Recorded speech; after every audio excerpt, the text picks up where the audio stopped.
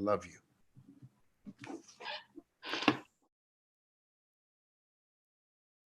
Wakey, wakey, John.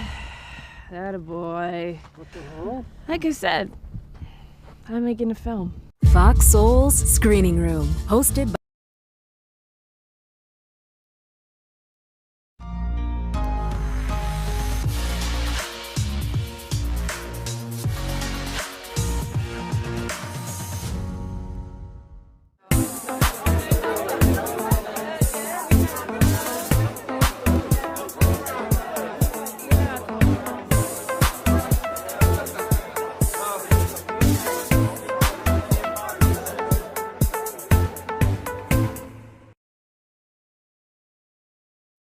It's your girl, Claudia Jordan.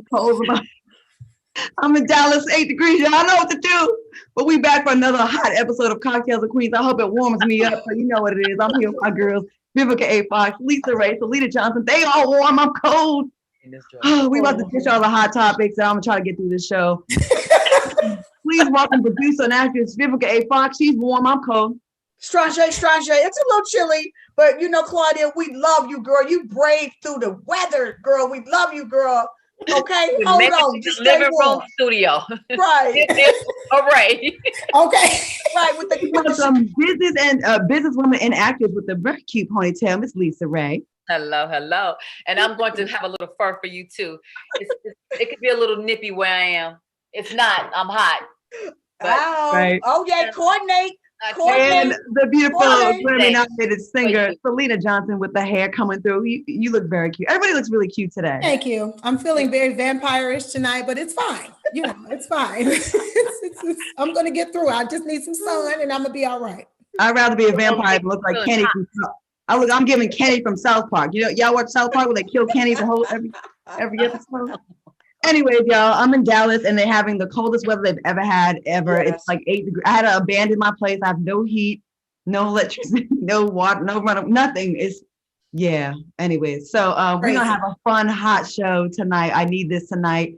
Ladies, it's our special Valentine's Day show, which was yesterday. But today's the day after Valentine's Day. It still kind of counts, right? Yeah. Mm-hmm. Love is in the air every day. You know what I mean? Yes. Like, who doesn't love love? That's right. There's some fools that don't now. Let's just go and keep that. But those the ones that's been hurt. They not counting tonight. How about that? Ones like can't see through.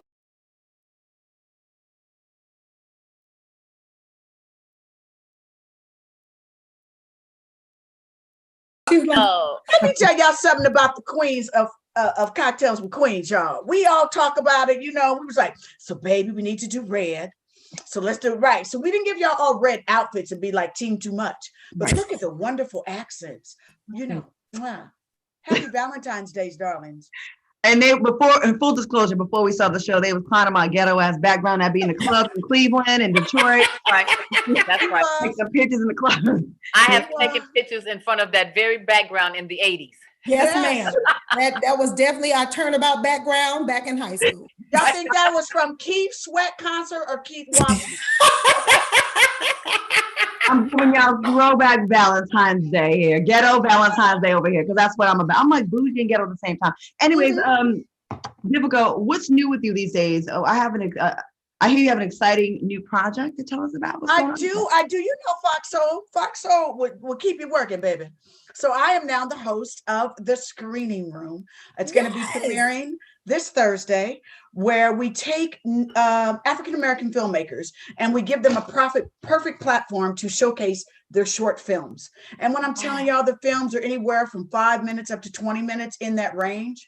And the talent that came through and the passion for filmmaking was just touching.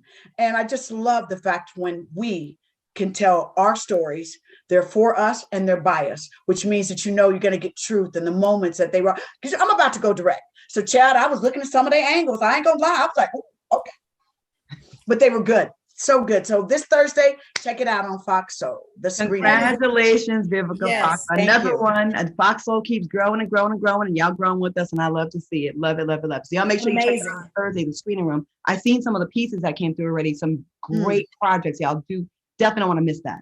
And what people don't really realize about that kind of platform is that they absolutely don't realize that there is a place that they can submit their work so it can be seen. And so that's the great thing about it, because there's a lot of talented people out there that just don't know where to go. So now you know where you can go. Yeah. That's dope. Congratulations, Viv. That's dope. Keep them checks coming, Fox Soul. I know that's right. Fox Soul is doing their Every thing. day I'm honey. hustling, child. They're not But playing that with wouldn't these fit me. people. Can I tell y'all what I love about Fox Soul is that I just really am so proud of the network that they're giving grown folks, every one of us, that it's like every Monday we get to talk about our projects, life, and everything. Like during the pandemic, this has been so welcoming. So thank you, Fox Soul. We love y'all. Yes, yes. And I let me tell you, I want to double down on what she just said. I think that it is so amazing that they look at talent in-house. You know, there's so much talent that's already here that they continue to foster, to grow. And I just think it's dope. It just really solidifies the family spirit of this network. And I'm just so excited to be a part of it. And I'm so happy for you, Vivica, because man, who wouldn't want to show their short film to Vivica A. Fox? Exactly. I mean, come on. And let me add this to it as well, because a lot of people are like, Fox Soul what?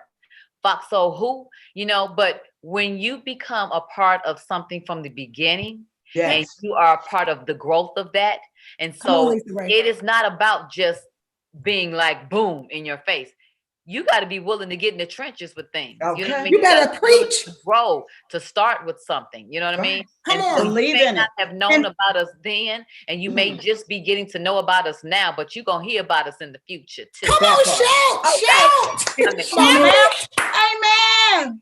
It also means a lot to the network like Fox Soul. I could definitely speak to this, that being down with the network like this from the beginning before it really blows up means a lot to them. And then they're more likely and inclined to like give you more opportunities and increase your paychecks and do all of that kind of stuff because you took a chance on them too. You know what I mean? We all have names, fan bases, and resumes. And for that, you know, and for us to believe in them and build from early on, that means a lot. It's easy to get on when it's hot.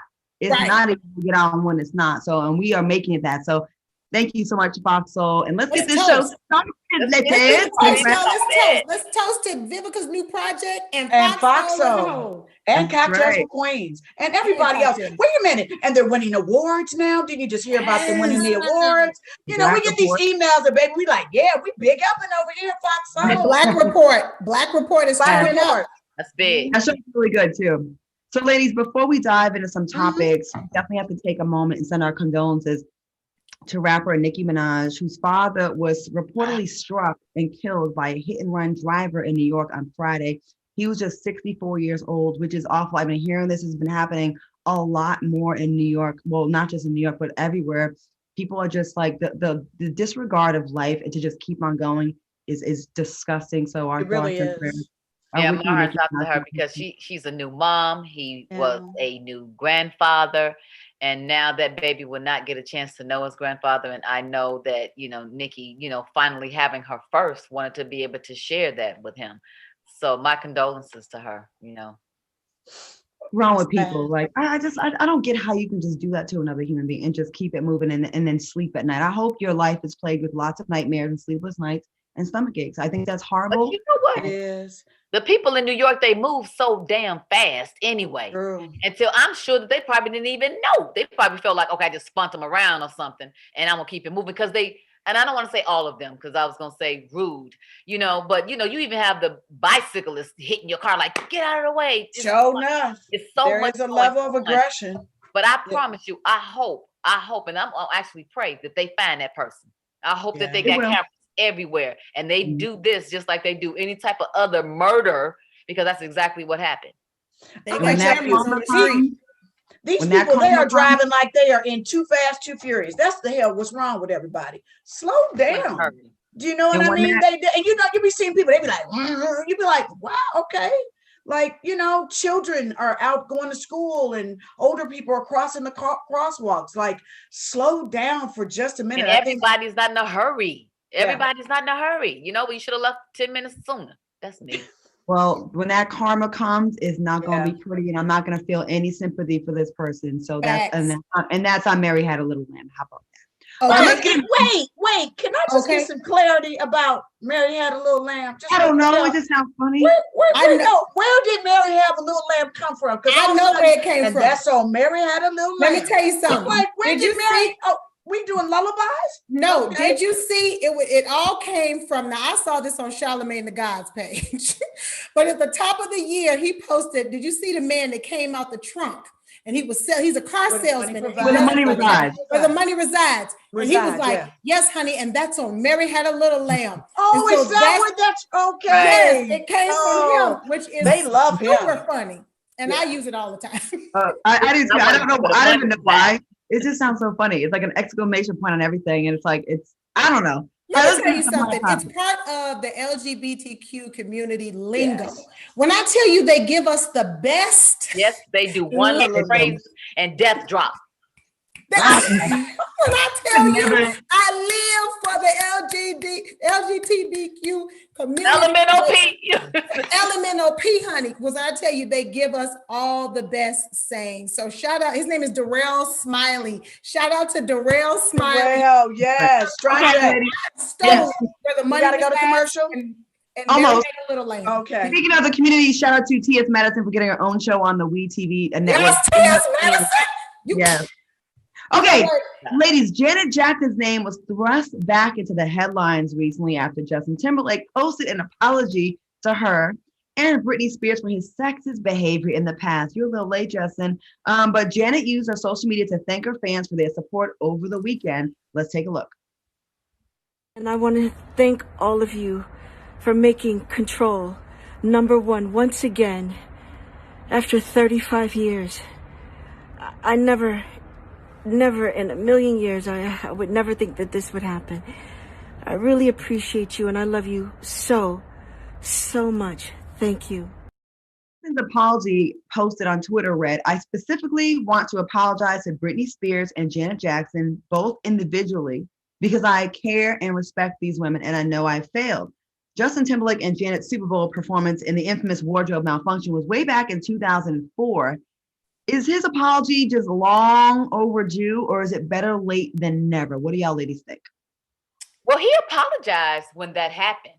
Definitely, I remember that. But I think because it came back around, wait, who did the documentary? Was it Britney? Yes, the Britney Spears documentary just came out. Yeah. And so when it came back up, you know how they bring it back around, then you have a whole new fan base, then it makes you have to readdress it again. When I first read it, it was so long ago, it almost made me go, well, what happened recently that made this shit? That right. You know? Yeah. Why is this news again? Right.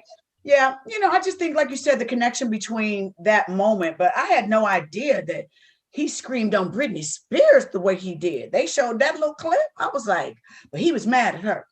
And I didn't see that clip. Oh, girl. Yeah. He told it that he took it, and was like, yeah. So it just was a long time coming. And then the thing with Janet Jackson, it's like, it kind of slowed things down for her. And then he just kind of like ran away from the moment.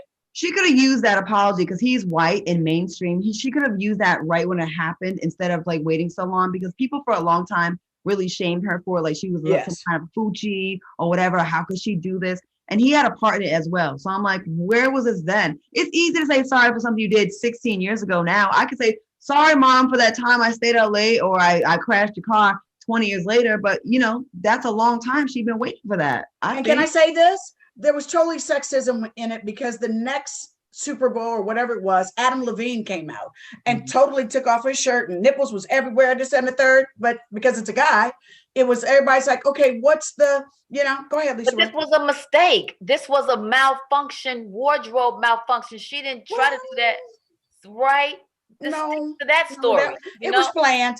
I said stick to that story. Okay. Gotcha. So either way, though, like even if it was a malfunction or not, what I'm concerned about is why was Janet crucified more than anyone else? And here's the thing that we don't address enough. Well, we're just now starting to act like we know how they treat Black women in media and in the entertainment industry. Yeah. So you could be Janet Jackson and they don't care. They will still crucify you. And I feel like the blame is on the NFL. because it always, you know, as we can see, they are outrageously horrible anyway. Because if you want to be real technical, where was Colin Kaepernick during the Super Bowl? So I just think that the NFL organization in general is trash. And the way that they held it, they could have done better with Janet Jackson. She's an icon. Clearly, you don't think that she's out here trying to throw her breasts, her titties around to get likes or to get claps. So she was already to do that. She already come She from was one of the Janet biggest Jackson. Okay. Yes. musical family, Okay. period. So And Justin- the nipple, it wasn't even a nipple showing. Look, Kim did it at the awards when MTV John Awards. Did that. So why was that MTV a Awards. big deal? And even But if it was the planned, nipple showing though. It's It wait. wasn't even no nipple. It It was was just a nipple showing. pasty. and it was even a if it was pasty. planned, the fact that they went so hard on her and he was off scot-free when he's the one that ripped it off. I think it was maybe planned. I don't know what it was because it came out perfectly. But who knows? My problem is keep that same energy for him as you give it her. Right. It's so easy to just like attack the Black woman. But that's across the board. We keep seeing that. Let's take a quick break. We have a lot more to discuss here on Cocktails and Queens when we return. We'll be right back.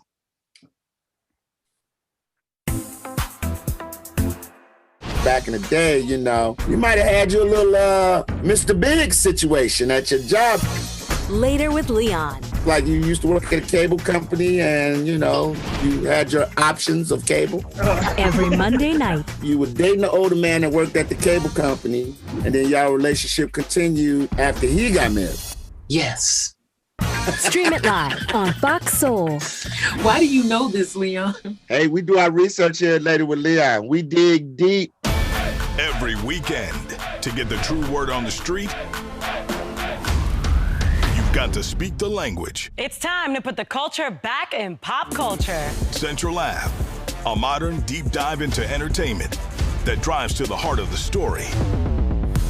Fresh takes and authentic voices, bringing you the right show for right now. Welcome to Central Ave. Central Avenue. Weekends at 12 p.m. and 6 p.m. Pacific, right here on Fox Soul. If I could go back and change it all, I would. I think I'm gonna miss you the most. I'm sorry. I'm so sorry. I'm so sorry. Or maybe it's just the little moments. If I could go back and change it all, if I could go back, I would. But I can't.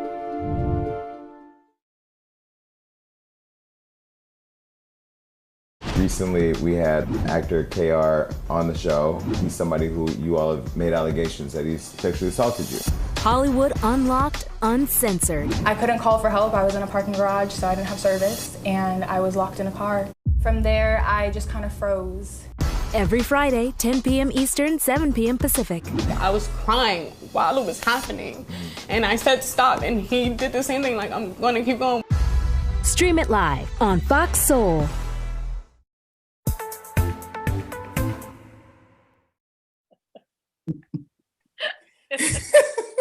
I posted that on my page, Lisa Ray. Shit. I don't know what I'm gonna say. I'm gonna say it. Jermaine Jackson is the original Gorilla Glue pioneer. So remember that for Black History Month. He was the first. He did it first with the little hairline. Who thought that this kind of hairline was natural? It was like this, then it goes like this. Nobody thought I hate y'all. Nobody thought it was natural. You know, It just was done. I love the Jacksons, but Jermaine looked like a Ken doll, and I'm sick of it. I'm sick of it. I love Why him does he with all always my look heart. so wet though? He's always looked so wet. He's like plastic. He looks like a wax, like somebody stole him out the wax museum and put a battery in his back and out here in the world. Like the real Jermaine is at home. He's at home chilling. But the Jermaine that we get is the wax museum Jermaine. They put a battery pack in his back and send him out into the world.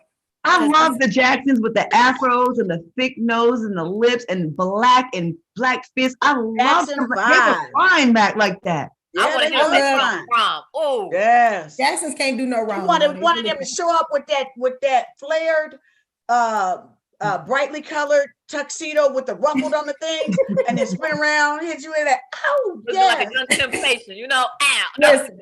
So if this was the 80s, right? At the peak of the Jackson 5, which Jackson 5 would y'all want to have a night with? Michael was it.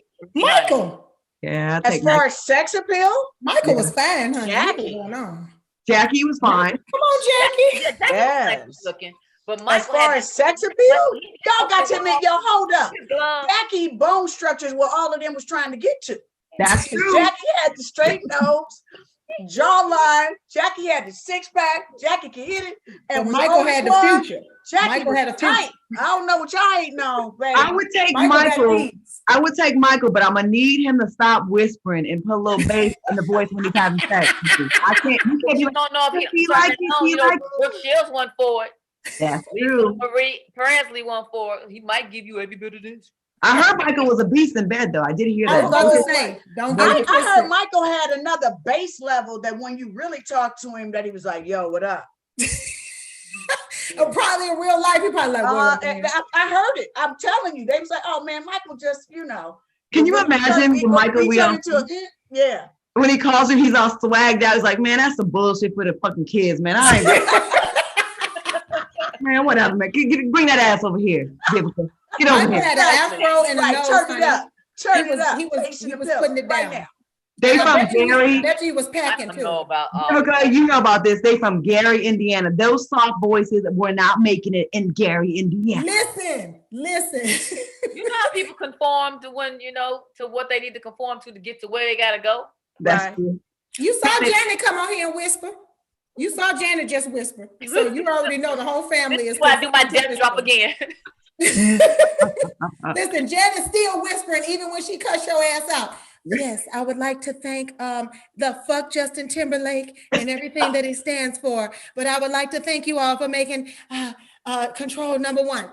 She's still whispering. She's like, bitch, I ain't got to raise my voice for none of you hoes. At all. At all. I'm me. 100 on the wrist, I ski. That's what she's saying. We got a topic that y'all probably not gonna be happy about. The LAPD is facing backlash. I don't know if y'all saw this after an offensive Valentine's Day style photo featuring the image of George Floyd was distributed about. They was emailing each other. They thought this shit was funny. The image was like a Valentine's Day card that said, "You take my breath away," with a picture of George Floyd. Oh no. I don't even know what question to say, but the fuck? Exactly, Claudia. This is the mentality of these people. Capital TF. Yeah. Really? Like, fired immediately. Fired immediately. Get the hell out of here with that bullshit and trying to act like you don't know that it's wrong. Really? That part. Really? That's what started everything.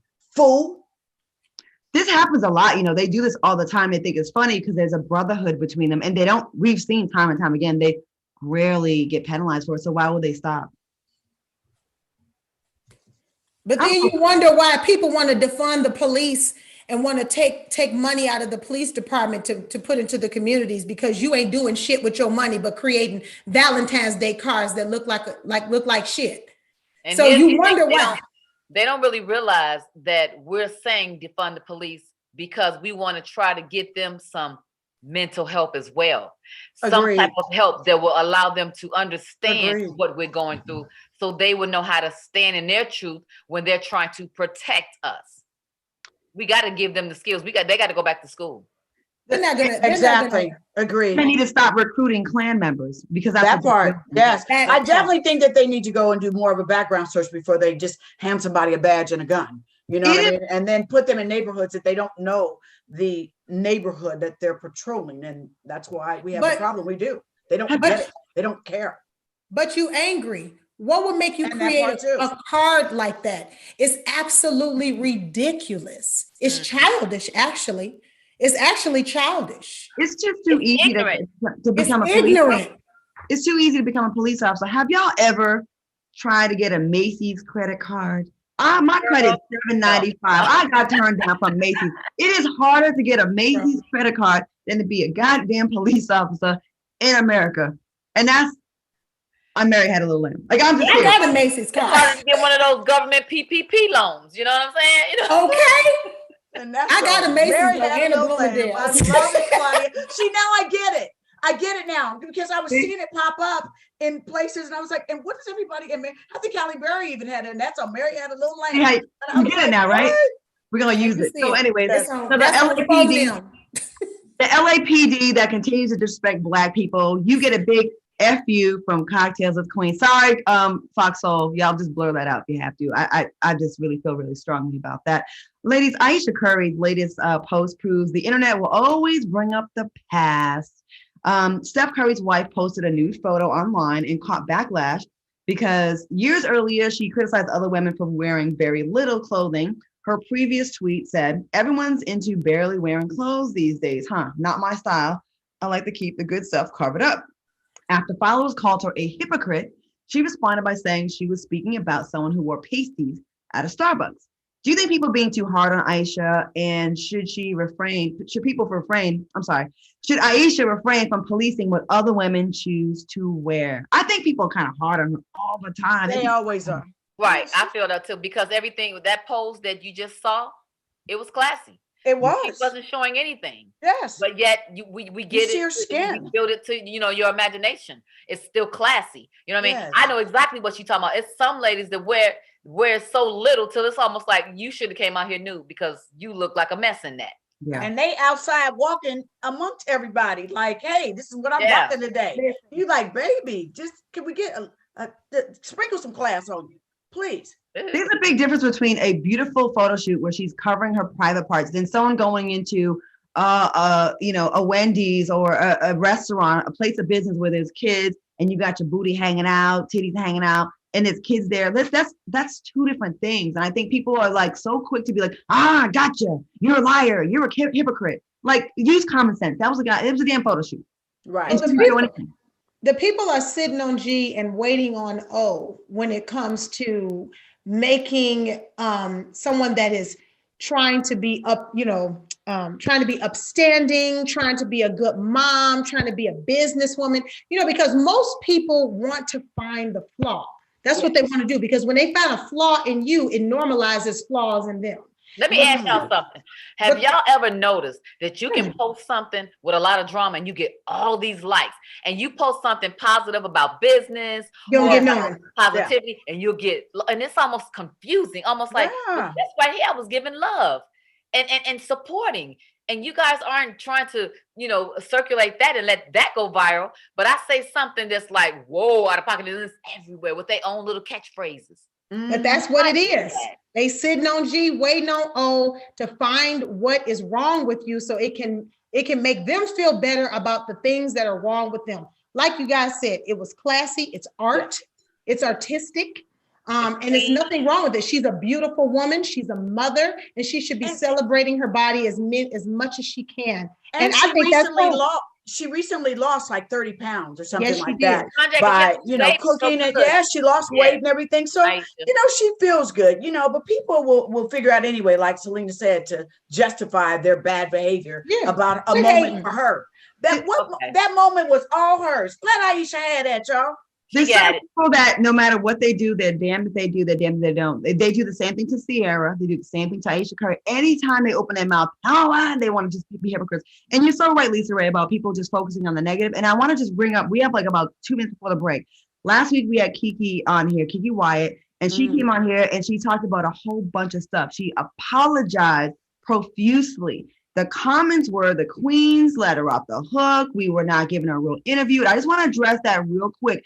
Y'all may want to watch the whole entire interview in its entirety. Yes, we didn't come for her throat, but there was a couple moments in this interview that a couple of us tried to hold her accountable to really, take her to task. And if y'all missed that, that's on y'all. But you know what? Yeah, we could have been harder on her, but this is a platform where we invite them to come on, not to be attacked and to be dragged, but to let them speak their truth.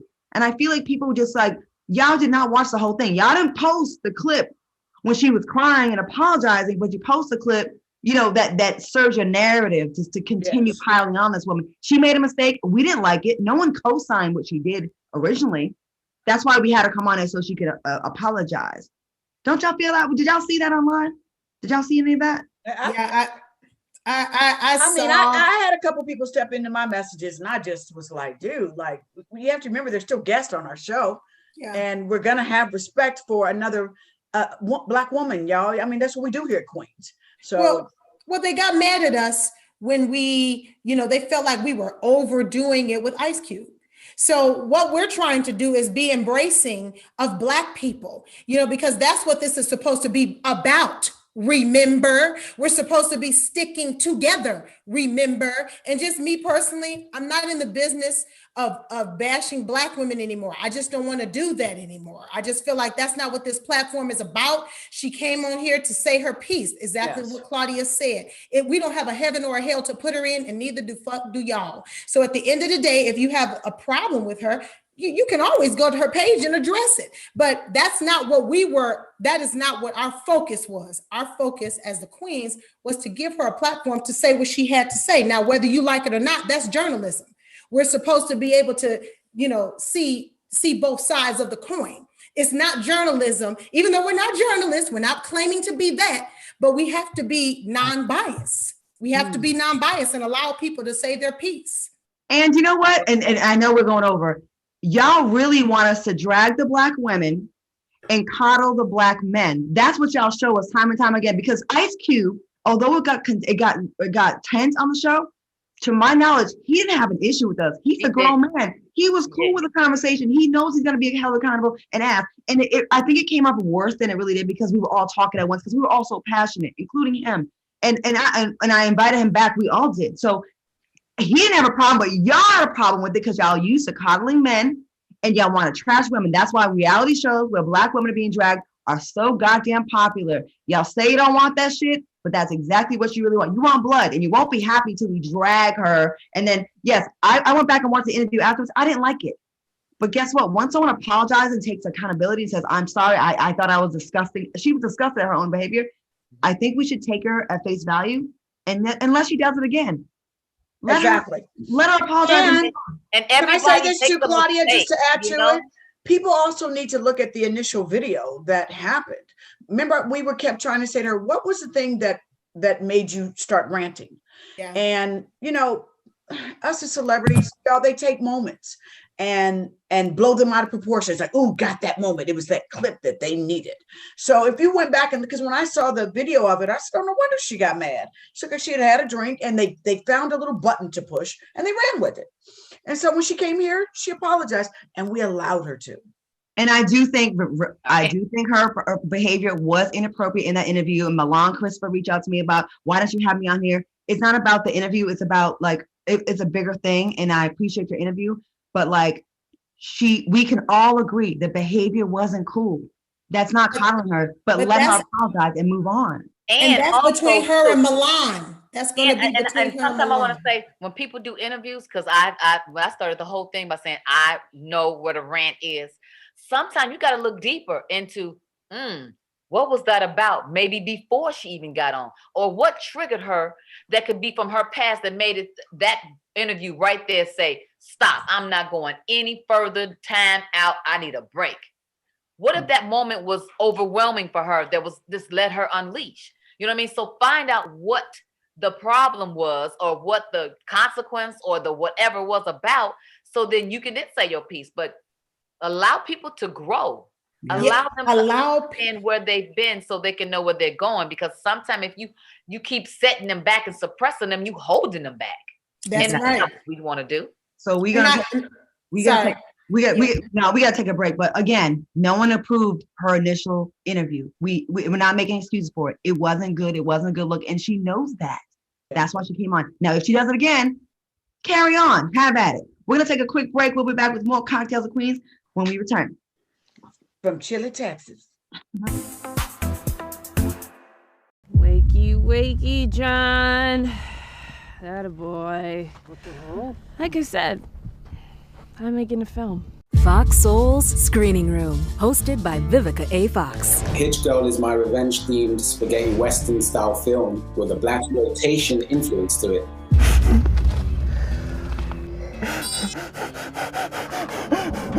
I love women on screen. I love women being, the forefront of it. Featuring the next wave of black filmmakers.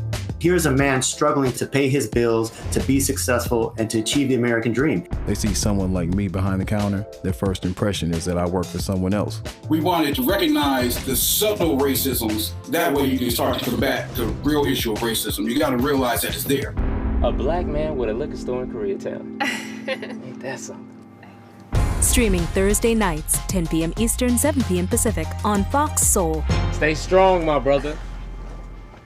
Hey Soulmates, I'm Brooke from Fox Soul's Black Report. We cover the most important issues affecting Black America. From Capitol Hill to Main Street, we've got you covered. For 4 years, and he didn't get it done. He didn't get anything done. He didn't get the wall done. We're giving you a voice, whether it's Black excellence, social justice issues, HBCUs, politics, everything in between. Those questions were not answered, and I am still coming for them. Check us out on Fox Soul's Black Report, Monday through Friday at 7 p.m. Eastern, 4 p.m. Pacific. 6-7 months ago, we was out here fighting for our lives. In 6 months, everybody forgot about that. Fox Soul presents mainstream news, they don't do right by us. Worth a Conversation with Jeezy. People like yourself keep people engaged. Part of what I'm trying to do is like define the narrative before the media and before the police get to it. Every Wednesday. People need to understand, like, no, this is something we should be furious about. Right. On Fox Soul.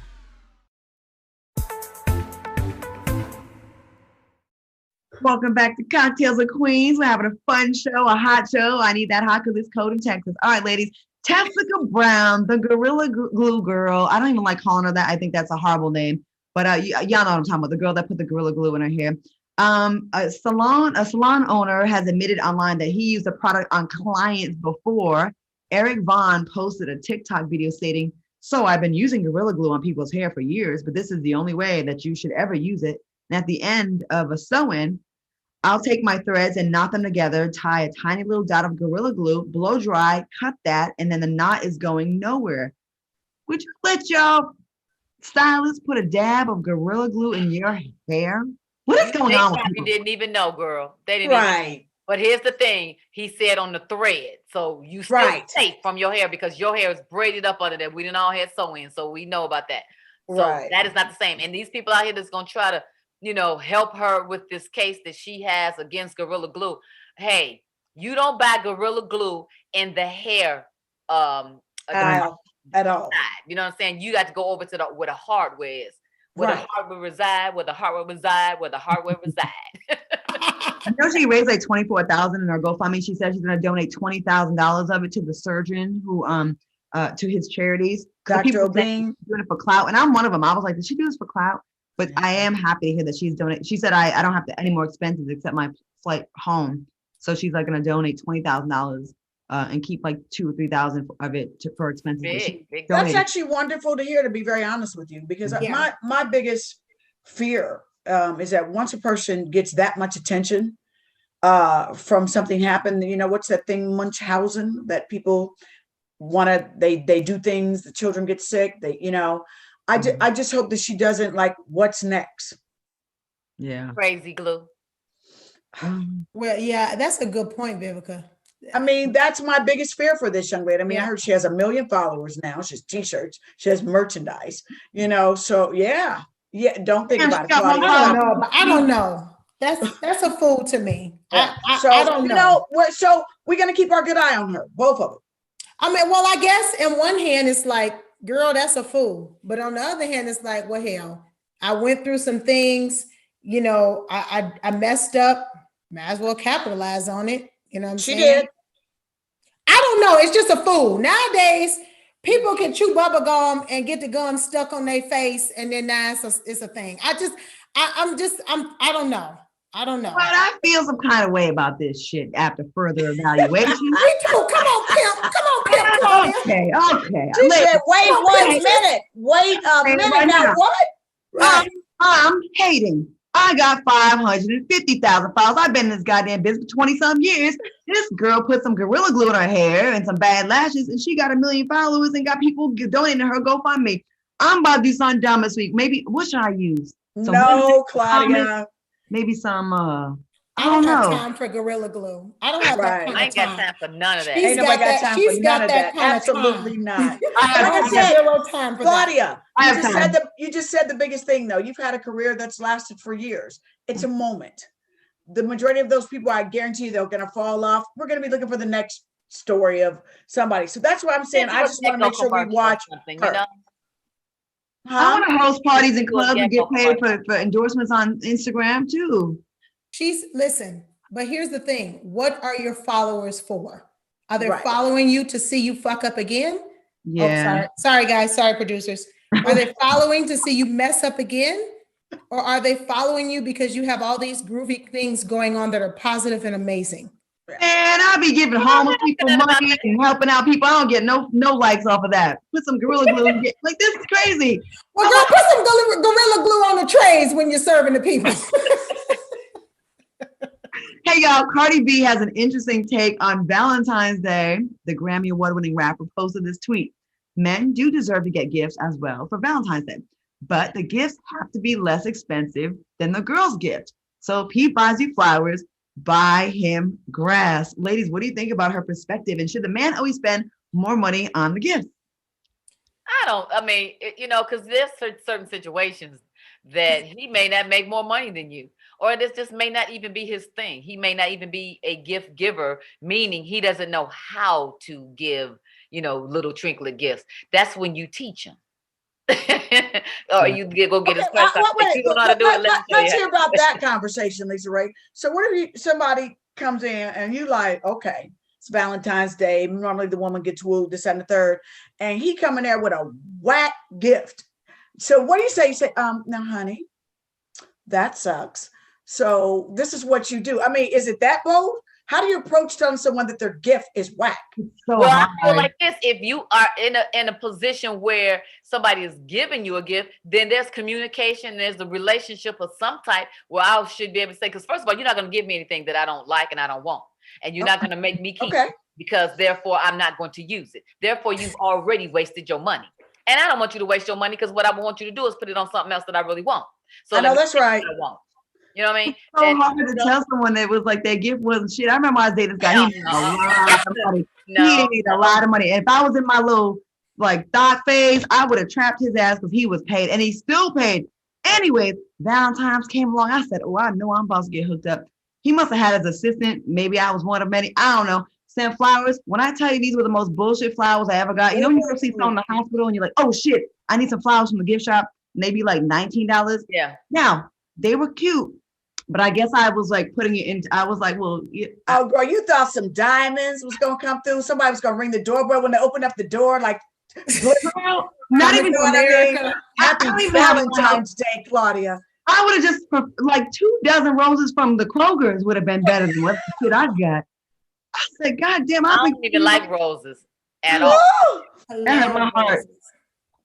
I am a hopeless romantic, and my husband knows that. So first of all, you have to start with flowers. And here's the thing. I think it's only one day out of the year for y'all, these men, to show us their love. And in return, I'm with Cardi. I think they should get a little something too. But you're going to get some tail at the end of the night. So you're going to be good anyway. You're going to get some tail at the end of the night. I get it. So Selena, you like, they got to earn that. Come on. And let's just role play for a minute. Okay, then let's go back to the days of courtship. For me, that's what it means. For me and my husband, we actually go back to the days of courtship. Remember who he was in the beginning when he did all that stuff, and it didn't have to be Valentine's Day. Right. Well, that's what that day is about, to remind you of how special you are. My husband was like, "What you want for Valentine's Day?" I was like, "For you to do whatever you want to do, and to remember who I am and what I like, and to just plan it yourself." He did an excellent job. And my thing is this, though, it doesn't take just one day. I want to feel that way, like it's Valentine's Day, every day. Every day. Because if I don't feel special, and I don't feel like a princess and a queen, you are not doing your job. And it doesn't take a gift for you to show me that. That's true too. You know what I mean? That one day, I like for you to go back into the moments that we met and just remind me. Because I've been married for we're going on 14 years this year. So after 14 years, you got to keep doing stuff to keep, you know what I'm saying? To keep it going, to keep, So Valentine's Day is a treat. I did buy him something. I bought him two bottles of cologne, the ones that he likes. But he gave me flowers. He put me on he gave me a massage. He took me to the movies. He took me out to eat, all my favorite stuff, but stuff that I like. So it wasn't about diamonds and pearls and all that. He's given me that already. It was about, hey, I love you. I pay attention to you, and I just want you to be happy. Yeah, I'm thinking of you. We got to take because Valentine's Day for men is every day. Well, it should. You know what? And if you have a good man, and I'm gonna say this, we got to take a break. If you have a good man, your man should always feel like he's special, and the woman should always feel like she's special, and that's. And it's extra sauce on Valentine's Day. A little reverse cowgirl for that ass. Yes. We're going to take a quick break and we'll be back with more Cocktails of Queens when we return. Hey. I ain't even got no more cocktails. It's getting ready to beat. I can't tell. Back in the day, you know, you might have had your little Mr. Big situation at your job. Later with Leon. Like you used to work at a cable company and, you know, you had your options of cable. Every Monday night. You were dating an older man that worked at the cable company, and then y'all relationship continued after he got married. Yes. Stream it live on Fox Soul. Why do you know this, Leon? Hey, we do our research here at Later with Leon. We dig deep. Spending time outdoors has never felt more valuable, whether it's exploring nature or relaxing in your yard. Let's do it responsibly. Before going out, check for closures and fire restrictions. Practice social distancing, even when outside and on the trail. Back at home, if burning yard debris, keep your pile small. And no matter where you are, be sure to properly extinguish any outdoor fire. Drown, stir, drown, feel. We're all in this together. Help keep our safe places safe.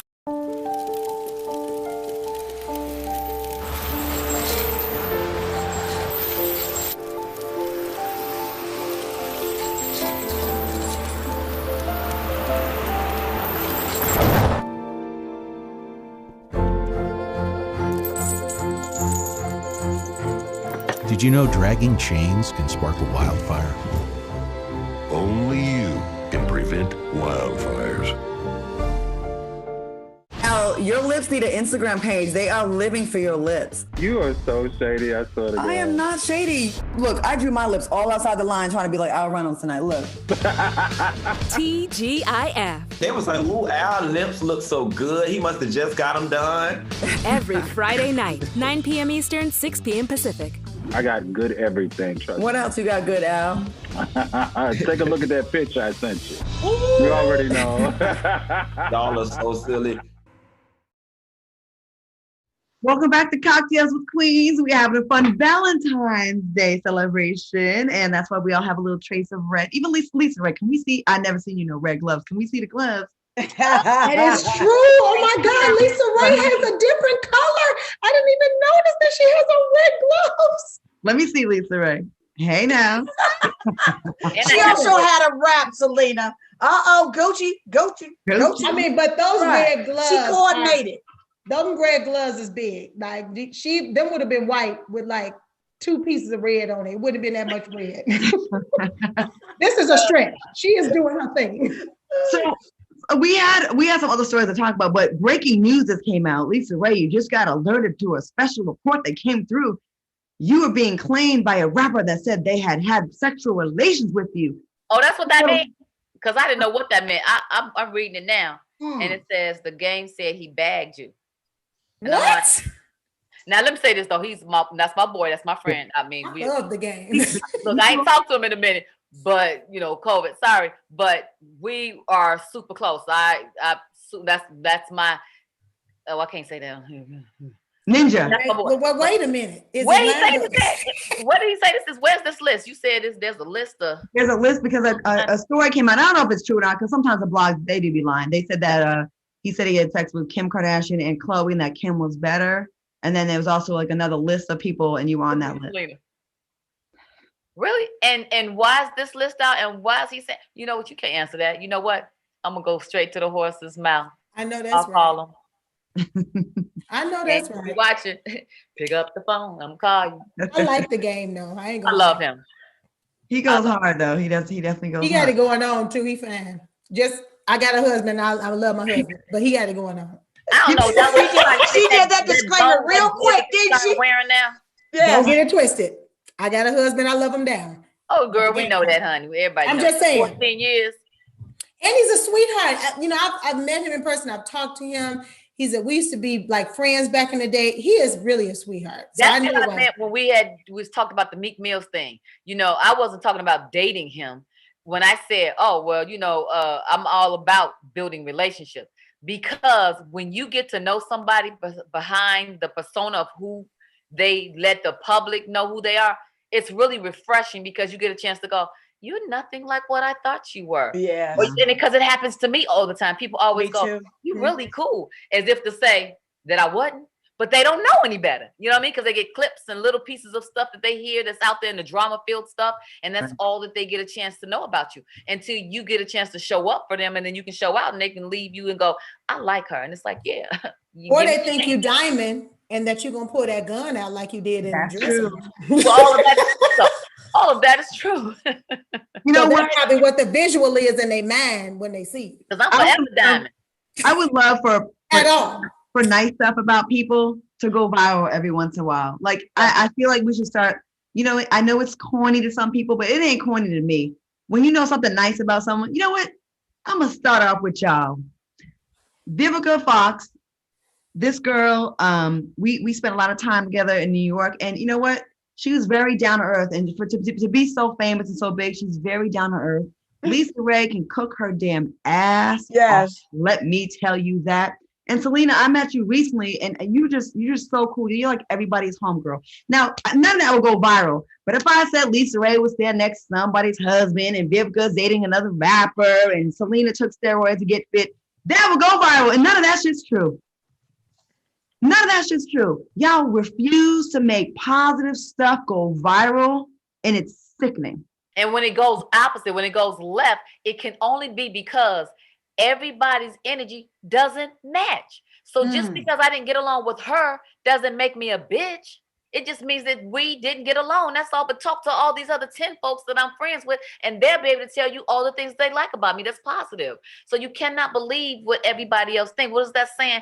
A man's trash is another man's treasure. Yes. It's true. With friends and everybody. So you got to give a person a chance. You know, and not consider the source.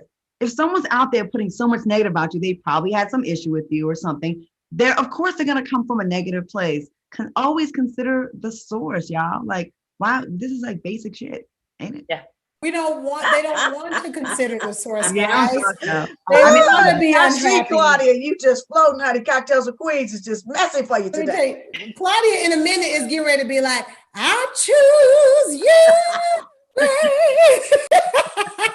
Listen, I ain't got no heat. I ain't got no running water. I ain't had a hot meal since last night. This alcohol is my only friend right now. It's not a warm.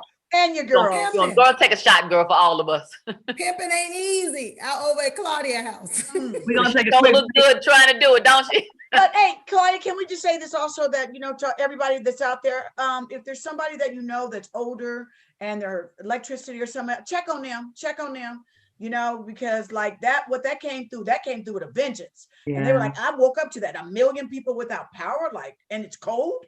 So check on people there, y'all. Look out. It's so sad online. Hey, we're going to take a quick break, and please, very good words of advice from Vivica. Please check on your peoples. It's terrible out here in these streets. We're going to take a quick break. We'll be back with a game for the last few minutes. Not the game, but a game on Cocktails. Oh, good. Like games. 6-7 months ago, we was out here fighting for our lives. In 6 months, everybody forgot about that. Fox Soul presents Mainstream news, they don't do right by us. Worth a Conversation with Jeezy. People like yourself keep people engaged. Part of what I'm trying to do is like define the narrative before the media and before the police get to it. Every Wednesday. People need to understand, like, no, this is something we should be furious about. Right. On Fox Soul.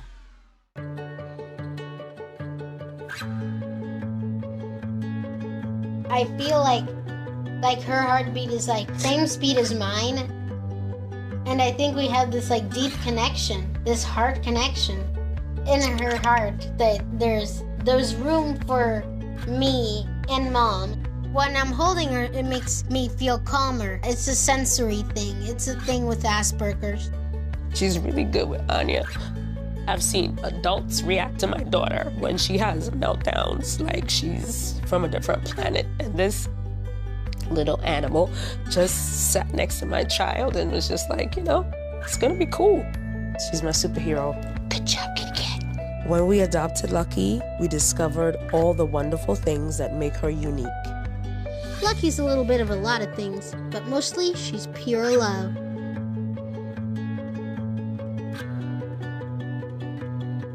You know we gotta celebrate because Derek Chauvin has been convicted on all charges for joining. Come on, somebody. Fox Soul presents The Mix. While this is a huge step in the movement, I also think that we just have a long, long way to go. Every Tuesday night. I think if we don't celebrate these small victories, then we'll never be happy because it's always gonna be little, and then the big change will come. On Fox Soul.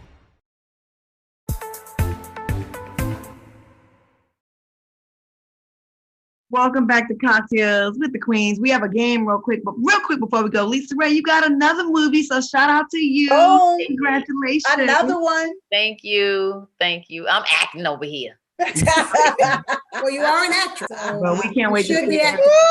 And Silver Fox is on 24 hours a day on Lifetime. Like, I hope you have some company. Like, seriously. It's so wrong, it's right. Right? It's weird. It ain't Lifetime, it's Vivica Fox Station channel. That's Listen, the amount of bags that this stuff that is over there getting is crazy. My mama was like, I saw around Valentine. Vivica got them together at the end. Right.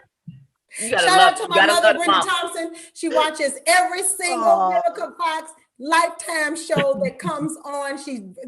She promotes and watches everything that the Queens does. She knows about all of Claudia's cuss outs down to the housewives and beyond. She knows about all of Lisa Ray's business, her Iyanla Vanzant. She knows all about her personal family.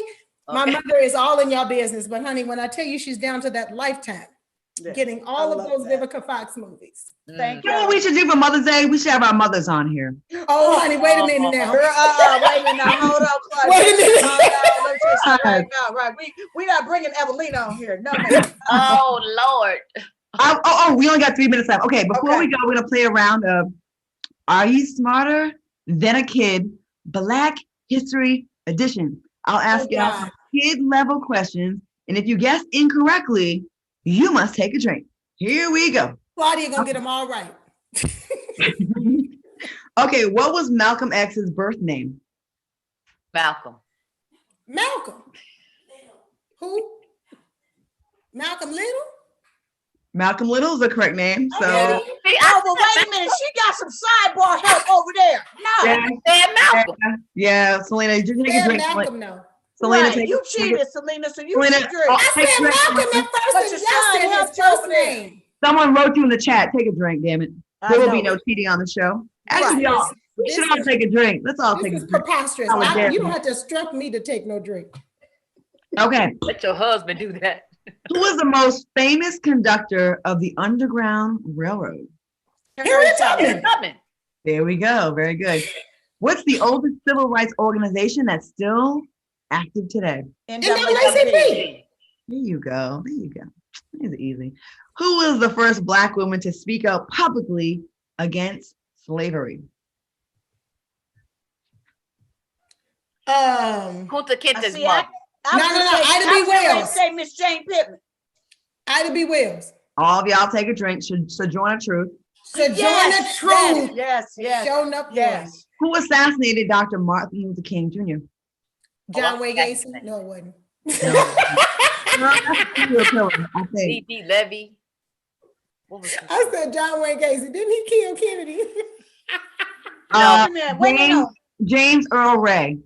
Oh, girl, don't nobody know James Earl Jones. Don't nobody know James Earl Jones and killed Martin Luther King. James Earl Ray. Why these killers always have the 3 names? Like they have too many names. No, I ain't gonna even say it. Hillbilly shit. All right, we are done here. That's enough. This was Claudia, go get warm, girlfriend. I feel drinking. I feel like I'm high-end homeless. Hey. Well, I'm high.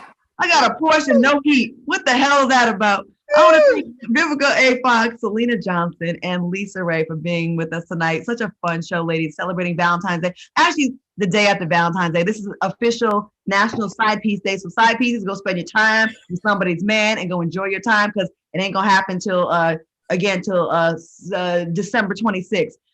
Thank you so much for watching us. Oh, real quick, Vivica, tell us where we're going to catch the Fox Soul screening room one more time. Yes, the screening room is going to be coming on this Thursday, you guys. Go to my, I'm going to be posting on @Miss Vivica Fox on Twitter, but we'll be right here on Fox Soul Thursday, February 18th. And I believe it's either 7 or 8 p.m., but I'll confirm it. Check out her page. She's going to make a pop-in little promo video for us. You already know. Thanks for watching us on the Fox Soul mobile app. Stay tuned for Later with Leon. Up next, I'll see y'all ladies next Monday. Bye, ladies. Bye, guys.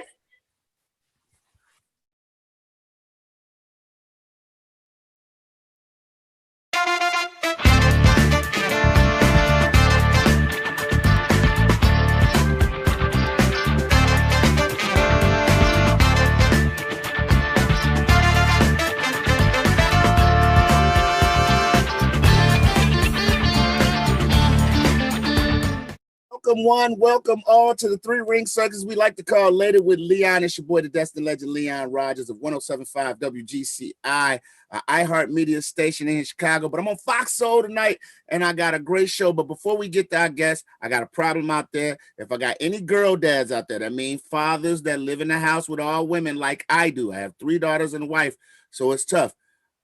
Something happened this morning, and maybe I need some help with it. Maybe the ladies on the panel will help me out tonight. My 8-year-old daughter ran past me to go into the kitchen to get some cereal. She had on a little t-shirt, and I noticed 2 bumps on it. And I said, good Lord, she's 8. And I stopped her, and I said, hey, let me make sure this ain't what I think it is. And she said, oh, no, Dad. Ma says she think I'm going to need a training bra soon. So I've been contemplating suicide because I didn't know they grew like that at 8. So maybe these ladies that are on the show can help me because I'm just like, oh my God, my 3rd grader needs a training bra. What the hell is going on? Let's get to our guests real quick. Please help me welcome comedian and the star of season 2's They Ready, Miss Kimberly Clark. How you doing, Kimberly? Good. How are you, Leon? Thanks for having me. I'm great. And the comedian and radio personality who is known for turning up with a specialty cocktail when she's on stage, good friend of mine, longtime OG in the game, representing D-Town. Coco, what's happening, Coco? What's up, Leon? What's up, baby? How you doing? So ladies, please, I need some counseling because I'm literally dead ass serious. My 8-year-old is filling out on me, and I'm not ready for this. Like my other 2 daughters, they didn't grow those till like 13. I'm not ready for 8. What is it? Is it the food? Do I need to change a diet? What is happening? I can't. I'm not ready. I'm not ready for my little baby to be growing up like that. Leon, I was about 8 when it happened to me. Really? Yeah, I was about 8, 9 years old when I got my first training bra. Oh my God. It's when she starts her period, I think that's my dad didn't take that well when I started my period. Like he seemed like he was a little angry over it, actually. Coco. See, training bra, that's light work. That's light work. I never wore a training bra. When I was 8, I wore a bra, a grown people bra. Me and my mother probably was wearing the same bra when I was 8. I was about that life. You understand what I'm saying? I had to. I was at 6 months. I wore a training bra, but at 8, oh yeah, me and my mama was both going to the store called Bra World and getting bras, real Bra bras. World. Bra World. So you already know it was all color bras. They had all kinds of bras. I can't tell you what a training bra is like, Leon. I can't share that with you. Okay. Listen, you just never want to see your babies grow up, man. And that's my youngest one. That's my eye too. So listen, pandemic hit us, man. It changed the way we did things. But now they got a vaccine. They got vaccine out, and everybody's like taking the vaccine, not take the vaccine, so they can get back out here, whatever it is. I want to ask you 2 ladies, and I'm gonna start with you first, Kimberly. Are you gonna take the vaccine, or is it something that you're kind of iffy on? funny you should ask me. Tomorrow morning, I am getting my second shot of Pfizer. Okay. My motivation is because I want to see my mother. You know, my mother is up in age and she's fully vaccinated. So, you know, that's my motivation to do it. If I was like living right, like for real, and I lived in the middle of the mountains and grew my own food and drank from a stream, I wouldn't mess with the vaccine at all. But because, you know, I mean, I eat fairly healthy, but I do eat a Cheeto every now and then. I hear you. You know, what is a vaccine going to do to me? Coco, what about you? Yes, sir. Friday, I took my second vaccine. I took the Moderna. I took my second one on Friday. Feel wonderful. Here's the crazy part, Leon. While I'm worried about COVID, and I'm joking with people saying, yeah, this is a great time to get your teeth fixed. You got to wear a mask. My whole crown fell off the front of my mouth. So if y'all periodically hear, it ain't a tea kettle. It's a whole tooth missing right here. One guy talking about, ooh, that's sexy. I said, sir, I got a mask on. He said, I like a woman got teeth missing. I said, how can you see it through the mask? And he pulled his mask down and he looked like he stayed at a haunted house. He had all his fronts gone. Yeah, so I just feel bad. That side tooth is sexy. That side tooth missing is sexy. No, this right here. Oh, you close to the Michael Strahan. Okay. Yeah, but I can't shift it over. It's like a sideways Michael Strahan. It's a trademark. Strahan askewed. Askewed, right? Acute Strahan. You have acute Strahan disorder. No, this is I just got the crown. I fell off. I had to remove what was left of it. Now I got to let it heal. Next time you see me, I'm gonna have a tooth there. When the crown fell off though, for about 30 seconds, I grabbed the Gorilla Glue and almost glued it. Oh, boy. I'm so glad you didn't do that.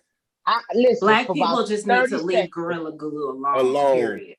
Yeah. I grew up with that, Kimberly. What did you say? Any adhesive. Black folks need to leave any adhesives alone. Double-sided tape, everything, because we just use it the wrong way. Double-sided tape is not meant to hold on brake pads, black people. Give me some of that give me some of that tape. We can hold these brake pads on till you get home. No, that doesn't work like that. Listen, so me, I'm kind of iffy on the vaccine, you know what I'm saying? Because I feel like between 1991 and 1995, I was a little reckless and didn't die then. So I'm gonna take my chances with my immune system working against me. I done ate off I done the 5-second rule at least 35 to 40 times in my life with stuff that shouldn't have been 5-second rule, like an ice cream cone or like gum. Chili. You don't 5-second rule chili. It's like on the ground. But I needed that. I got it back. How's the pandemic been treating you all so far, Coco? How's it been treating you so far as far as work and just your well-being and sanity from being in the house? So I was raised being told by my grandmother to go sit down somewhere and be quiet. So when the government said I had to sit down and be quiet, I was able to do it. I didn't have to run and get a lot of bleach and stuff because I'm old school. So I had bleach. I had toilet tissue. I did have to get some more. But at cleaning up, I already cleaned up. I already washed my hands. I used to be a nurse. So washing the hands was like, oh, okay, well, that wasn't a problem. Cleaning up your bathroom wasn't really a problem. It was just, and it's still now people that have gloves on. And I'm like, you didn't have the gloves on all day. Touching everything. You eating with the gloves. Yeah. You putting eyelashes on, you combing your wig, and you still got some gloves on. One guy had the gloves on, and it looked like the nail part of the glove was dirty, like he had put a transmission or something in with the gloves. So I didn't understand that. In terms of work, I had to transition a lot of stuff to virtual work. And it was kind of interesting. Now as the world kind of open back up, I'm able to go out and do some shows, and I've been working kind of regular. My goal is by the time they say, okay, go back to regular, I have a manager for my career, a personal assistant, a stylist, and I have my whole grill, my Hollywood Love and Hip Hop grill done by the time they say, okay, you could go back to normal. That's my goal. So you put your team together. Kimberly, what about you? The pandemic, like, what have you been doing to be great? Because I tell people during this pandemic, you should come out a better person than what you were because you've had a lot of downtime. So how's it affected you in your career? For sure. Well, I got a special, so that was crazy. Wasn't expecting that. But I've been roller skating actually, and I know you're in Chicago. I want to learn how to JV skate. JV, you know it. But I was skating prior to quarantine. I have like 2 pairs of skates that I own, but I've been trying to teach myself tricks. Like I can shuffle properly, I can dribble. Okay. But I'm really trying to I need somebody. I'm looking for somebody from Chicago to train me. I'll pay you, Go ahead. You got a couple of people out here that are nice, but there's a brother in Atlanta too named Push 1515 on Instagram. He is so cold. He is super cold with it. He is amazing. But yeah, I know you out here rolling like that. So you've been doing that before the pandemic and you've been doing it during the pandemic as well? Yeah, exactly. Well, since the rinks are closed, I have to do it outdoors, which I don't really like. So I had to buy some outdoor wheels. I really don't like skating outside. Why not? But because the terrain can be a little iffy. I mean, I go on a basketball court, which is pretty cool. Yeah. That seemed like some good cardio, some good workout, a good full workout, moving back and forth. I want to get back on the skate so bad, but it's this whole thing about falling. I don't like that. Well, you got to wear gear now. I mean, a friend of mine, she just got skates and she was trying to teach herself how to skate backwards. And she ended up breaking one of her wrists. And so that motivated me to get wrist guards. But I never wore anything, because I would look at people that wore stuff like, because I really don't fall. Right. But when I saw that happen to her, I was like, let me get the wrist guards. What was now you mentioned about having a special. Besides that, were there any other highlights to your year this past year? I've been spending a lot of time, but I'm already kind of a loner, but I've really been spending a lot of time just kind of looking within and really, trying to learn more about myself and I don't know, just reconnect, you know what I'm saying? Because it's like when things are open and everything is going, you're always hustling and bustling and really not taking the time to, check in with yourself and you know what I mean? Yeah, definitely. The pandemic gave everybody a reset. It made you appreciate and value time. Coco, what about you? Any highlights to your year this year? Let me see. I stopped wearing my hair blonde and trademark. That was your trademark. I know, but you know what? My hair grows so fast. I just went back to my natural color, and I opened myself up to dating again. Oh, yeah, to dating. Like it's different. Virtual dating is different. Like he could come to the storm door and put his hands up to the window like this, like like we in jail. Or he could call me and order me some Grubhub, or he could tie some groceries to my front doorknob with some Instacart. But you can't cross my threshold. No, I don't know you like that. I don't know. You may get in here and get comfortable. Look, we got to go to break real quick. We'll be back with more with Kimberly Clark and Coco, and we're gonna talk more about her line of hoes that she got, that she lining up for the new year. Lining them up. And Coco is back. We'll be right back for Later with Leon.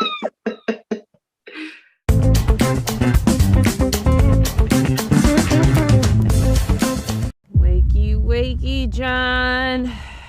That a boy. What the hell? Like I said, I'm making a film. Fox Soul's Screening Room, hosted by Vivica A. Fox. Hitch Girl is my revenge-themed spaghetti western-style film with a black exploitation influence to it.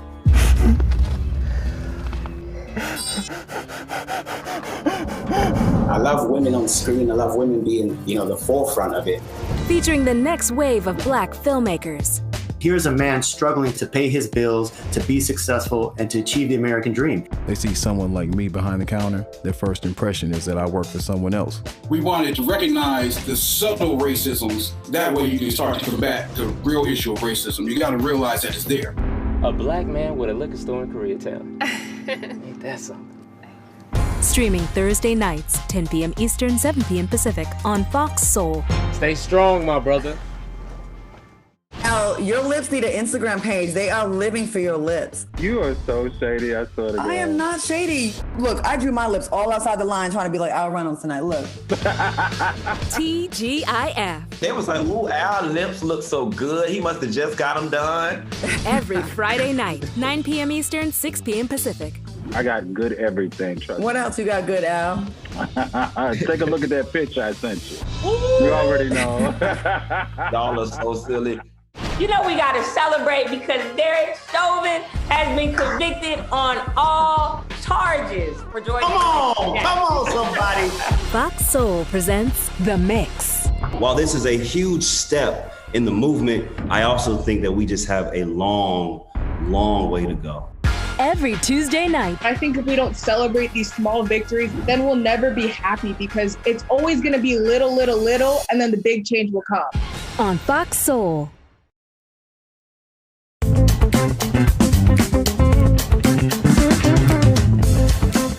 Fabulous cast tonight here on Later with Leon. I have the talented Kimberly Clark on with us, and of course the OG in this comedy game, Detroit's finest, Coco, is in the building. Now, Coco, I gotta get back to you. I know I was teasing you about your cavalcade of men. I've known you for a long time. Matter of fact, when I first started, one of the couple of first shows I did was with you.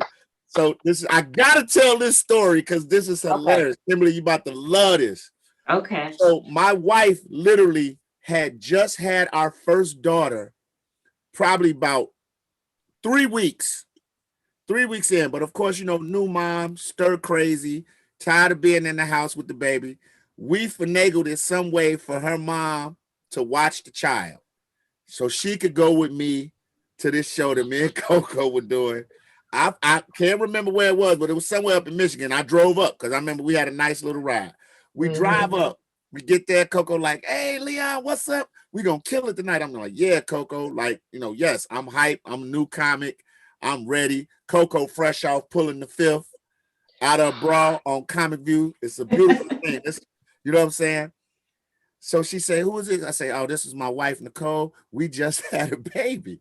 And she looked, she said, you just had a baby? How old is the baby? She said about 3 or 4 weeks. This was her exact words. B, you gonna have a setback and die out here. Now, I'm a man. I have no idea what a setback is. And obviously, my wife didn't know neither because she wasn't told about this, about the setback. So I say, Coco, what's a setback? She said, you know, when that baby first come out that thing, you got to keep the air around it clean and controlled. You out here with all this dirty air, it's going to get in there and it's going to kill you. So now I can't focus on the show because I think my wife going to die because Michigan air is invading her vagina and she's going to have a setback. Now my wife is looking and Coco's counseling her. They talking. She like, so Coco, that really a thing? She said, yes, girl. You take your ass home and let that man go out and make that money. Don't be out here. Oh my gosh. We went back home. We went back home that night. We didn't even stay. I did the show and drove back home because I'm like, Dr. Coco said, you're gonna die. And I don't want to lose you. Not after the first one, because I don't want to raise this baby by myself. I need help. So, Leon, here's the thing, and I don't know if a lot of people know this. I was a nurse, and I worked as a nurse for 13 years. Okay. So those habits and characteristics, they still present in my life today. So when everybody talking about washing your hand and hand sanitizer, and I see people using a hand sanitizer, I'm like, well, after you use it 2 or 3 times, you got to actually wash your hands. So that kicked in, and the mama part of me kicked in and the midwife kicked in. I'm like, girl, you still open, child. You better put you some thick corduroy pants on and some socks on your feet and grease the top of your head with some bacon fat or something so nothing happened to you. Girl, you're open like a garage. You don't even need to be here. Go sit in your room and hold your legs tight together. Something. I don't know what to tell you, baby. I'm not a woman, and I was scared. I was like, damn, y'all go through that? Man, let me get you back to the crib. And so what's funny, the next, maybe 2 weeks later, you were in Chicago in Dalton at this place called the Dalton Expo. And I came by to do a guest spot because I knew you was there. So let me go see my girl. Yeah. As soon as I walked, you said, Leon, your wife ain't with you. I said, no, she stayed at home. She said, that's right. Because, you know, she can't get the setback. She's still in the danger zone. I never knew she was a nurse. I never knew you were a nurse. I never knew.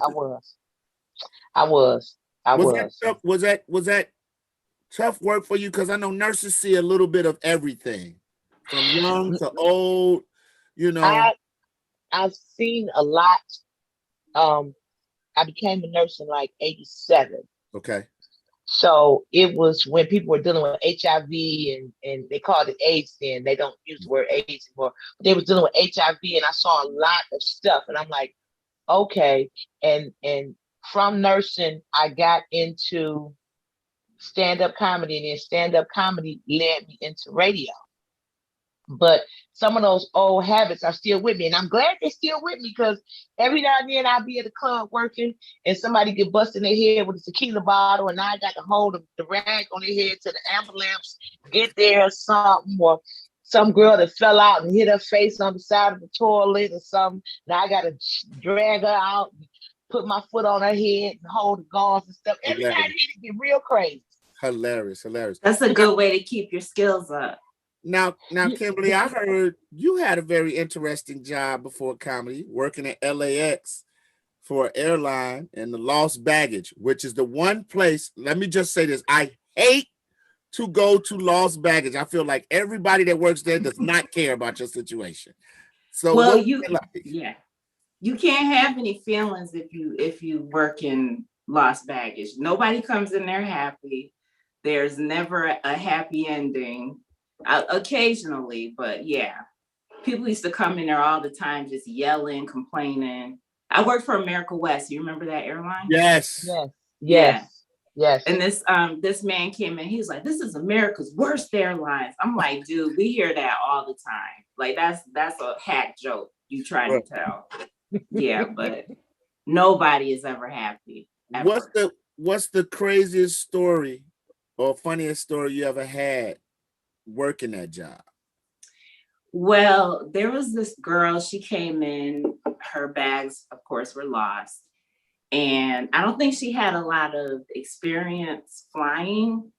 And first time on a plane. Right. Yeah, she was interesting. So she was like, see, that's why I hate America West Airlines. She's like, because y'all got too many overlays. And I was like, I think you mean layover. Nope. The overlay is what you get on your acrylic nail. Like you don't have experience. Clearly. I tell people all the time, comedians have had some of the funniest jobs before they made it comedy. I remember when I first started out in comedy and the money wasn't coming in, and I literally had been a network technician making like 65, 70 grand a year, and I quit it to do comedy. And when the money wasn't coming in like that, I was like, well, I got to get something. I got a baby, you know what I'm saying? So I was working part-time at this place called Jeepers. Okay. Jeepers is if Chuck E. Cheese was on crack cocaine, went to rehab, got right, and then dipped back into the darkness. Their mascot was a purple dinosaur, like this purple. I thought it was a rhinoceros, but they said it was a dinosaur. I said, well, it looks like a damn rhinoceros. The day I knew that I had hit rock bottom and comedy had to work for me, first of all, the manager who was running the shift I was on was 19. Oh, no. I'm 32. And he goes, He goes, it's busy in there. It's like all types of kids running around going crazy. He runs over to me. Cool kid, Jason. I'll never forget his name. He was a cool brother. He said, hey, man, I know you're going on lunch, but could you go over and clean up the Barrel of Fun ride for me? A kid threw up in it. And I looked at him, and our uniforms were purple shirts, khaki pants, and these safari hats. Now I'm standing here looking like a jackass in this uniform, and a 19-year-old just told me to clean up vomit in a revolving barrel ride. I said, my life got to change, Lord. It's comedy got to work, or my family we're gonna be on the street. My wife gonna have to strip. I'm gonna have to work the gay clubs up north, and we're gonna get this money. But I worked at a Chuck E. Cheese's. Yeah, Chuck E. Cheese though, that's legit. Like you got street cred. Like Chuck E. Cheese is street cred. Everybody know Chuck E. Nobody knew Jeepers, the rhinoceros dinosaur from Jeepers. Well, you said to answer the phone, we're making magic at Chuck E. Cheese's. I would love that. Terrible. Not clean up the vomit in the barrel ride. From a 19-year-old. This kid's 19, is my manager. He's looking at me like, hey, Leon, I know you got to go to lunch. So I went, I told him I was going to do it. I went into the locker room, changed out my purple shirt, hung my safari hat up, and I walked home. I didn't even want to call my wife to tell her to come pick me up, to tell her that I was done with Jeepers. I walked home like 2 miles. Wow. I just walked home. Wow. So I get it. So when comics tell me they've had crazy jobs, Kimberly, you also worked at in the office at the Laugh Factory. I did. Tell us about that. Yeah, I used to work with Jamie Masada in the offices. Shout out to Jamie. Jamie, yes, buddy. You know how he talks. Buddy, yes, buddy. Leon, I would like you to come to the Laugh Factory in Chicago, buddy. I'm like, okay. Buddy. Yeah, buddy. I worked there, and that was a great experience. I mean, that was really one of the catalysts for getting me to want to do stand-up, because I really didn't see this as an option when I came out to LA. I mean, I wanted to get into television writing and things like that, but stand-up really wasn't on my direct radar until I started working at the Laugh Factory. Yeah. Wow. But I used to see everybody there. No doubt. Now, all the greats. Coco, let's talk about seeing all the greats, man. Coco. Oh my goodness. Shout out to my man Joe, one of the realest brothers, man, that put me on. I can remember me, Marcus Combs, and D. Ray Davis driving up to Detroit to see who would get a feature spot on Damon Williams' show. Yeah. And Joe said, I'm gonna let all three of y'all go up. We did guest spots, and then he booked us from there. And it started at your spot for me. That was like one of my first major out-of-town gigs at Coco's Comic Club on Jefferson Street. Yeah. You know what I'm saying? Yep. And talk about your rise from becoming a nurse and going into comedy to having a comedy club named after you, because it was so crazy. That place was crazy. Leon, the crazy part, and it still is for me, I hear that conversation at least 2 to 4 times a month. When you go open the club back, what you gonna do at the club when you coming back? But between comedy and radio, I met some amazing people. DMX, Shock G. Rest in peace. Houdini, John Witherspoon, Dolomite, Rick James, George Clinton. I've met literally everybody. And it has been a phenomenal experience. Yeah. And you know, people love you when people would stand in the rain or the cold or the heat for hours at a time to wait on the people to leave to come into another show. Yes. So we got to talk about that. We got. When we come back, man, more with Coco's Comedy Club. Got a funny story about y'all mayor. Don't stop. More later with Leon. We'll be right back. Miss Kimberly Clark, Coco the comedian, man. We back. It's live. It's lit.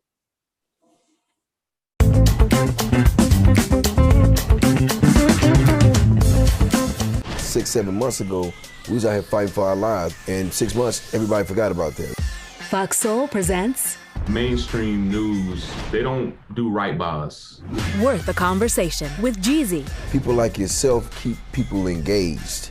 Part of what I'm trying to do is like define the narrative before the media and before the police get to it. Every Wednesday. People need to understand, like, no, this is something we should be furious about. Right. On Fox Soul. Honey, what I think you need is a socket wrench. I played JV basketball. I'm sorry. I don't think it looks right. This is good, and it's all good, baby. Is it really all good?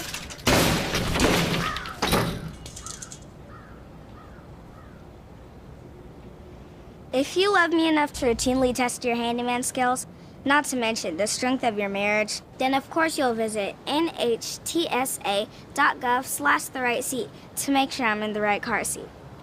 I'm gonna call my dad. I was physically at school, but my mind wasn't at school. I had problems at home. So when I met Narnese, she started helping me a little bit, like, Nia, I don't know what you're doing, but your future is more important. She's my strength. It takes a village to help somebody get their diploma. It changes your whole life. Find free adult education classes near you at finishyourdiploma.org. Recently, we had actor KR on the show. He's somebody who you all have made allegations that he's sexually assaulted you. Hollywood Unlocked, Uncensored. I couldn't call for help. I was in a parking garage, so I didn't have service, and I was locked in a car. From there, I just kind of froze. Every Friday, 10 p.m. Eastern, 7 p.m. Pacific. I was crying while it was happening, and I said stop, and he did the same thing, like, I'm gonna keep going. Stream it live on Fox Soul.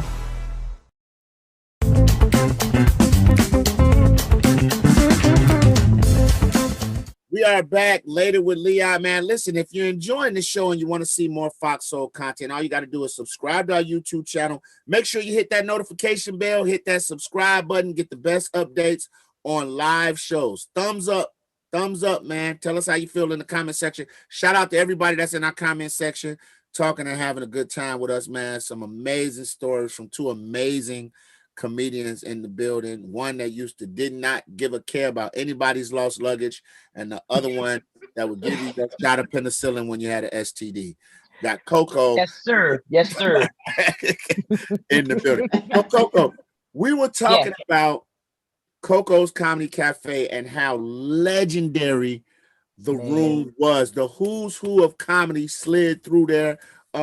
Some names, some of my favorite Detroit comedians: Foolish, Downtown Tony Brown, Tony Roberts, my man Martini Harris, Stab, Bobo Lamb, legendary comedians that came through there.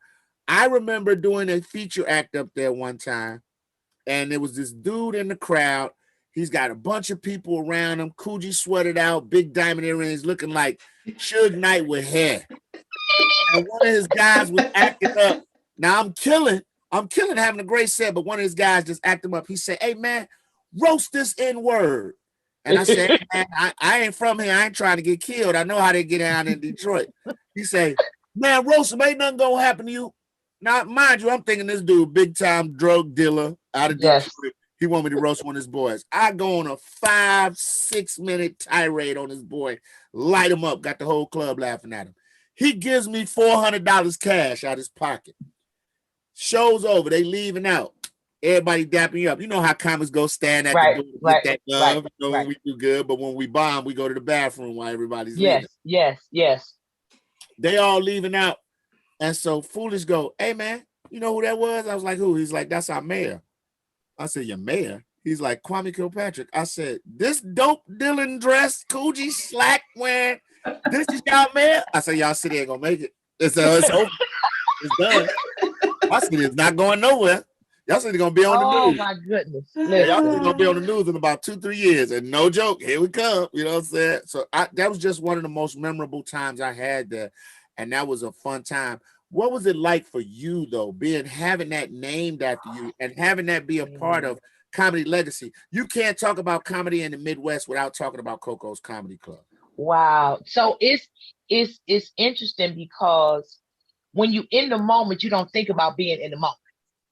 But after that moment is done and you go back and sit and think about it, like every weekend that I worked, if I wasn't on the road, I would literally have to come home and just sit and detox.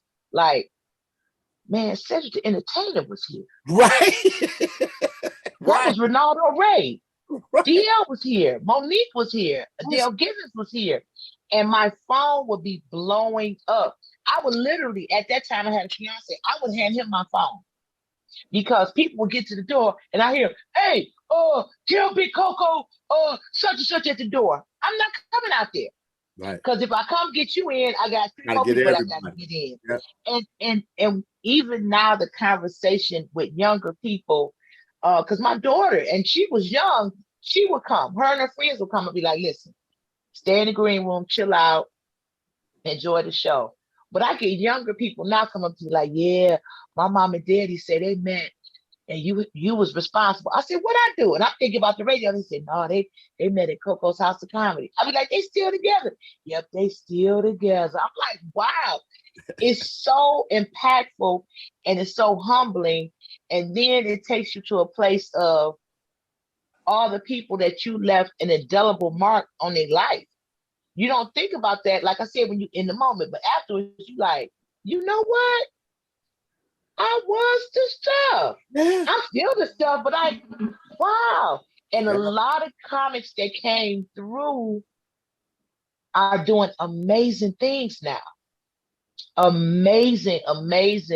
Deon Cole, D. Ray Davis, D.L. Hughley, Cedric the Entertainer, Monique, Adele Givens, Cheryl Underwood. Yes. It's like, wow. Yes. Mike Epps. It's like, wow.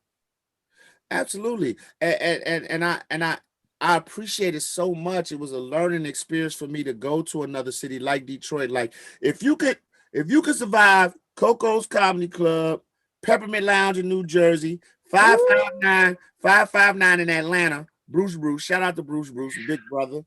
And then you had All Jokes Aside in Chicago. If you could run that on Saturday night at All Jokes. And come on, stop it. Or the Click. You remember the Click, Coco? I fell off the stage at the Click. I still got that mark on my leg. Ooh. Shoo. Let's switch it up a little bit. Let's get a little serious. Women in the industry, right? Kimberly, you answer this question. Yeah. Don't leave me out hey, Kim, here. I'm gonna throw to you. Women in the industry. It's a lot of, sexism is, a touchy thing. And I always try to treat my sisters like they're just comics. A lot of times I don't look at you all as women comics. You're a comic, period. Right.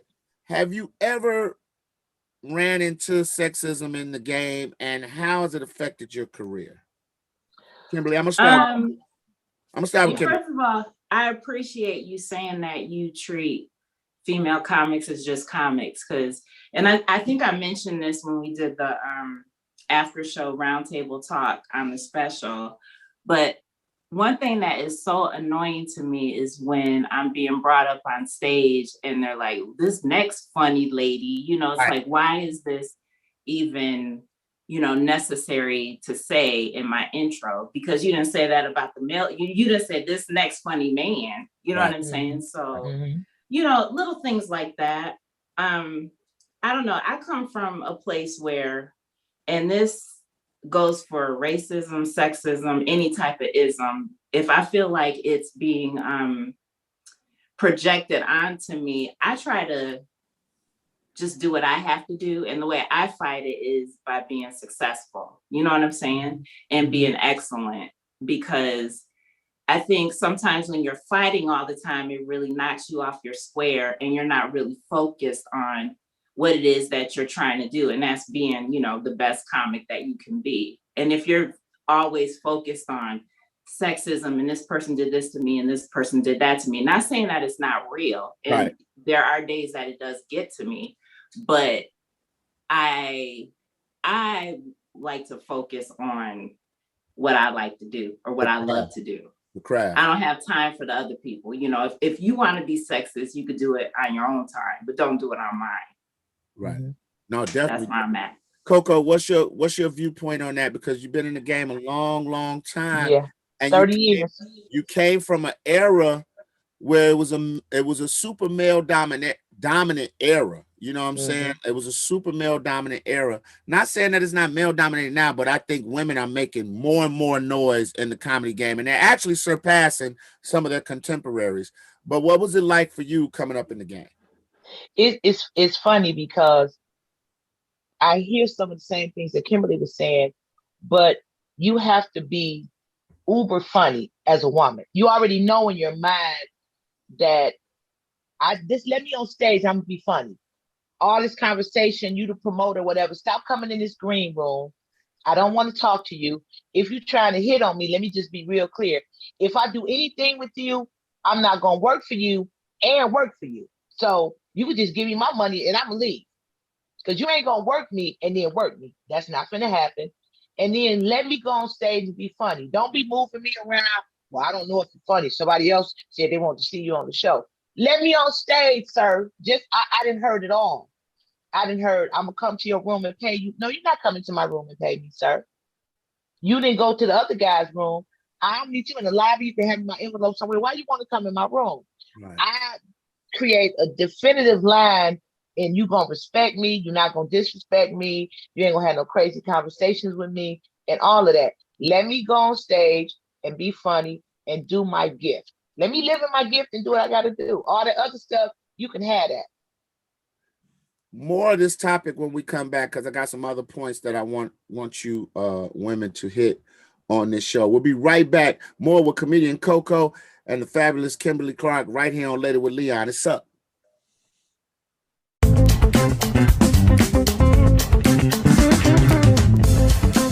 You know we gotta celebrate because Derek Chauvin has been convicted on all charges for joining. Come on, somebody. Fox Soul presents The Mix. While this is a huge step in the movement, I also think that we just have a long, long way to go. Every Tuesday night. I think if we don't celebrate these small victories, then we'll never be happy because it's always going to be little, and then the big change will come. On Fox Soul. What's more dangerous? A man who isn't afraid of death or one who's found everything to live for? I asked him if he was proud of me. He emphatically said yes, as he laid his pecan-colored head on my chest, and I went through my mind 1,000 times to figure out what that could possibly mean, and every single example ended in motivation for me. So you may not be afraid to die, but I'm more afraid to let them down. And I found something to live for, which is a dangerous motive forever fueled. See, your thoughts may be involuntary, but my actions are very calculated. I was a man with a plan, but now I'm a dad with a decree, and you can't take that from me. My sons ain't raised by no coward, and they won't be one either. If this be the measure of a man, the yardstick gonna need way more meters. I take it too far, so they never come up short, because I found everything to live for. I'm so excited for our anniversary. It's the 1 year. Cocktails with the Queens. We've all came dressed like this. I know you can't really tell, but it's kind of a pajama party. I got on this old dingy robe because I don't sleep in pajamas. I sleep shorts. Hey, okay, Selena, yes. Sip and serve every Monday night. I have on Burberry. Oh, well, of course. Some lace and some diamonds. Do you sleep in your diamonds, Vivica? If I get too drunk the night before, and then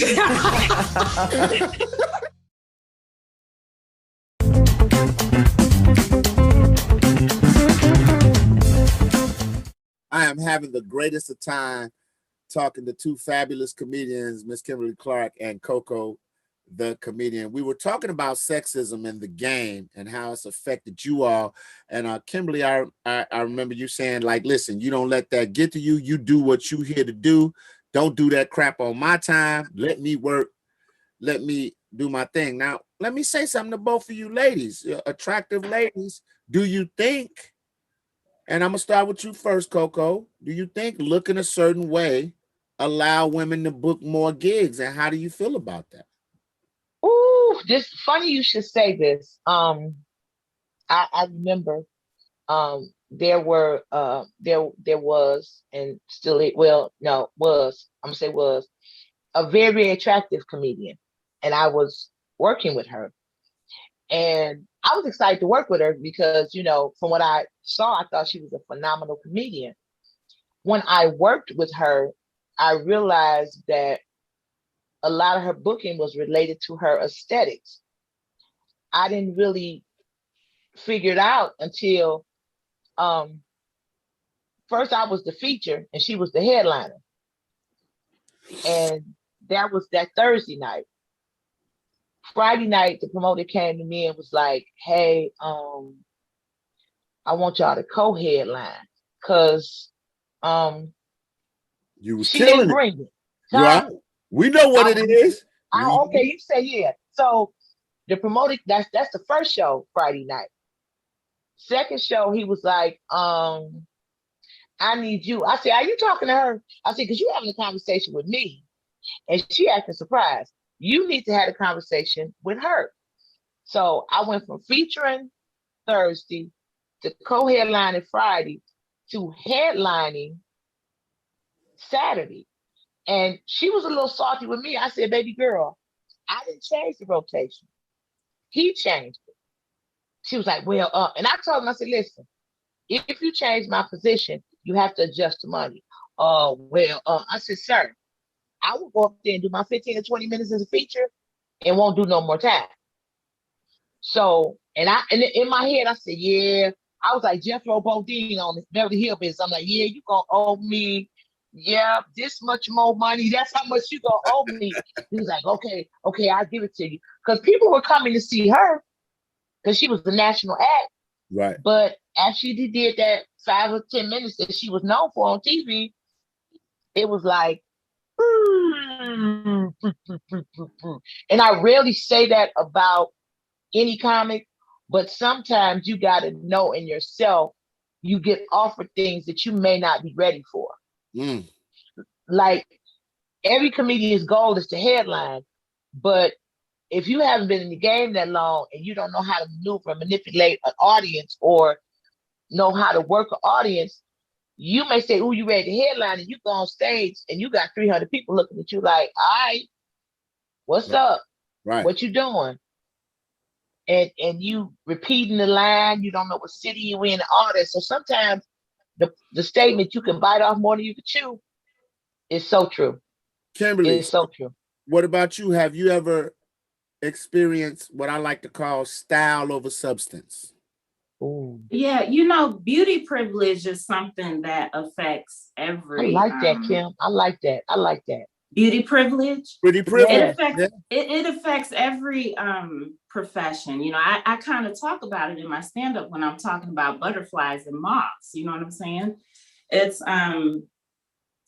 just the way the world works. I think with stand-up, it's funny with male comics. If a male comic is too attractive, people are less apt to want to laugh at him, or at least dudes, maybe. You know what I mean? Right. Or male comics that have too much muscle or whatever.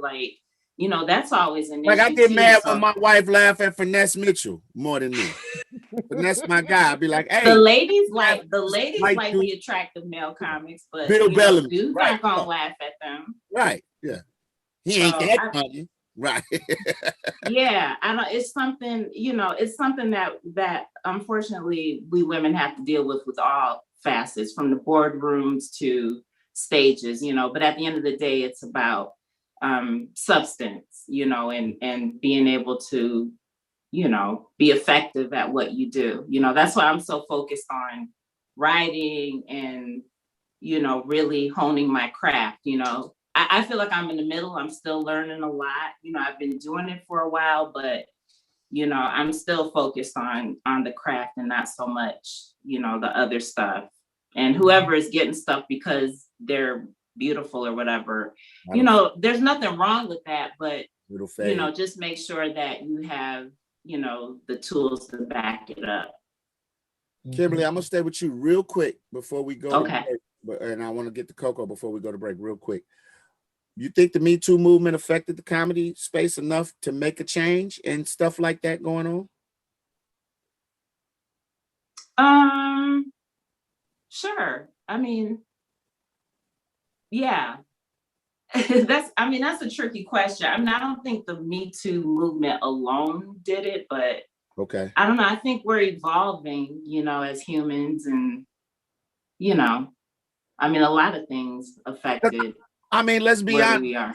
It's some promoters out here, like Coco was talking about, they use the whole fact of booking you as an intro to try to get into your draw. You know what I'm saying? Yeah, well, people are speaking up now, which is good. You know what I mean? Yes. And I think, yes, you know, when you mentioned the Me Too movement, yes, that's given a lot of people the courage to speak up and more women to speak out and talk about it more, and putting people out there so that they can be accountable for their actions and stuff, to make it where people are less apt to, you know, want to do those practices and treat women like that. Coco, 30 seconds before we go to break. How do you feel on that? Yes, baby. I think it helped change the narrative, and it makes the person that's intending to do you harm think about the results of what they finna do. And it gives you a lot of your power back that you felt that you had relinquished. Even if you didn't experience anything, it just gives you some power, and it empowers you to navigate through this whole entertainment cacophony. That's what it is. Okay, when we go to break, I'm going to find out what the hell cacophony mean, because we'll be back more later with Leon with these educated words. I don't know what the hell was just said.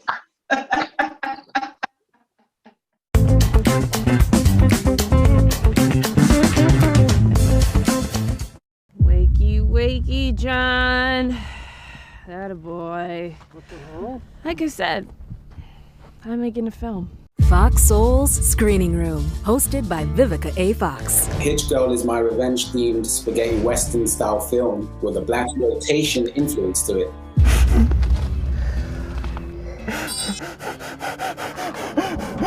I love women on screen. I love women being, the forefront of it. Featuring the next wave of black filmmakers. Here's a man struggling to pay his bills, to be successful, and to achieve the American dream. They see someone like me behind the counter, their first impression is that I work for someone else. We wanted to recognize the subtle racisms. That way you can start to combat the real issue of racism. You got to realize that it's there. A black man with a liquor store in Koreatown. Ain't that something? Streaming Thursday nights, 10 p.m. Eastern, 7 p.m. Pacific on Fox Soul. Stay strong, my brother. Hey Soulmates, I'm Brooke from Fox Soul's Black Report. We cover the most important issues affecting Black America, from Capitol Hill to Main Street. We've got you covered. For 4 years, and he didn't get it done. He didn't get anything done. He didn't get the wall done. We're giving you a voice, whether it's Black excellence, social justice issues, HBCUs, politics, everything in between. Those questions were not answered, and I am still coming for them. Check us out on Fox Soul's Black Report, Monday through Friday at 7 p.m. Eastern, 4 p.m. Pacific. 6-7 months ago, we was out here fighting for our lives, and 6 months, everybody forgot about that. Fox Soul presents mainstream news. They don't do right by us. Worth a Conversation with Jeezy. People like yourself keep people engaged. Part of what I'm trying to do is define the narrative before the media and before the police get to it. Every Wednesday. People need to understand, no, this is something we should be furious about. Right. On Fox Soul.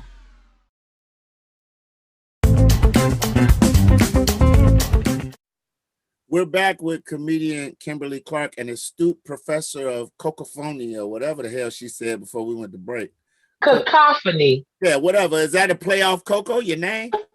No, it's like a bunch of noise and sound. Yeah, so you know what it is. That could be. That's the writer. That's the writer in her. You see that? That mind was turning. Come on. I got you. Yeah, give it up for Kimberly Clark, the writer, and Coco, the rapper, with these bars that I just can't get with. Listen, first of all, ladies, I want to say it's been an absolute pleasure having you all on the show. Thank you. A refreshing perspective and just the funny stories, man. I'm talking about, from working in the lost luggage department to being a nurse, which I knew neither about both of y'all. Shout out my producer, Kev, man, who keep me on point. Before we get out of here, Kimberly, what you got going on? Where can people find you ASAP if they want to follow Miss Kimberly Clark? Yes, so you can find me. My handles are Kimberly Clark Comedy on IG, and my Twitter is connected to my IG. My Twitter handle is a little different, but yeah, I'm currently writing on a BET show. I can't really say what it is because they haven't made the official announcement for it, but I'm doing that, and hopefully I'll be on the road soon. I'm working out some new material here locally in LA, so I can't wait to, hit the stages. So I appreciate you, Queen. Coco, OG, what you got going on? You can follow me on Instagram, Coco the Comic, Twitter, I'm Coco the Comic, and on Facebook, I'm Ginger Hudson. Don't ask me why. Wait. Oh my God. You better be glad we ain't got that much time left. We ain't got that much time. So listen, Mother's Day weekend, I will be working here in Detroit with Coco Brown, myself and Coco Brown for Mother's Day weekend. The first week in June, I will be in Indianapolis. Just follow me on social media. I'm gonna let you know where I'm gonna be, what I'm doing, and I'm still looking for a manager, a stylist, and a consultant, and a personal assistant. There it is, man. Thank you for tuning in for Later with Leon. Listen, if you're watching, if you see something bad going on in your neighborhoods, say something. For Kimberly Clark, Coco, my name is Leon Rogers. The Tammy Mack Late Show is up next. Shout out to my homegirl, Tammy Mack. Rest in peace, my man, DMX, man. He was laid to rest this weekend. And rest in peace to Shock G. I love y'all, man. See y'all next week. Peace. Peace.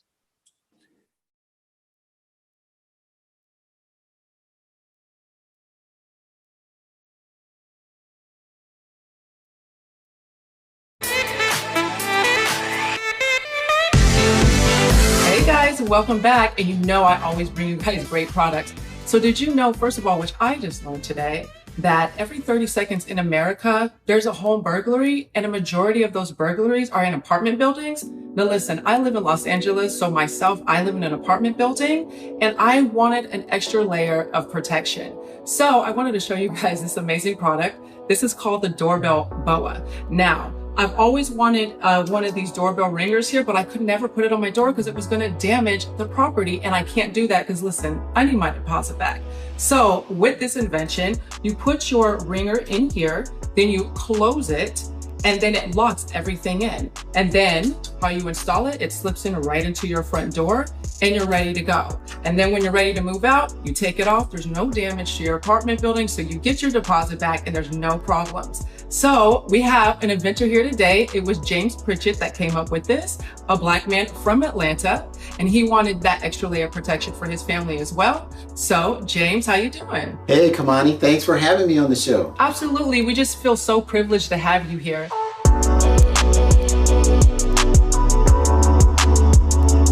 So I'm gonna roll into my first question. What everybody wants to know is, please share your story on how you came up with this invention. Oh, wow. Well, my main inspiration is just safety. I was relocating from the West Coast and I moved to Atlanta, and I was living in an apartment, and I realized that I couldn't put a video doorbell outside of my door. A lot of people want video doorbells, but sometimes you could get a fine for putting it outside. So I'm a creative type, so I started sketching some ideas, and next thing you know, I came up with the Doorbell BOA. And we here on the show love it so much, just that extra layer of security. But also, not only is it for your home, we want to know, is there anywhere else that we can take the Doorbell BOA that's going to add protection? Yes, not too soon after we created it, we realized that it would work really well at college dorms, rentals. Then I took it on a trip with me and I used it at a hotel. And then lastly, I know that it's really good for homes. And I've been noticing on the news here a lot that some folks are actually taking video doorbells from the mounted ones outside of homes. Right, we've definitely heard of those things. So we love that the Doorbell BOA has that casing around your Ring doorbell, so it protects that as well. And then our last question I just want to ask you is, how does it feel to be on the highlighted list of long accredited Black inventors? I'm a serial entrepreneur. I've come up with a lot of things, but I'm really, really proud of the Doorbell BOA. It's really helping a lot of people. So thank you. Having partners like Foxhole Deals has really helped catapult our company to the next level. So thank you. You guys, you heard it from James and myself. Not only can this go on your front door, but you can also travel with it to dorms, to hotel rooms, because I always want to know who's coming into my hotel rooms when I'm on vacation as well. Not only is it protecting your life, but it's also protecting if you do have a Ring doorbell as well. And also, if you want to have those lazy moments, listen, I used to go over to my girlfriend's house. We would just kind of look at the screen to see who's at the door. And so we'd be like, oh, it's the post guy, whatever. Let's keep it pushing and go back to our Prosecco. But I wasn't able to do that at my house because I couldn't put the Ring doorbell on my front door. And now that I can have that sort of bougie moment when I feel like it. I just want to scream who's at my door. So you guys, we have a special offer for you guys. Head over to Fox Soul Deals just for you guys. Go ahead and grab one for your loved ones, for your sisters, your brothers, your parents, and we'll see you guys next time.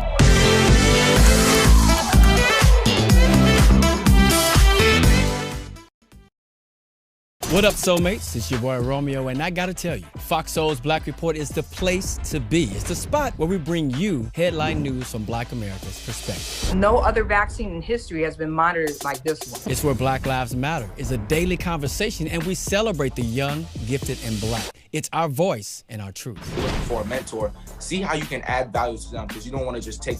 It's a two-way relationship. So check us out on Fox Soul's Black Report Monday through Friday, 7 p.m. Eastern and 4 p.m. Pacific.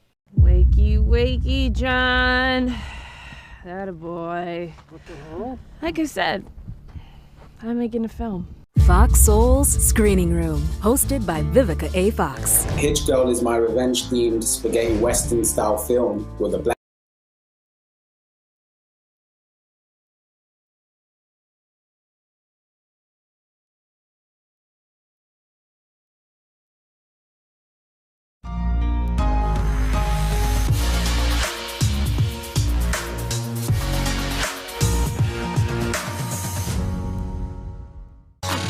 Okay, let's get it. Black girl magic dripping.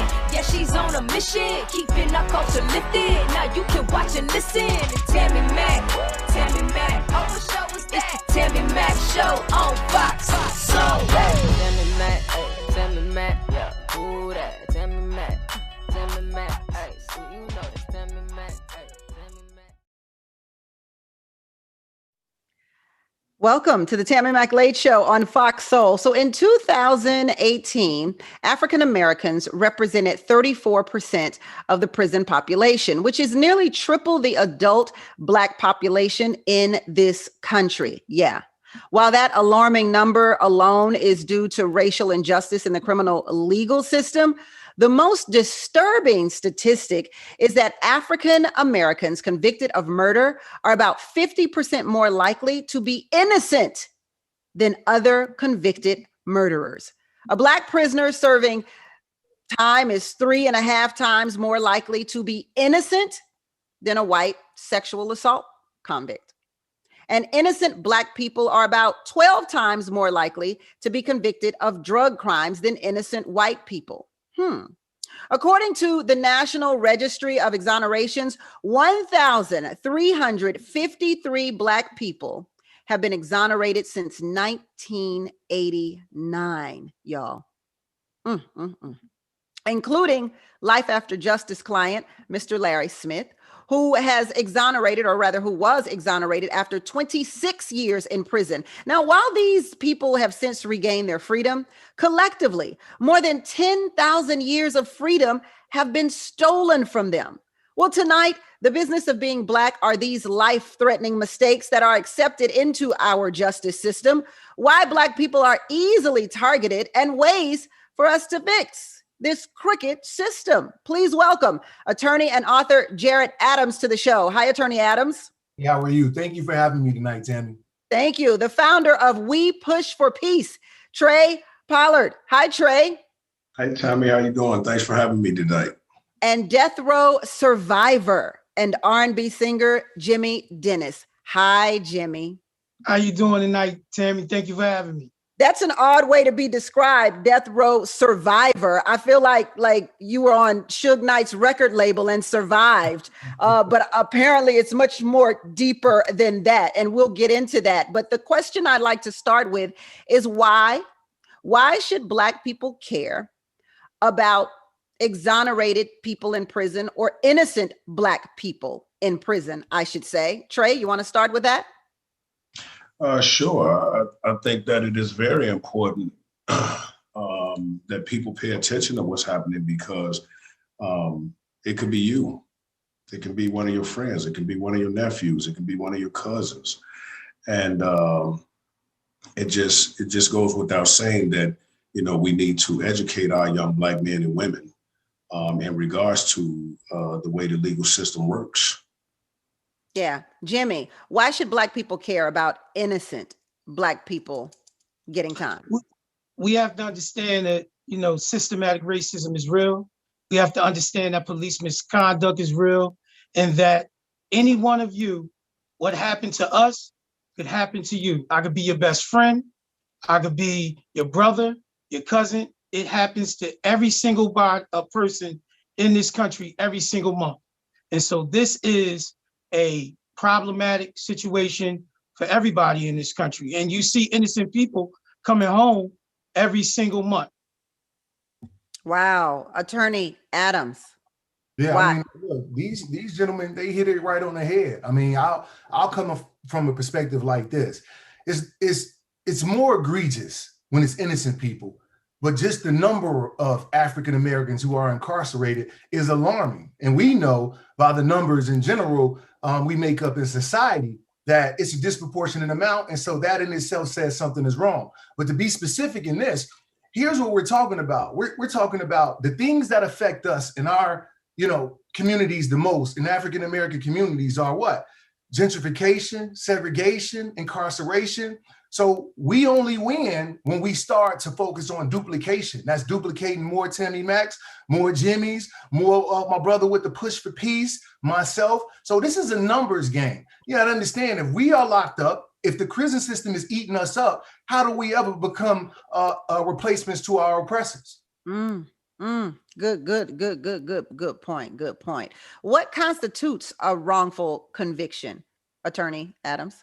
So this is the clearest definition of what a wrongful conviction is. Evidence, right?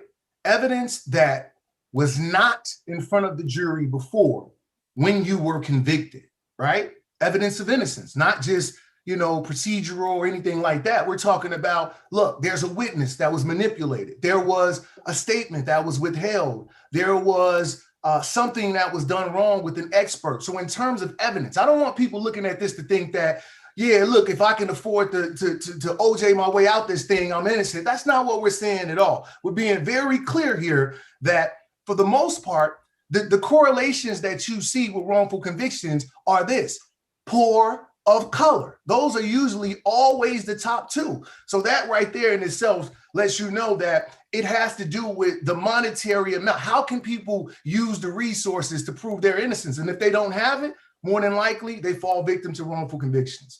Okay, look, I'm no attorney, and I did not, get that degree and pass the bar like you did, Attorney Adams, but you're saying some words that are striking me. And so I'm interested in going there with you for a moment, if you will.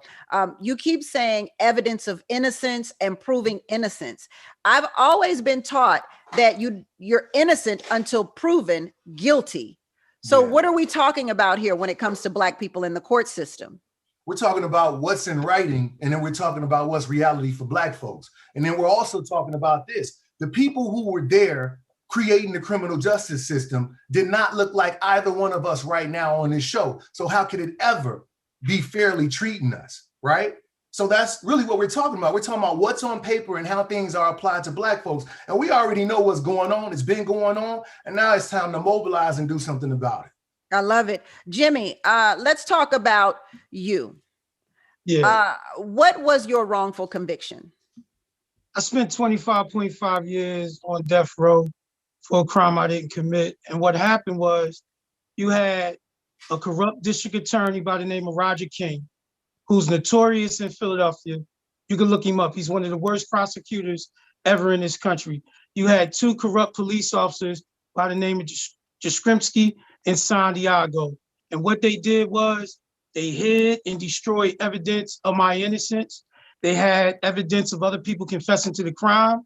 They had evidence of a welfare receipt to prove my innocence, and they hid it for over 15 years. And there's numerous of other things that I can chronicleize and people can read. If you look at the legal opinion that exonerated me on August 21st, 2013, by the Honorable Judge Anita Brody, In her first paragraph, she talks about James A. Dennis was wrongfully convicted. And then in this 46-page legal opinion, she talks about the corruption of the police. She talks about the corruption of the prosecutor and what was done to me. So what we're talking about is a system that is broken. And when there is no accountability, and when I say accountability, what we're talking about is in order to fix this system, what we need to do is hold prosecutors and police accountable. And that means passing law and legislation for them to get locked up and go to prison when they violate someone's constitutional rights and when they knowingly put innocent people in prison like us three men here tonight. I agree with that accountability thing. I've been fighting for that with the police departments for quite some time now. So what was the crime they said you committed? The crime took place at the Fern Rock Station in 1991, and a young lady by the name of Shadell Williams was brutally murdered for a pair of gold earrings by 3 perpetrators. And they say that the perpetrators were 6 foot tall, 200 pounds, dark skin complexion as Wesley Snipes and Miles Davis. And as you see me, I sit 5'4", I weighed 125 pounds, and I'm brown skinned. So you were accused and convicted and put on death row for a murder you did not commit. Yes. And I spent 25.5 years on death row, even though the system clearly knew that these police officers was corrupt and there was tons of evidence that proved my innocence. And it's not uncommon. In the 46-page legal opinion chronicles every single thing that was done to me by these police officers. There are 2 legal opinions that have exonerated me that now help other innocent people come home in this country to this day. And those legal opinions chronicle every single piece of evidence that was hidden, that was destroyed, and all the lies that were told by these police officers. Trey, what do we say to... Excuse me. I'm sorry. Trey, what do we say to white people who say, he's a black man, he probably did it? Man, and we can say so much. But, you know, one of the things that I keep as my narrative is to continuously educate my little brothers and sisters, right? I have a lot of candid conversations with all nationalities, races, religions, and cultures. And, you know, what happened with the George Floyd thing was they actually had an opportunity to see it for themselves. But the question is, did they see it for themselves? We're going to continue to talk about this when we return on the Tammy Mac Late Show on Fox Soul. Let's take a quick break.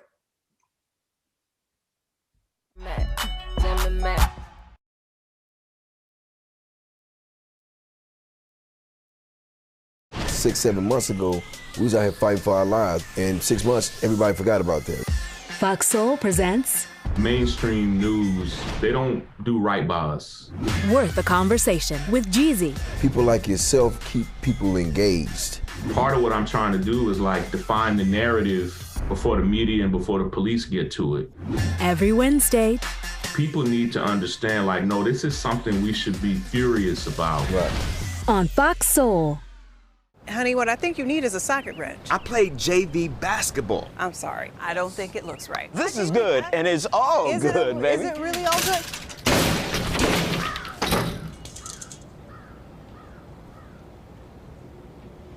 If you love me enough to routinely test your handyman skills, not to mention the strength of your marriage, then of course you'll visit nhtsa.gov/therightseat to make sure I'm in the right car seat. I'm gonna call my dad. I was physically at school, but my mind wasn't at school. I had problems at home. That's when I met Narnese. She started helping me a little bit, like, Nia, I don't know what you're doing, but your future is more important. She's my strength. It takes a village to help somebody get their diploma. It changes your whole life. Find free adult education classes near you at finishyourdiploma.org. Recently, we had actor KR on the show. He's somebody who you all have made allegations that he's sexually assaulted you. Hollywood Unlocked Uncensored. I couldn't call for help. I was in a parking garage, so I didn't have service, and I was locked in a car. From there, I just kind of froze. Every Friday, 10 p.m. Eastern, 7 p.m. Pacific. I was crying while it was happening, and I said stop, and he did the same thing, like, I'm going to keep going. Stream it live on Fox Soul.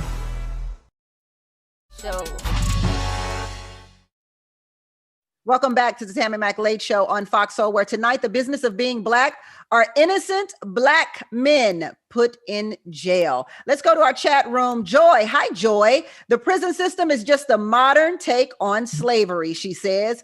Incog says, why is it when someone is exonerated, the system does not go after those who contributed to the misconduct that led to this individual losing his or her reputation and freedom? That's exactly, Jimmy, what you have been talking about from the start of the show. And what's interesting about that is, Incog, when you say that, it's true. I believe that if you have to go through these years and years in prison, I mean, you can never get retribution. Never. Like, I don't need to talk about it. Jimmy, you can talk about it in a minute. Hold on. But my thought is, why don't we lock up people, those that participated in the wrongdoing and the mistakes? People have to be accountable for their mistakes. We teach kids that when they're children. I don't understand why we can't follow suit as adults. Kim Possible says this shouldn't be taken lightly. People involved in this misconduct needs to be locked up. Johnny says, Jimmy, wow, looks too young to have served 25 years in prison. You think the 25 years alone, Jimmy, would have aged you, but you look rather young there, my brother. Thank you, sister. Black don't crack. Black don't crack. They tried to crack you. It didn't work, Jimmy. It didn't work. Nah, it ain't work. Therese says the lawyers are criminals. And Kim, sitting on death row for 25 years is so damn wrong. I don't know how Jimmy is holding on. That's more years than my whole life, she says. Trey, you were talking before the break. I don't want you to lose your thoughts, so go for it. You said to me in regards to Caucasians, I said that they had an opportunity to see it. And you said, did they see it? Being here in Minnesota where the crime occurred, you know, my organization was on the front line through it all, right? And I can tell you right now, throughout, it probably had to have been 3,000-4,000 protests, you see more Caucasians than you see Black folks out there. So to answer your question, did they see it? Yeah, they seen it. When the verdict was read, my organization was downtown to be prepared for, to try to keep it as peaceful as possible. And right before the verdict was read, I had probably 100 men downtown. I looked at all the guys and I said, hey man, let's go get in our cars because this is a battle we not gonna win if this goes left. And during that time that the verdict was being read, man, it was again, thousands and thousands of people, and you've seen it all. And, you know, every culture, every religion, every nationality, and they was crying and they was dropping to their knees and they was all, you know, chanting, you know, justice, justice, justice, justice, etc. So, yeah, I think that this unfortunate situation that occurred to my buddy Big G, because I know him personally, they seen it. And the reason why I say, do they see it, is because just today, Lindsey Graham was on television saying there is no such thing as systemic racism. And so I wonder, do they believe it's just one compartmentalized problem when it comes to the police officers killing Black men versus the attorneys and the system that are putting Black men in jail, like Jimmy? Jimmy? Let's be clear. Oftentimes we put the onus on the defense attorneys, right? What that is and what that does is that allows the police and the prosecutors to get off the hook, period, point blank. We got to stop putting Band-Aids on things. We don't want to call the police corrupt because we keep using these catchphrases, a few bad apples. But what happens to an apple core if you have one bad apple? it ruins the whole bunch, right? So anytime we see these criminal acts that go on with someone like me going to prison, Breonna Taylor being murdered, George Floyd being murdered, and Tamir Rice, and so on and so forth, and the list goes on, and you got innocent people going to prison like Anthony Wright, and you have police officers that don't do anything or don't say anything. Guess what they are? They are complicit in the act of corruption because they say nothing and they do nothing, and that's that thin blue wall. And we as a people in our community, the Black community and people outside our community, Black and brown, white, so on and so forth, what we have to do is lift our voices up in unison. We have an important race in Philadelphia taking place right now with Larry Krasner. And what the powers that be are trying to do is lift up one of the most corrupt district attorneys by the name of Carlos Vega to run on a Democratic ticket. He isn't a bit more Democratic than the man in the moon. But the thing is they want to prop him up to return back to the old boys club with corruption and doing things wrong. And the very two police officers that I spoke to you about earlier, Jastrzębski and Santiago, who have been proven to be corrupt in this case with me, and Anthony Wright's case, and 28 other cases, donated money to this man's campaign. So we in the Black community in Philadelphia, we need to come out in droves and vote for Larry Krasner. Why? Because he's truly about criminal justice reform. And if we want to really be about criminal justice reform, we have to start paying attention to the judges we vote in office and to the district attorneys we vote in office. How you think that these police officers keep getting off when they shoot and kill people unarmed? It's because the district attorneys aren't going to do the job that they were sworn in to do, and that's prosecute the police. Attorney Adams, I want you to jump in here. You are an attorney. Tell us, is there any truth to what he's saying? Yeah, look, I was quiet for a reason, and I'm rarely quiet because he was hot as a firecracker. I mean, that's it. I mean, what he's saying is right. But just to drop in like the legal terminologies, we're talking about qualified immunity again. That's what we're talking about. We're talking about the Supreme Court is what we're talking about. So in the end, we start talking about the politics again. So when Lindsey Graham is out here and he's saying, oh, there's no systematical racism, he doesn't believe that, but he wants the people who supports him to believe that so he can stay exactly where he was. Again, these people who are pushing out this nonsense rhetoric, they weren't the ones storming the Capitol. They were the ones influencing the people to do it. And so what we have to do is this. We have to make sure when we have moments of victory, like with Jimmy, we stop and pause. Don't go to the pizza party. We pause to say, okay, what happened and what do we need to implement to make sure that it doesn't happen again? So what he's saying right now is true about Krasner. I actually was a part of the attorney team who represented Anthony Wright, the man who was exonerated along with the officers on Jimmy's case. And what was shocking to me was this.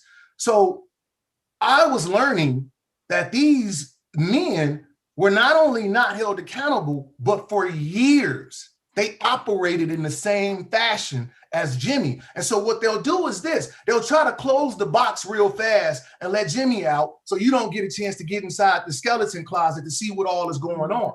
So what we have to do is this is what we really have to do. Look, Black folks, stop waiting for George Floyd to trend before you jump in. Like, cut it out, man. Waving the flag on you now, waving the flag. So tell them what you mean by that. Attorney Adams, tell them what you mean by that. Here's what I mean, right? Stop waiting for your favorite person on Twitter or Instagram to share what you already read a year ago. You understand what I'm saying? It's okay for you to use your voice and your voice alone to say something is wrong, it ain't right. It's okay for you to learn who these judges are on the ballot. This is what I want to happen.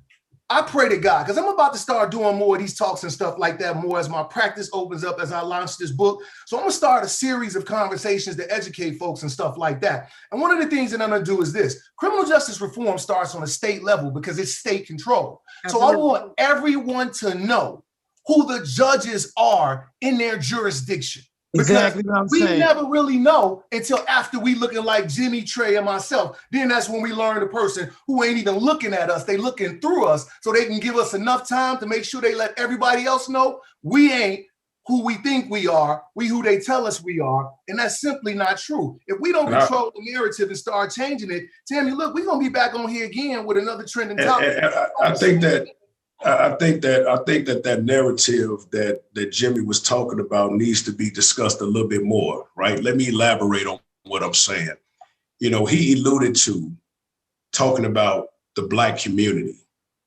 The first thing we have to do is have a real conversation. We haven't had a community in a long time. That's a part of the problem, right? And until we get these neighborhoods back to communities, because strength is in numbers. When we had communities, we had numbers, right? And if we have those numbers, then we can go to the ballot boxes where the changes really happen at, right? So that's exactly what my strength is reformalizing these neighborhoods back to communities. Because in those communities, you got numbers. When you got numbers, you got strength. When you got strength, you go to that ballot boxes and you put the appropriate people that's going to be in there, that's going to change those policies and procedures in which they're able to function under, that they keep getting their asses off on.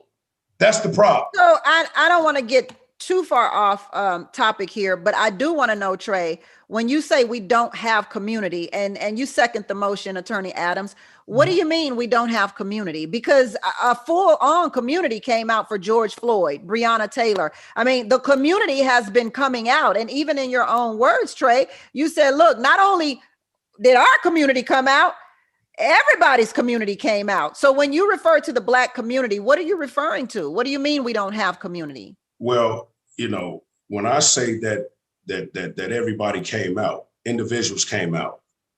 Let's be clear. After George Floyd died, it was 67 murders in that same area. 67. It's individuals that live in these neighborhoods that don't even know who live next door to them. That can't be considered community when you don't know who lives in that community. When people seen that video, that caused people from across the country. People tried to, make that a Minneapolis, Minnesota. That was a world issue, that video that people seen. Right. There was a world video that everybody seen across the country. So you're ultimately saying that we in the Black community no longer know our own neighbors? I bear witness to it. I got a boots on the ground organization. I'm in the high crime areas. I dealt with 62 murders last year. And I assisted 54 families burying their children. Yeah. So yes, I can very easily and safely say that. When I did a community barbecue in this neighborhood, I went and knocked on the doors to bring the people outside of their house, and they didn't even know who lived across the street from them. Understood. Attorney Adams? So this is why I agree with Trey and why I still agree with him, right? And this is what I mean by in the Black community, in the community amongst itself. Look, right now, Snowfall is popular right now. I love it. I'm watching it, rewatching it again and stuff like that. That's my show. I'm with you. But this is a story that is telling as well if we are too caught up in the excitement. So there was a time where you grew up in a neighborhood and you do something wrong, the lady on the corner would come out and spank you. And then on your mother's way home to the house, she would tell her and she would go in the house and spank you. Now, you know, look, you say something to someone's kid, you mess around and end up on a world star hip hop video or something like that in a fight. That's indeed right? true. Yes. So let me speak to how that happened, right? When these drugs and crack infiltrated our neighborhood, specifically where I'm from on the south side of Chicago. So the mothers and the parents weren't really telling and having a real conversation with us about where folks were going. People were coming up missing in our neighborhood. They were going to prison and they were dying. And then the person would go and live with their grandmother, right?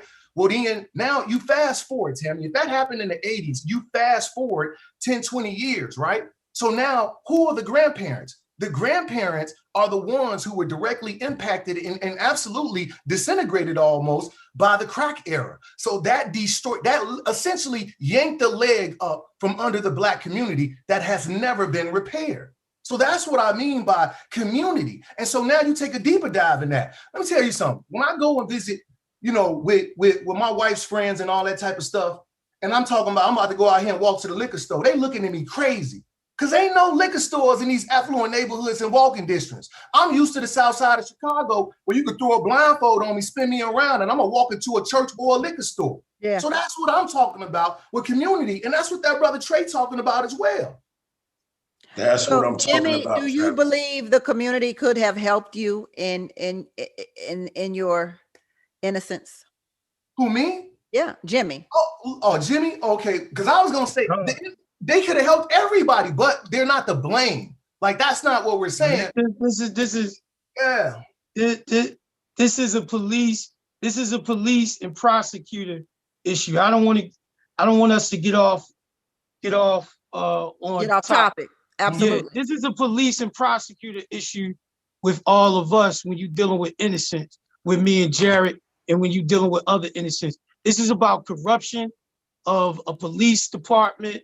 This is about corruption of the district attorney's office in Philadelphia. And to be very frank with you, if you go back and you study the history of Philadelphia on down from Frank Rizzo, who was a corrupt police commissioner, these police officers were from that regime. Okay? Look, well, I honestly believe, Jimmy, we could go down the history of the nation and find that the entire nation is based in corruption. Joy says, I got 2 homework assignments today so far. Go find out who my judges are and learn more about prison visits. Well, look, they're learning already, y'all. We are coming right back on the Tammy Mac Late Show on Fox Soul.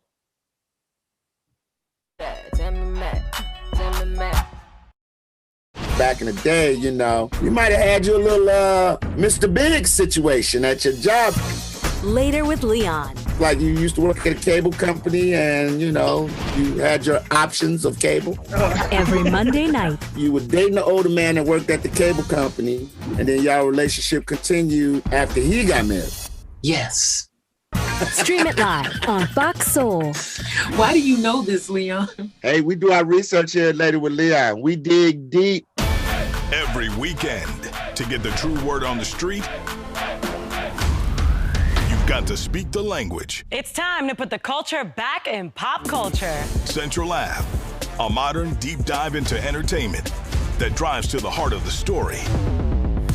Fresh takes and authentic voices, bringing you the right show for right now. Welcome to Central Ave. Central Avenue. Weekends at 12 p.m. and 6 p.m. Pacific, right here on Fox Soul. If I could go back and change it all,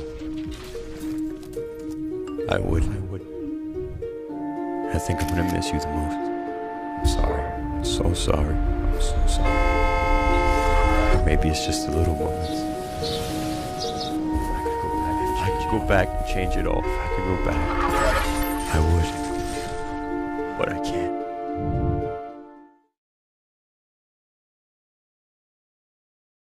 Recently, we had actor KR on the show. He's somebody who you all have made allegations that he's sexually assaulted you. Hollywood Unlocked, Uncensored. I couldn't call for help. I was in a parking garage, so I didn't have service, and I was locked in a car. From there, I just kind of froze. Every Friday, 10 p.m. Eastern, 7 p.m. Pacific. I was crying while it was happening, and I said stop, and he did the same thing, like, I'm going to keep going. Stream it live on Fox Soul.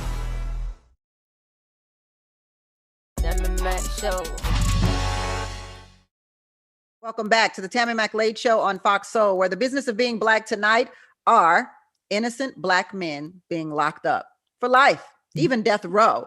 Well, if you want more of this content on Fox Soul, subscribe to our YouTube channel and make sure you hit that notification bell so you can get the best updates on new videos and live shows. And don't forget to hit the thumbs up button if you're liking the content that we are shelling out. If you're joining us, we've been talking to Jimmy Dennis, attorney Jared Adams, and Trey Pollard about wrongful convictions of African Americans. Now, according to the National Registry of Exonerations, African American prisoners who were convicted of murders are about 50% more likely to be innocent than other convicted murderers. And they spend more years in prison before exoneration. So what does this say about our criminal justice system, Attorney Adams? It says the same thing that it says about the United States of America. Everything that happens to this world hurts Black folks even harder. Like that's it. You know, and I can't stress this enough, and I may be, you know, repeating this ad nauseum, but like really our focus needs to be this. Listen, you know, we have to recruit the talents in our neighborhoods like these mainly white institutions recruit the talents in our neighborhoods to go play ball for them. You understand what I'm saying? Yes, sir. It's very clear, you know, that all the way back into the days of slavery, you know, learning and education was something that was punishable by death for Black folks. There's a reason why, you know, and so right now, look, we got to continue to arm ourselves and to replace our folks that Jimmy was talking about. Jimmy named a lot of people, and I was just thinking about my time when I was representing Anthony Wright. He named a lot of people, he named a lot of things, and here it is. Jimmy's out in 2013, same thing going on with Anthony Wright's case when we were working on it in 2017, 2018, and that brother has his pulse on what's going on now. They're literally trying to remove the man who is trying to do what everybody is campaigning about, criminal justice reform. Yep. And they trying to move. Let me say this, just real quick. We must understand that the prison system is $1 billion business. Mm-hmm. They make money off of us every single day that we are warehoused in there. If you want to read a book, read Michelle Alexander's The New Jim Crow. If you want to get a short history lesson, go on Netflix and watch Ava DuVernay's The 13th. This is your short history lesson about the prison industrial complex. Prisons are being traded on Wall Street, the New York Stock Exchange right now. It's a business. So if you think the corruption you see in these police shootings aren't happening to innocent Black men and women being put in prison for something that they didn't do, you are sadly mistaken. In every sadly mistaken. Attorney Adams, did you become an attorney because you too have been a part of this wretched system? Yeah, you know, look, I can give you the political answer and be like, oh, you know, I'm not mad and I got out and I just wanted to live my life. Nah, look, I'm from the south side of Chicago. I wanted my lick back, okay? That's what I wanted. My mother had her favorite seat in church that she used to go to. And so when I'm falsely accused of this rape, my mama ain't going to church no more because she don't want to answer to the folks in the church that I grew up in. How's Jared doing? Where is he at, right? Because I'm locked up and that's a difficult conversation to have for her. So when I was going through this process, I'm thinking about, you know, look, what am I going to do the next day when I get home? As I'm working and learning myself about the law, I'm reaching out to the Innocence Project. And ultimately, the Wisconsin Innocence Project did answer my letter. My conviction was reversed, record expunged, but the damage that was done to me, Jimmy, look, that does not get expunged. It doesn't. Right, because the question becomes, even after the record has been expunged and you are found, you get your life back, so to speak, your mother still can't go back to her seat in church because the questions are still looming. But remind everyone or tell everyone, please, what happened in your case. Right, indeed. So look, I'm right off the graduation stage of high school. I'm headed to college. I'm falsely accused of a rape, heading to, you know, a party with a couple friends. And it was from the start, the police knew it was a false accusation that came out of just an embarrassing situation of us being in a room with a girl and her roommate walking in. It was just some juvenile stuff.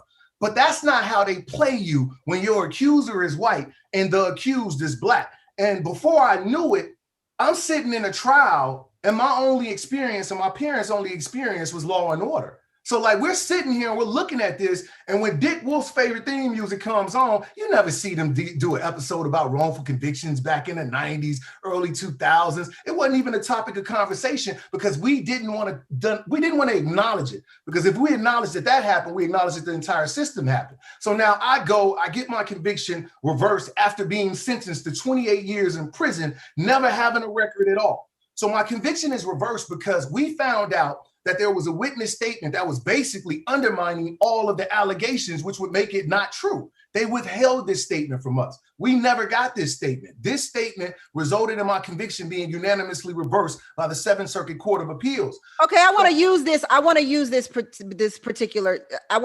to talk about what we've been talking about in accountability. So take me slow, all right, Attorney Adams?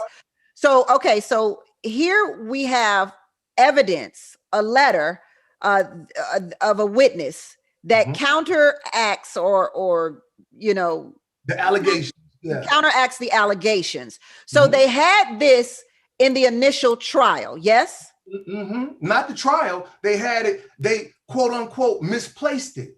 Does that so sound? It was with them from the very beginning, from when you were, from the start of your act of you being accused. Absolutely. And Tammy, listen, I apologize if I'm not, slowing down enough, because I just live in this every day with these cases. But yes, listen, police, prosecutors can and have used their power to withhold evidence or to say, oh, it was a mistake. I didn't mean for it. Do it all the time. Right? They do it all the time. And then that's where the immunity comes in to protect them, Tammy. This is where I'm getting. This is what I'm getting to right here. Yeah. So you say the police officers and the attorney withheld information. That information that was withheld came up later and exonerated you, right? Yes. So then the question becomes, why can't those attorneys and those police officers that withheld that information be accountable? So that's what we're talking about here. Am I correct?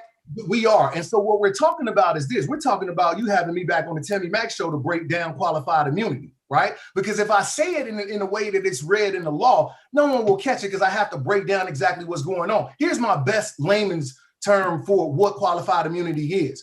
It says that officials in their capacity doing work cannot be sued or prosecuted for stuff that happens within their duties, right? So you may say to yourself, yeah, but that still doesn't make sense, because if it's criminal, then they should be held liable. But that's where the Supreme Court has wildly interpreted this thing to the wrong way. But that's what the sticking point is. That's why you keep hearing it come up in Breonna Taylor's case. You keep hearing it come up in a bunch of different cases. The qualified immunity standard that the Supreme Court interpreted is why we see this continue. Well, Trey, let me talk to you. This is what is holding up the HR 7120 bill, George Floyd bill right now. It's the qualified immunity. Most of the senators don't agree with it. Yeah, and I have a personal relationship with Senator Bobby Champion. He is from north side of Minneapolis, and he's very active in the Black community. And they are trying their best to push that bill. And you got those good old boys on the Republican side, like, man, like we not going. They don't want to let that go. And you know why? This is why they don't want to let that go. This is about this. If they remove qualified immunity, then they have to be accountable. Exactly. But not only that. Exactly. Go ahead, Tammy. You speaking. But there's a monetary amount that is associated. So I want people to understand, and this is true. The senators and all the legislators, yeah, they may be considering people might go to jail, but that's not their concern. Their biggest concern is we're not about to be paying all these Black folks all this money for these lawsuits. We ain't about to create no bunch of Ben Crumps around here, running around here suing people. That's what this is really about. Money. This is why we have to lift our voices up in unison and get legislation and law passed for them to be held accountable. But more importantly, Jimmy, we have to vote. And because if we don't vote on these judges, if we don't vote on these senators and these congressmen, we stay where we are. We stay where we are. Tammy, you know what I did? You know what I did the last election is the voters registration came to Minnesota, and I reached out to the guy that was the executive director of that. And I said, I would like to be a part of trying to get more of our young Black men and women to vote. And he brought my organization on board, and we got 2,747 between 18 to 22 years old registered to vote. And beautiful thing. That's my narrative. Like, we can scream to the top of our damn lungs, but if we don't have the numbers. It doesn't matter if we can't check it in the box. It just doesn't matter. We don't have the numbers. Let's take a quick break. We'll come right back. We got to take a quick break, Trey. We'll come right back on the Tammy Mack Late Show on Fox Soul.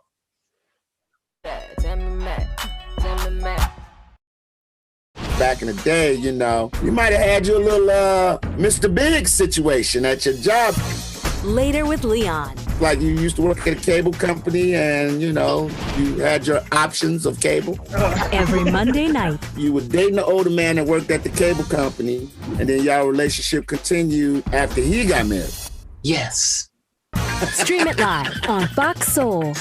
Why do you know this, Leon? Hey, we do our research here Later with Leon. We dig deep. Spending time outdoors has never felt more valuable. Whether it's exploring nature or relaxing in your yard, let's do it responsibly. Before going out, check for closures and fire restrictions. Practice social distancing, even when outside and on the trail. Back at home, if burning yard debris, keep your pile small. And no matter where you are, be sure to properly extinguish any outdoor fire. Drown, stir, drown, feel. We're all in this together. Help keep our safe places safe.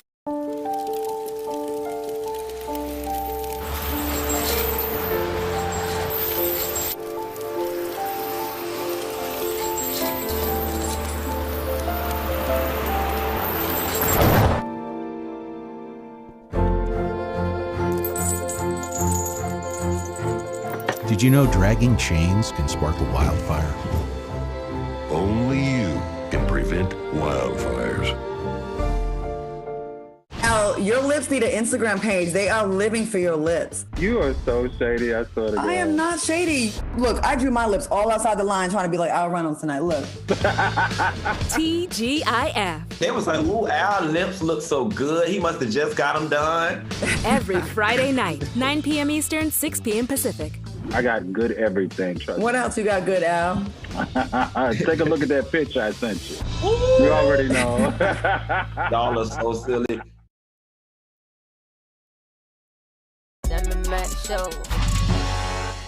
Welcome back to the Tammy Mac Late Show on Fox Soul, where tonight we tackle the business of being black is innocent black men behind the bars. Behind the prison bars. Doesn't that just piss you off just saying it? What irritates me the most is that the assumption is that a black man is guilty. There is never the assumption that a black man is innocent. And I mean that in a literal way. There may be an assumption that a black woman is innocent, even though black women, also innocent black women, get jailed. But I think we can safely say because of facts and statistics, that black men are mostly being locked up for crimes that they did not commit. So it just pisses me off that a black man has to be proven guilty, has to be proven innocent. Has to be proven innocent as opposed to be proven guilty. That irritates me to no end. Let's go to the chat room. Johnny Maxwell says, money means nothing. You can never get that time back. And since the government is making marijuana legal all over the United States, how about them brothers and sisters that got the book thrown at them be let out? Look, we with you. We with you, Johnny Maxwell, on that. We so with you. Another soulmate. I like the attorney. He has a lot of fight and passion in him. You need to bring him back for another episode so he can break down this topic, Tammy Mac. Is that my mama, Tammy? No, your mama's still looking for that seat in that church. Not only can you not get the time back, we live in a digital society and your mess is now on Front Street for everyone to Google. Your reputation is ruined. That is a very interesting point. So I want to go there for a little bit. Jimmy, Attorney Adams and Trey. We live in a world today where nothing is ever truly expunged. Mm-hmm. So if you are accused of a crime that you didn't commit, it doesn't matter. People are still whispering, going, he was accused of rape. He was accused of murder. And that's the first thing that comes out. And then somewhere down the line but he was exonerated. Mm-hmm. So how do you live in this world? And Jimmy, a lot of questions for you in the chat about that 25 years. How do you live in this world with the stamp, with the scarlet letter that you have attached to you? I don't look at anything as a scarlet letter. I actually have changed the narrative when it comes to me. When you Google my name, it says R&B artist. So that's the first thing that I started doing, is coming home going after my dream with reckless abandonment. The other thing is within our community, we have to learn how to scrutinize what we see, hear, and read. How can you look at the local news or newspaper and take what they say at face value, yet and still in the same community, you're going to talk about the police harassing you, or you see what happened to George Floyd, Tamir Rice, Sean Bell, or Sandra Bland, and you don't think that could happen to Jared or Jimmy Dennis or Trey. It makes absolutely no sense. So in that regard, we have to be a little bit more smarter in how we go about looking at things and really how we approach things. And every single thing that I said here tonight for your audience is at the click of their thumb. Everybody can go look up the legal opinion that exonerated me August 21st, 2013, and the other one that exonerated me August 23rd, 2016 by the Third Circuit of Pennsylvania court judges, the highest court in Pennsylvania. That's what we have to do. We have to start to scrutinize what we see, hear, and believe, and not go so much on, oh, the media put it out there like that, so it's true, when you know you're being lied to, or you could possibly be being lied to. Yeah. So there's plenty of innocent people that have came home. Tammy, before I forget, because I was reading something earlier today, but it was talking about, it was using the analogy of war and like criminal trial tactics. I'm a nerd. I'm a nerd. But look, here's the point that I was trying to make out of that. So when it's wartime, right? When countries are invading other countries, the first two things that they go after is the army's supply that they're invading, right? To go secure the army, the guns. What's the second thing they go after, Tammy? They go after the communication system of that country. You know why? Because they know just as important as a gun is the narrative that they need to pump out to the population that they're occupying. So what we're really talking about, what Jimmy's really talking about is historically what they've done, right? All the way from painting black men, chasing white women around the village and all that nonsense and all this other stuff. So that narrative is what we're dealing with. That narrative is what we deal with at criminal trials. That narrative is what we deal with when we try to get people to change legislation and stuff like that. And so part of what Jimmy did is what I did. When I came home, Tammy, I actually did return my mama back to her favorite seat, right? And they all know my name. But that was only because, look, this journey that myself, that Jimmy and other brothers is being successful, we are far and few in between. Look, they murdering us at a rapid proportion right now, and we losing. While we do need to vote, we need to have somebody to vote into office. So if they killing our numbers, then we still losing this battle, Tammy. So exactly how long does it take to prove someone? And I hate saying that because you are innocent until proven guilty. So how long, like it's just stupid to have to say, how long does it take to prove your innocence? It depends on who you're going up against. Listen, it took how long did it take you, Jimmy? It took me into 2013 before the truth came out. And the truth of the matter is most prisoners in Philadelphia know that they're not going to get a fair trial by any state court, and they know that their only hope is federal court. And it's like that for the most part, mainly all around the country, that you hoping that when you get to federal court, that they're going to apply the rules of law and constitutional law in the right way. And that's exactly what happened to me. I happened to have the Honorable Judge Anita Brody write a monumental legal opinion. She's the same one that handled the NFL cases for the retired players with the CTE and for them to get their health benefits. And so I got lucky. That was like hitting the lottery, but it literally takes decades and 2 decades for most innocent men and women to come home and be exonerated because the system is so corrupt. We're going to take a quick break. We'll be right back on the Tammy Mac Late Show on Fox Soul. Tammy Mac. Wakey, wakey, John. That a boy. What the hell? Like I said, I'm making a film. Fox Soul's Screening Room, hosted by Vivica A. Fox. Hitch Girl is my revenge-themed spaghetti western-style film with a black exploitation influence to it.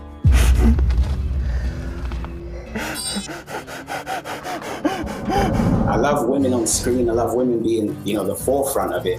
Featuring the next wave of Black filmmakers. Here's a man struggling to pay his bills, to be successful, and to achieve the American dream. They see someone like me behind the counter, their first impression is that I work for someone else. We wanted to recognize the subtle racisms. That way you can start to combat the real issue of racism. You gotta realize that it's there. A black man with a liquor store in Koreatown. Ain't that something? Streaming Thursday nights, 10 p.m. Eastern, 7 p.m. Pacific on Fox Soul. Stay strong, my brother. Now, your lips need an Instagram page. They are living for your lips. You are so shady, I swear to God. I am not shady. Look, I drew my lips all outside the line trying to be like Al Reynolds tonight. Look. TGIF. They was like, ooh, Al lips look so good. He must have just got them done. Every Friday night, 9 p.m. Eastern, 6 p.m. Pacific. I got good everything, trust me. What else you got good, Al?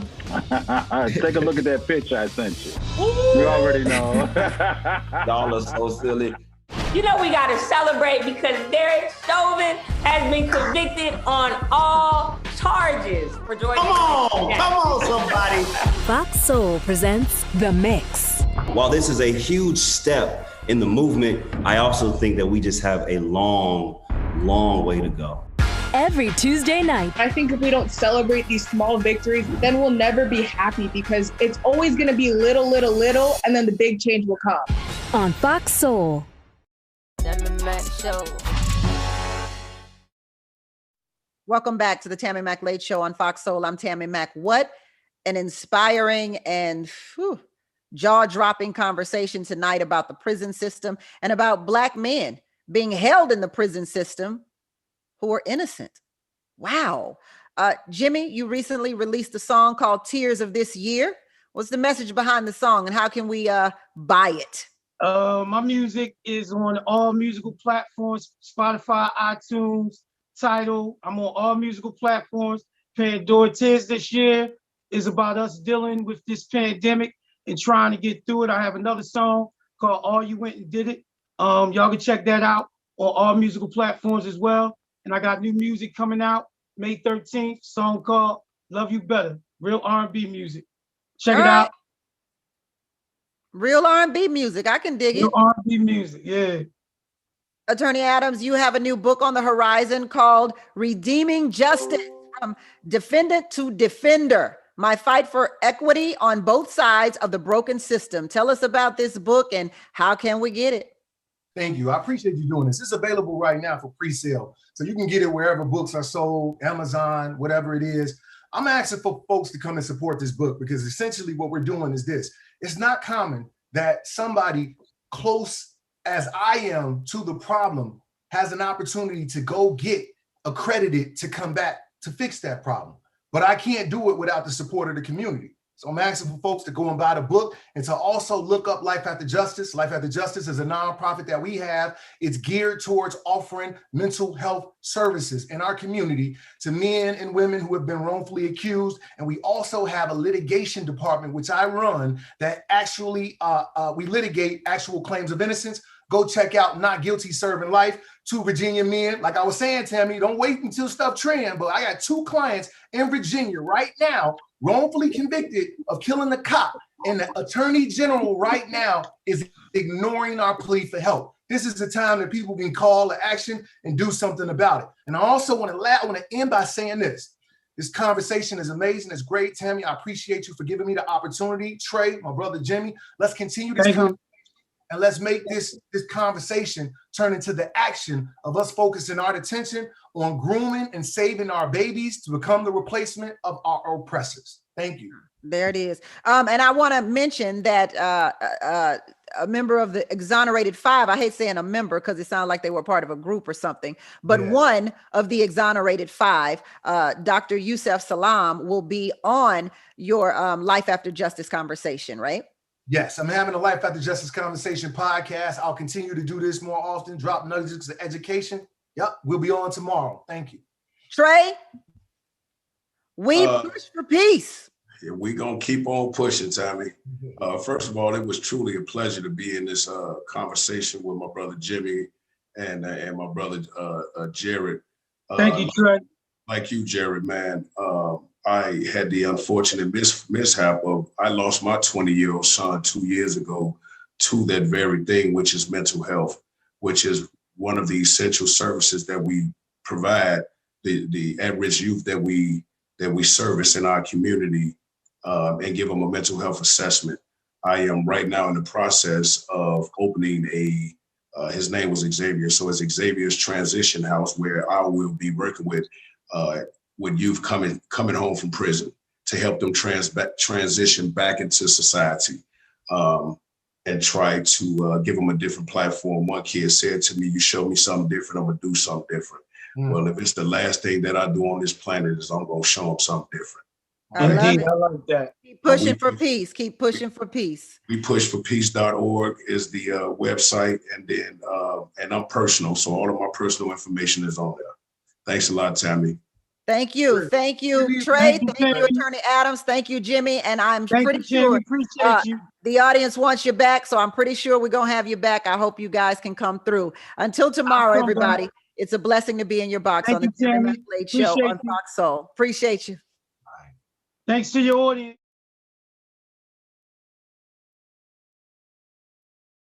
You know we gotta celebrate because Derek Chauvin has been convicted on all charges for joining. Come on, somebody. Fox Soul presents The Mix. While this is a huge step in the movement, I also think that we just have a long, long way to go. Every Tuesday night. I think if we don't celebrate these small victories, then we'll never be happy because it's always gonna be little, and then. Welcome to Fox Soul's Black Report. This is a place where we bring you Black America's headlines, news, views, and opinions. I'm Romeo. Hey there, I'm Brooke. I'm Demi. And I'm Melissa.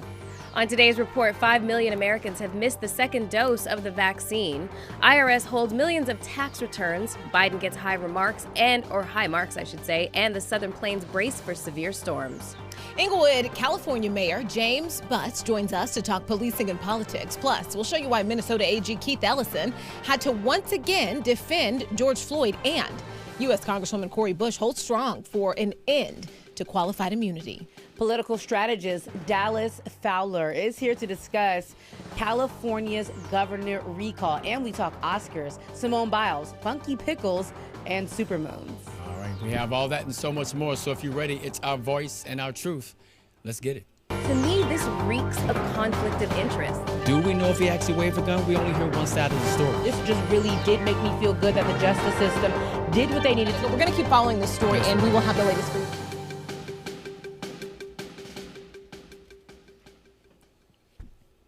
Elizabeth City, North Carolina, officials have declared a state of emergency over concerns of how protesters will react to the release of the body cam video in the sheriff's deputy's shooting of Andrew Brown Jr. Deputies shot and killed Brown outside of his house while executing a search warrant. Court documents show authorities secured that search warrant after investigators say they recorded Brown selling small amounts of cocaine and meth to an informant. Attorney Chantel Cherry Lassiter watched a 20-second portion of body camera video with Brown's family today, and she says Brown did not appear to be a threat to officers as he backed his vehicle out and tried to drive away. The family's lawyers also criticized local authorities for only showing 20 seconds of the video from a single body camera. We do not feel that we got transparency. We only saw a snippet of the video. When we know that the video started before and after what they showed the family. And they determined what was pertinent. Why couldn't the family see all the video? All right, now take a look at what former South Carolina politician and attorney Bakari Sellers has to say. I want to highlight the disrespect to this family. I want to highlight the broken system of justice we have in this country.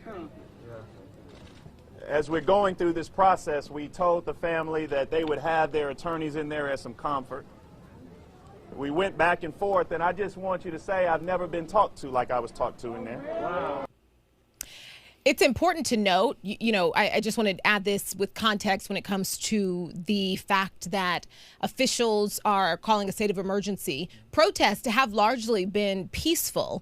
I also want to note, according to CNN, 7 deputies have been placed on administrative leave, 2 others quit, 1 retired. And this, I thought, was an interesting point. I absolutely wanted to get your thoughts. Ben Crump says that they were told authorities needed time to blur some of the faces in the video, and that was largely the biggest issue on why they weren't getting the body cam video, why the public wasn't getting the body cam video. And he was really frustrated by that because he said the shooters are being protected and their reputations are being protected when Brown is not. Brown's rap sheet, his history, what he is accused of doing, not convicted of doing in this instance, has been, splayed everywhere. But the person who is now being accused of shooting and killing him is allowed to have their face blurred, and he was frustrated by that. It's disgusting when you see this, and it happens over and over again. You think about it. Imagine this family. I believe this happened last Wednesday, right? So you have to wait through a whole weekend before you can see what really happened. Then, first of all, they disrespect you on how many people you can bring in there. They try to shut it down to just 2 people. And then once you're in there, they give you 20 seconds. They don't give you the full story, yet they try to sow shade on his name and protect the officers. Like, where we at? It's really awful. And on top of that, they were told that they were going to get the body cam footage around 11:30 a.m. Their time, not of course in PST, but there were updates literally every 30 minutes saying we were going to get it now at 1:30. Okay, now it's 1:45, still haven't gotten it. And then, to Brooke's point as well, to blur out So, Attorney Ben Crump, he said for them to delay this, it is unacceptable. He said, don't prolong it because it only builds mistrust. And that was very strong for me because, we talk about this a lot on our show. There should be a rule across the board, like I said last week, that when something like this happens, the body camera footage needs to come out within this amount of days. Because like Ben Crump says, it builds mistrust.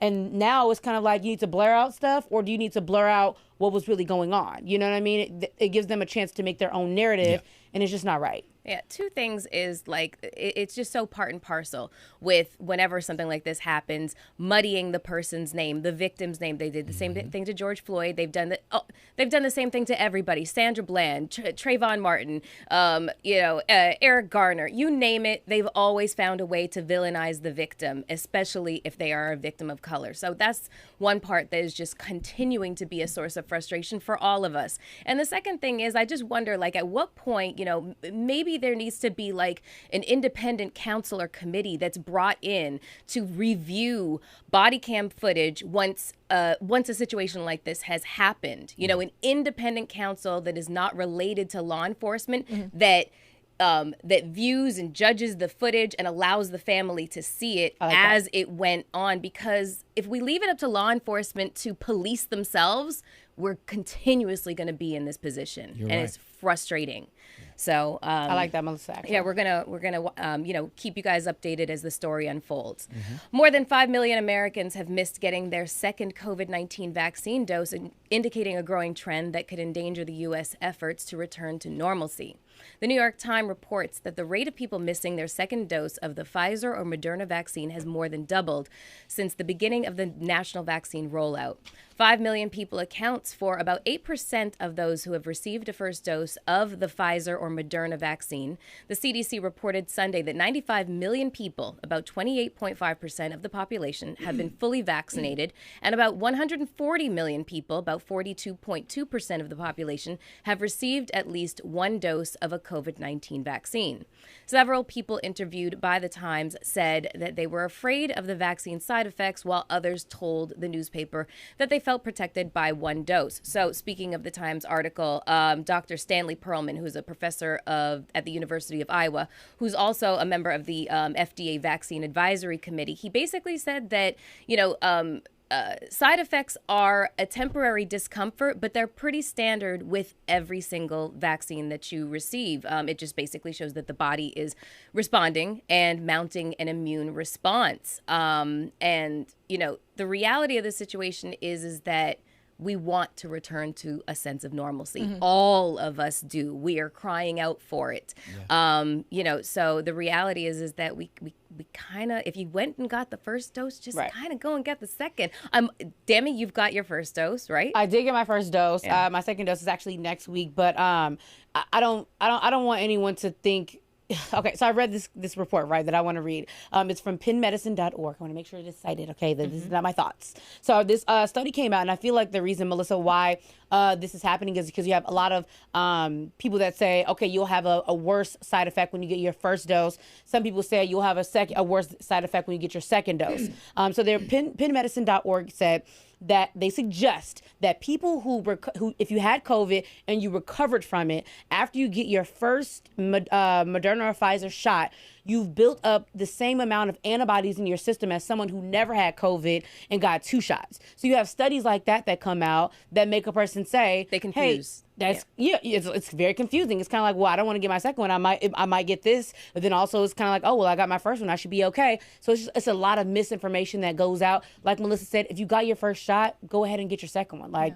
you don't lose anything. And I feel like, I mean, just the fact that the negative always weighs heavier. It's always the loudest. And people are tweeting and talking about having side effects, but the large number of people who have none aren't talking about that, because it would be weird to get on Twitter and say, second shot, nothing happened to me. And so people aren't seeing the fact that you also could have no side effects. And people aren't talking a lot about the fact that they wake up the day after the side effects feeling completely fine, completely normal. Some people say they got a better night's rest. And I mean, do you want to be safe from death or not? That's still what we're dealing with right now. And real quick, my mom always told me, don't half-ass do anything. So if you're going to start it, finish it. Go ahead and get both shots. It's the right thing to do.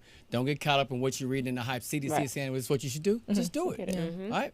Well, the IRS is holding 29 million tax returns for manual processing, delaying tax refunds for many Americans, according to the National Taxpayer Advocate, an independent arm of the tax agency that looks out for consumers' interests. The delays are prompting some taxpayers to fret over social media about spending weeks waiting in limbo for their money, according to CBS News.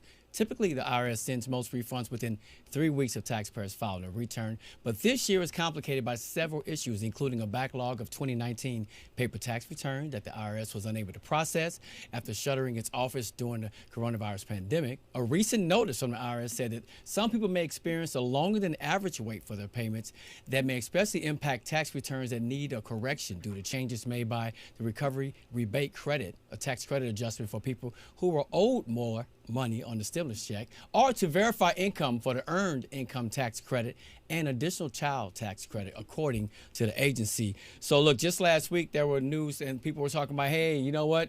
Stimmy checks going to be coming out again, because those that have go ahead and file their taxes, you're probably going to get that $1,400 you haven't gotten in weeks. Now we have this. At the end of the day, they're behind. Let's just sum it all up.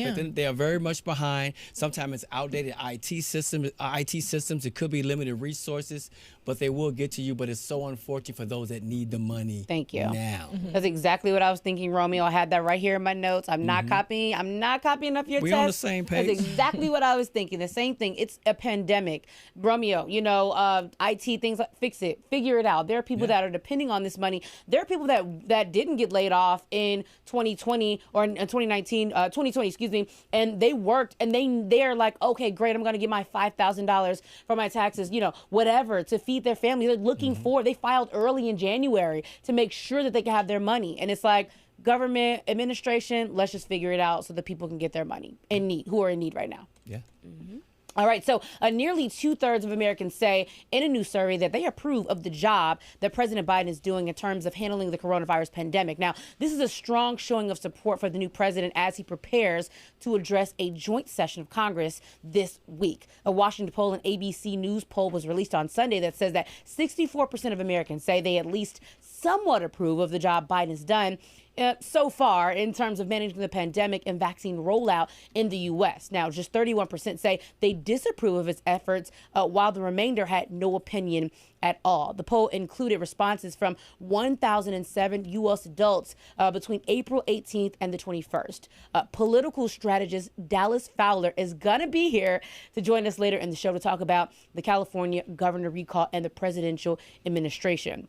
I myself, I don't know if are we considered the younger? I don't know what age, they didn't give us an age bracket, but I'm going to consider myself the younger demographic that they're talking about. I'm going to take that. I'm going to receive that. I'm going to accept that. And the reason why I feel like he saved our grandparents. You know, Biden came in, got to business. You know, the day of the inauguration, I remember we were all talking about, I was like, hey, Biden could take a break. And you guys were like, no, he needs to keep his foot on the gas. He came in, he's been saving our parents, our grandparents that made it through the pandemic. So I could totally see why, you know, people in, you know, I don't want to say my age bracket, but, you know, the younger or whatever. I don't want to, you know, offend anybody, but, you know, whatever age bracket they're talking about, right. You saved our family members. So I can understand why we would love Joe Biden and, you know, not love Trump. But there are a couple of things. There are some people say that Trump left the bar so low. Just him coming in and getting this makes him look like a winner already, right? Now, the average for the first 100 days since Truman is around 66%. So his is like 52%. COVID, 64% approve how he's handled that. 52% has approved how he handled the economy. And immigration is obviously low. He has a lot of things he has to work on that, like ASAP.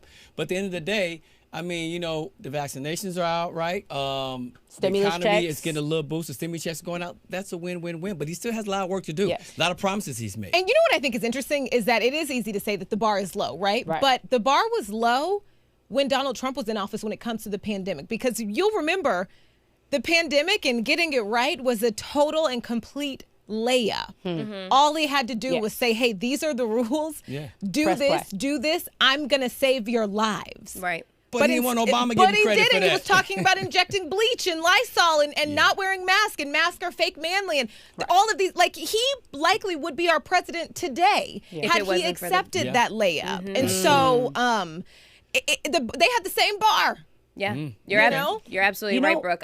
All I'm going to say is that we had a president that came in and he basically established the most diverse cabinet in presidential history. And it is a cabinet full of competent people. You know, he has restored our faith in science. I give him high check marks just for that alone. Then COVID response, and then immigration, then stimulus, all of that stuff. I give him really high marks for what he's done thus far in this first 100 days. Well, I know our soulmates would definitely let us know. But right now, let's check in with Fox Atlanta for a story on a comedian and an alleged racial profiling at the Atlanta airport. A comedian who says he was racially profiled at Hartsfield-Jackson International Airport continues to speak out tonight. Eric Andre tweeted today that he believes Clayton County police are using the war on drugs as an excuse to harass people of color. The actor says he was detained yesterday while boarding his flight. But as Fox 5's Brian Hill explains, the department stands behind the officer's actions.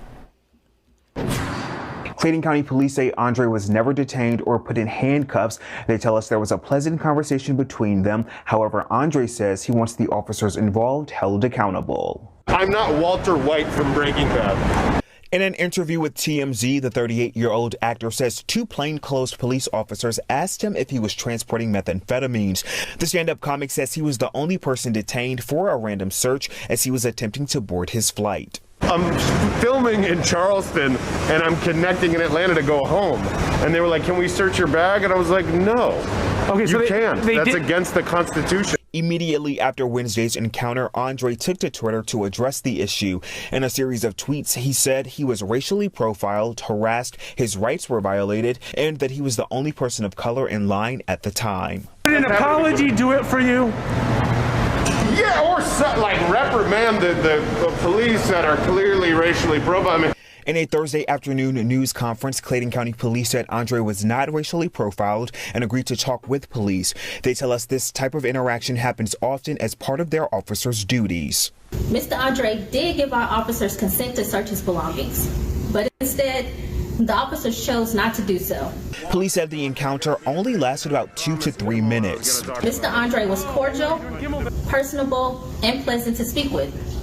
According to our records, this was the first and only interaction. But the actor claims that statement is full of misinformation and he wouldn't allow officers to search his bags. I said no because I know my rights. On Thursday, he continued to tweet about the issue, saying he hopes the police department stops their racial profiling tactics at the airport and creating more lies about what happened. Multiple law enforcement agencies work at Hartsfield-Jackson. Airport officials say they plan to review policy procedures in the coming days. Both police and airport officials tell us there's no footage of the encounter. Brian Hill, Fox 5 News. Wow. I saw that on Twitter. I saw the whole thing kind of unfolding. Yeah, I didn't really. I just wanted to see how the story was going to unfold, but I know how that feels. You know what I mean? To feel like you're being singled out. He did specify that he was the only person of color that was stopped. So that would lead him to believe that it was a racial profiling incident. So. Random. If he feels he was racially profiled, we can't tell him that he wasn't. So we'll, of course, check in and see how that story develops. So checking in with our YouTube soulmates here, Ryan Strickland says, we need to strategically position ourselves in important political positions to change these narratives we continue to face. In addition, kick these position-hoarding politicians out of office. I mean, what a great comment. Thank you for that. Sharisa Hayes, she wants to respond to Melissa. She says, yes, we do, Melissa. I was on the fence for so long, but now that my daughter and granddaughters have COVID-19, I decided to get my first dose this week. Good for you, Sharisa. Keep those comments rolling in, soulmates. Romeo, let us know what's coming up next. All right, Demi, coming up, we talk politics and policing with Mayor James Butts. You do not want to miss this. That's next on Fox Soul's Black Report. You know we gotta celebrate because Derek Chauvin has been convicted on all charges for joining. Come on, somebody. Fox Soul presents The Mix. While this is a huge step in the movement, I also think that we just have a long, long way to go. Every Tuesday night. I think if we don't celebrate these small victories, then we'll never be happy because it's always gonna be little, and then the big change will come. On Fox Soul. What's more dangerous, a man who isn't afraid of death or one who's found everything to live for? I asked him if he was proud of me. He emphatically said yes, as he laid his pecan-colored head on my chest, and I went through my mind 1,000 times to figure out what that could possibly mean, and every single example ended in motivation for me. So you may not be afraid to die, but I'm more afraid to let them down. And I found something to live for, which is a dangerous motive forever fueled. See, your thoughts may be involuntary, but my actions are very calculated. I was a man with a plan, but now I'm a dad with a decree, and you can't take that from me. My sons ain't raised by no coward, and they won't be one either. If this be the measure of a man, the yardstick gonna need way more meters. I take it too far, so they never come up short, because I found everything to live for.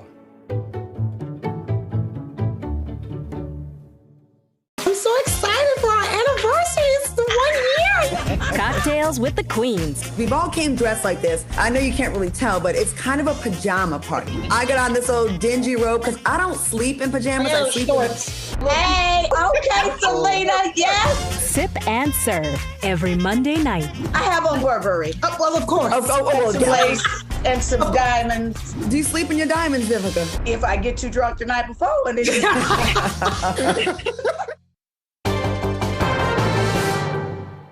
Welcome back to Fox Soul's Black Report, your daily source for Black news, views, and opinions. Body camera footage and 911 audio released late Friday appeared to show that a Virginia deputy mistook a cordless house phone held by a Black man for a gun before the deputy shot him repeatedly, according to ABC News. Family members said Isaiah Brown, 32 years old, was in intensive care with 10 bullet wounds following the shooting outside a home in Spotsylvania County early Wednesday, WRC-TV reported. It is evident that the tragic shooting of Isaiah Brown was completely avoidable, Brown's attorney David Haynes said in a statement on Friday.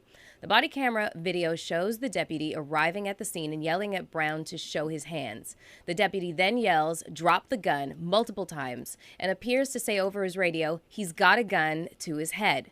The deputy then yells, "Stop walking towards me, stop walking towards me," and "Stop, stop," before firing at least 7 shots.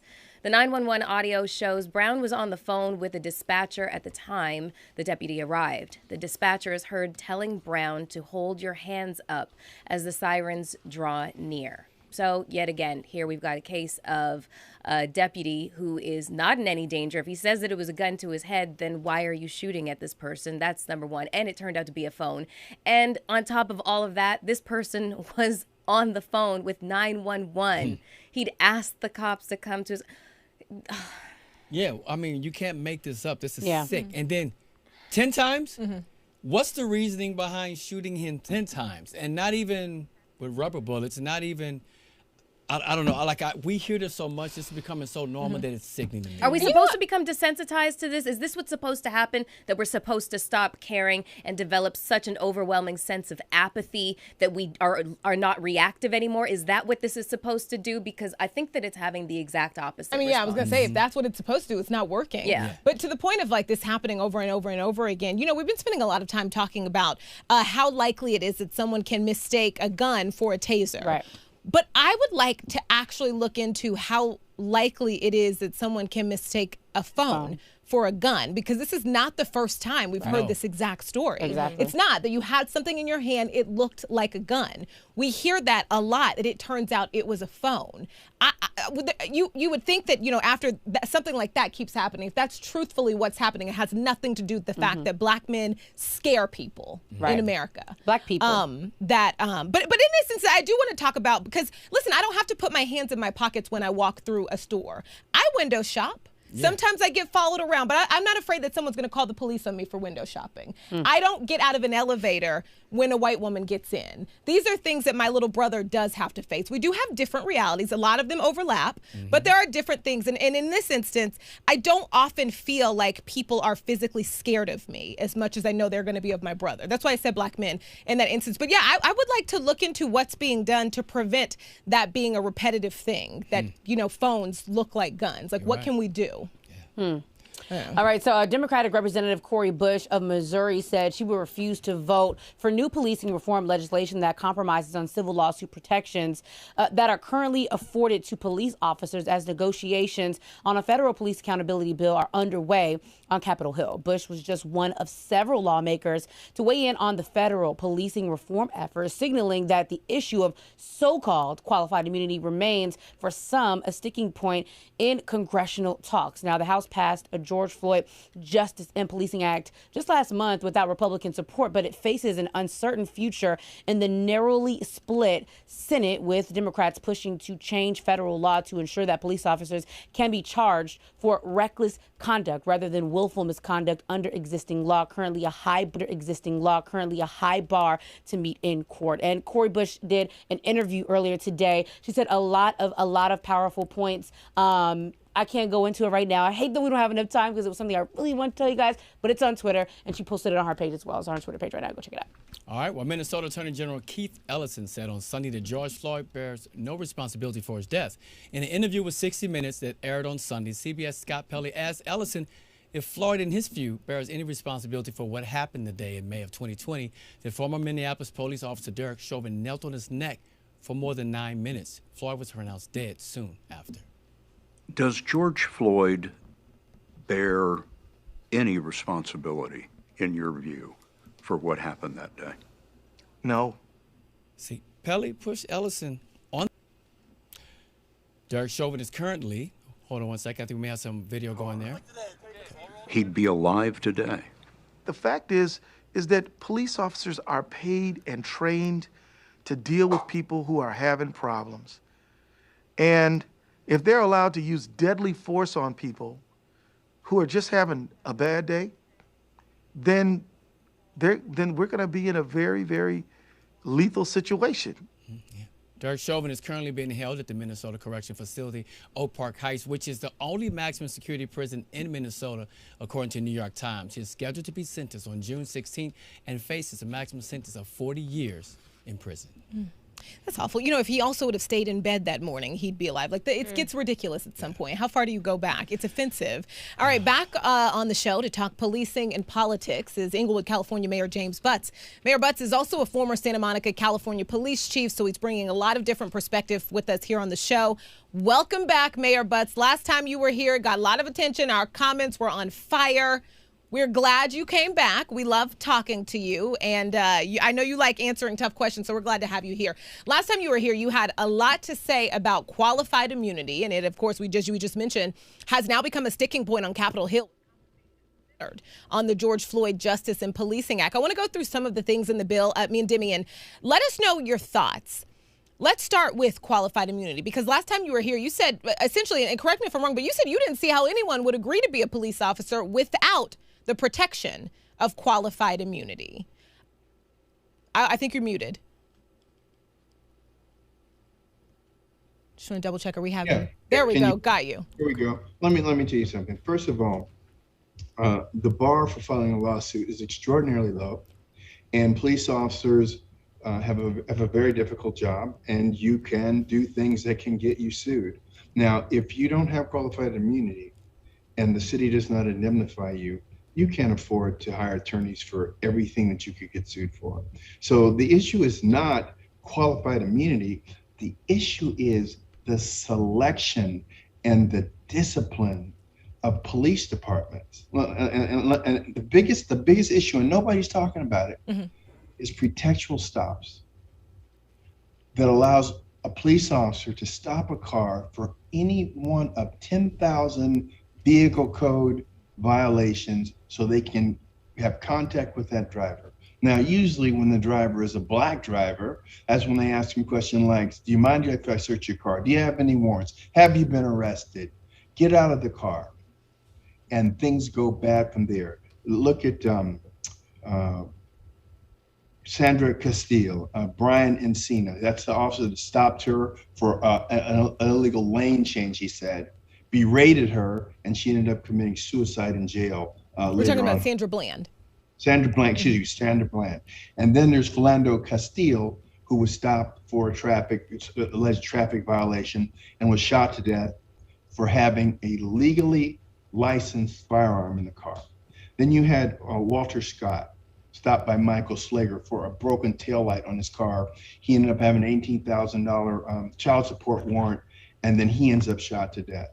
Now, well, Mayor Butts, I want to ask you, though, because the people who want an end to qualified immunity, they agree with you there. There's no argument that they don't think police officers should be doing these type of traffic stops. So there's no argument there. But I do want to ask you about qualified immunity just a little bit more, because we know where you stand. And I'm curious because there's so many politicians who are on the complete other end. You know, even as mayor, can you see their perspective at all? Can you see any benefit of eliminating qualified immunity? There is no way that someone who comes into a job that pays between $60,000 and $70,000 a year can afford to hire an attorney every time they get sued.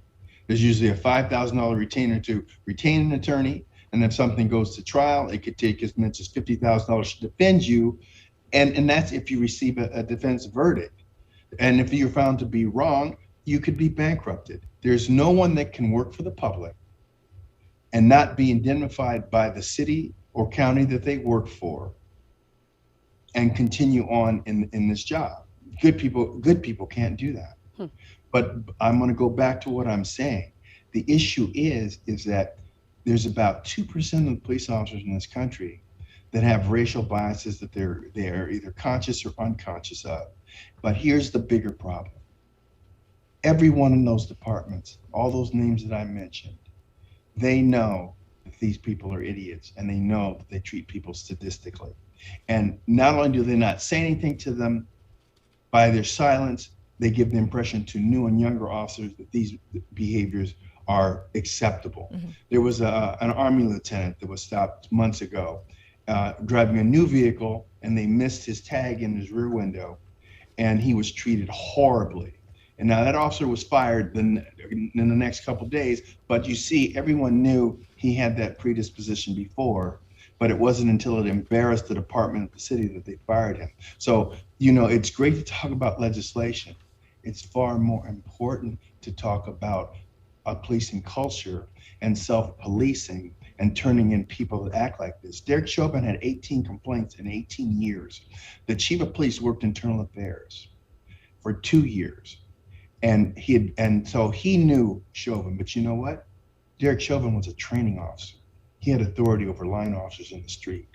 So you can't fix things until you fix department cultures and department discipline. Mayor Butts, can I ask you a question? I want to just stay on the topic really quickly of qualified immunity, if you don't mind, Brooke, me switching just really quick. So, you know, for example, nurses, doctors, they all have dangerous jobs, but they're there to protect. You know, my question is, for police officers, they have a dangerous job, but they're there to protect. But if they're doing the right thing and what's fair, why do cops need to have qualified immunity if they're doing the right thing? This is just wonderful. You see, you just made the argument. Because qualified immunity does not protect you if you're doing something willfully that you know violates the constitutional rights of someone else. You do not have qualified immunity in that instance. If you knew or should have known what you're doing is violating the constitutional rights of somebody, you don't get immunity. That's why it says it's qualified. It depends on the circumstance. Okay, cool. So let's go on to no-knock warrants. I want to know your thoughts on that. Get rid of it, modify it, keep it. Where do you stand on that? Okay, first of all, there is a need for no-knock warrants at times when you have people like the Unabomber that you're going after. However, here's the bigger problem. It's not eliminating no-knock warrants. It's the fact that judges approve affidavits for search warrants, and judges have usually no police experience, and they don't know if they should be signing a no-knock warrant. For instance, Breonna Taylor, they got a no-knock warrant for someone who was the alleged girlfriend of a drug dealer that they knew was in custody, and they knew he could not have been there. When you serve a no-knock warrant, you should surveil the place for at least 48 hours so that you know who is in the residence. And on this particular night, Breonna and her boyfriend went out to dinner. They left the residence and came back in. They should have been detained before they got back into the apartment. They should have been served the warrant and asked to let them in the apartment, or then they could forcibly enter. But they should have known who was in that apartment, and they should never have allowed the people back in if they were going to serve a no-knock warrant. So there's several failures. Judges are not qualified, for the most part, to make judgment on the affidavits for search warrants that are presented before them. They just accept the facts as they're presented. Okay, so that's one big problem. And then the other problem is you got police officers that don't know what they're doing. They should never have sought a no-knock warrant for the supposed girlfriend of someone that was in custody.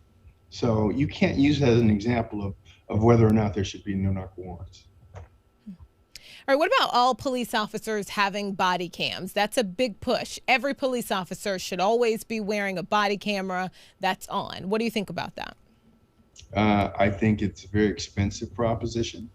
I think that you know what really turned things around in this country? It isn't body cams, it's cell phones with video cameras on them, so that every citizen can record any encounter. There are so many billions of terabytes of information, of useless information stored on clouds about police encounters. That's not the issue. The issue is the training, selection, and the culture within police departments. Self-policing. Officers that turn in other officers that treat people poorly. And then we have to deal with pretextual stops. Until we are certain that we are hiring people that are bias-free, they shouldn't be allowed to pick and choose who they stop and impede on roadways.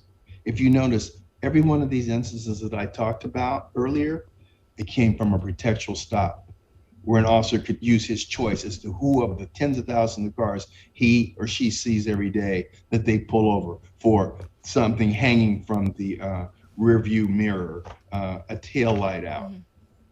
That's a problem. I feel like, though, some of the answers are, this isn't the best. This is a better thing to do. Like, you know, hey, what about everybody having body cams? That's too expensive. This is better. But until we get here, which, you know, I think a lot of people, again, would agree with what you're, you know, bringing to the table here, but even though they're expensive, $27 million of taxpayer money, like in Minneapolis, is expensive. So is that a bad thing when you're talking about saving someone's life potentially and having the information going forward? All body cams, is it bad? I mean, I'm not making an either or. I'm telling you, it's far more effective, far more timely, far less expensive to weed out the Derek Chauvins because you know who they are. You don't make them training officers. You run police departments as opposed to try to have these artificial measures like say, oh, you don't do anything wrong because you'll have a body camera on. If that's your solution, then it doesn't matter who you hire. It doesn't matter how they behave. You just wait until you catch them doing something on a body cam. That's about where we are right now, it looks like. I say it's far more effective to self-police, to weed out officers like the ones that get fired now daily. Now look what happens. I forgot the woman's name that shot the motorist that Kim Potter. Yes, exactly. They filed on her the next day. I have never seen a filing for manslaughter or murder in less than 24 hours. So that is not what's going to solve this. It's great that we finally got to the point where you're telling people we're very serious about these things. But when you're building something, you should build it the right way, as opposed to saying, oh, let's do things retroactively, or let's do things so we can watch these people. How about doing things, how about hiring the right people, retaining the right people, training them and develop departmental cultures where they're compassionate and they treat people properly. Mayor Butts, I just want to, so a large conversation that started a lot over the summer was defunding the police, refunding money of the police. Right. Some people just wanted, more training of police officers. You're a black man. You have a lot of experience of policing in different areas. So if you could put mayor hat aside for a minute and just as a black man, what would you say police reform looks like to you? What police reform looks like is what I'm telling you. It's self-policing in police departments where other officers turn in other officers to their supervisors that treat people poorly. There's termination involved for people that are continually involved and get complaints for discourtesy, for rudeness, for being selective in their traffic stops. Defunding the police, when people say reimagining something, what that says to me is I don't know what I'm talking about. It means I don't have an answer. When you talk about defunding something, what does that do for the people that need a police officer in their neighborhood? What does that do for our most dangerous neighborhoods? That isn't what the answer is. The answer is hiring the best people, developing departmental cultures where you are eliminated for being discourteous, for having racial biases. This is what ultimately you want to do. We don't have a lot of time here, but that's hard as a black person to understand about saying that there are certain communities that need police officers when they're the same people that we call on 911 and they're killing us. So it's just kind of hard to say that what communities need police officers when we're calling them to come out. Ma'Khia Bryant, for example, called the police to help her, and they are the same people that shot and killed her. So it's hard to, So I don't know. I totally get it, but then we all come back to the same thing. I was a police officer for 37 years. I treated everyone with dignity and respect. And I was shot at 4 times, and I spent 12 years on the SWAT team. It's not mutually exclusive. And so you're perfectly right. The people that need police the most sometimes are treated the worst. And that's why holding police chiefs and city councils responsible for the police officers they employ, that is the ultimate answer. Thank you so much, Mayor Butts, for stopping by yet again. We don't have any more time, but there's so many questions I'm sure me and Brooke would love to ask you, but you have a wonderful day, a wonderful weekend. I'm sure we'll check in with you soon. All right. It's really, really good to talk to you guys. Take care, Brooke and Demi. Bye-bye. All right. Really quick, checking in with our YouTube soulmates. Just one really powerful statement that we had. We had a lot that came in, but Larinia Goddess, she says, I want to make the staff. Well, you know what? We'll come back because we were out of time. Melissa, let our soulmates know what's coming up next. That was a fantastic interview, you guys. Yeah. I just wanted to let you know that.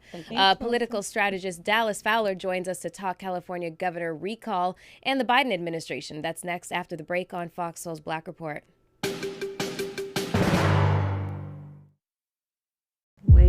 Wakey, John. That a boy. What the hell? Like I said, I'm making a film. Fox Soul's Screening Room, hosted by Vivica A. Fox. Hitch Girl is my revenge-themed spaghetti western-style film with a black exploitation influence to it.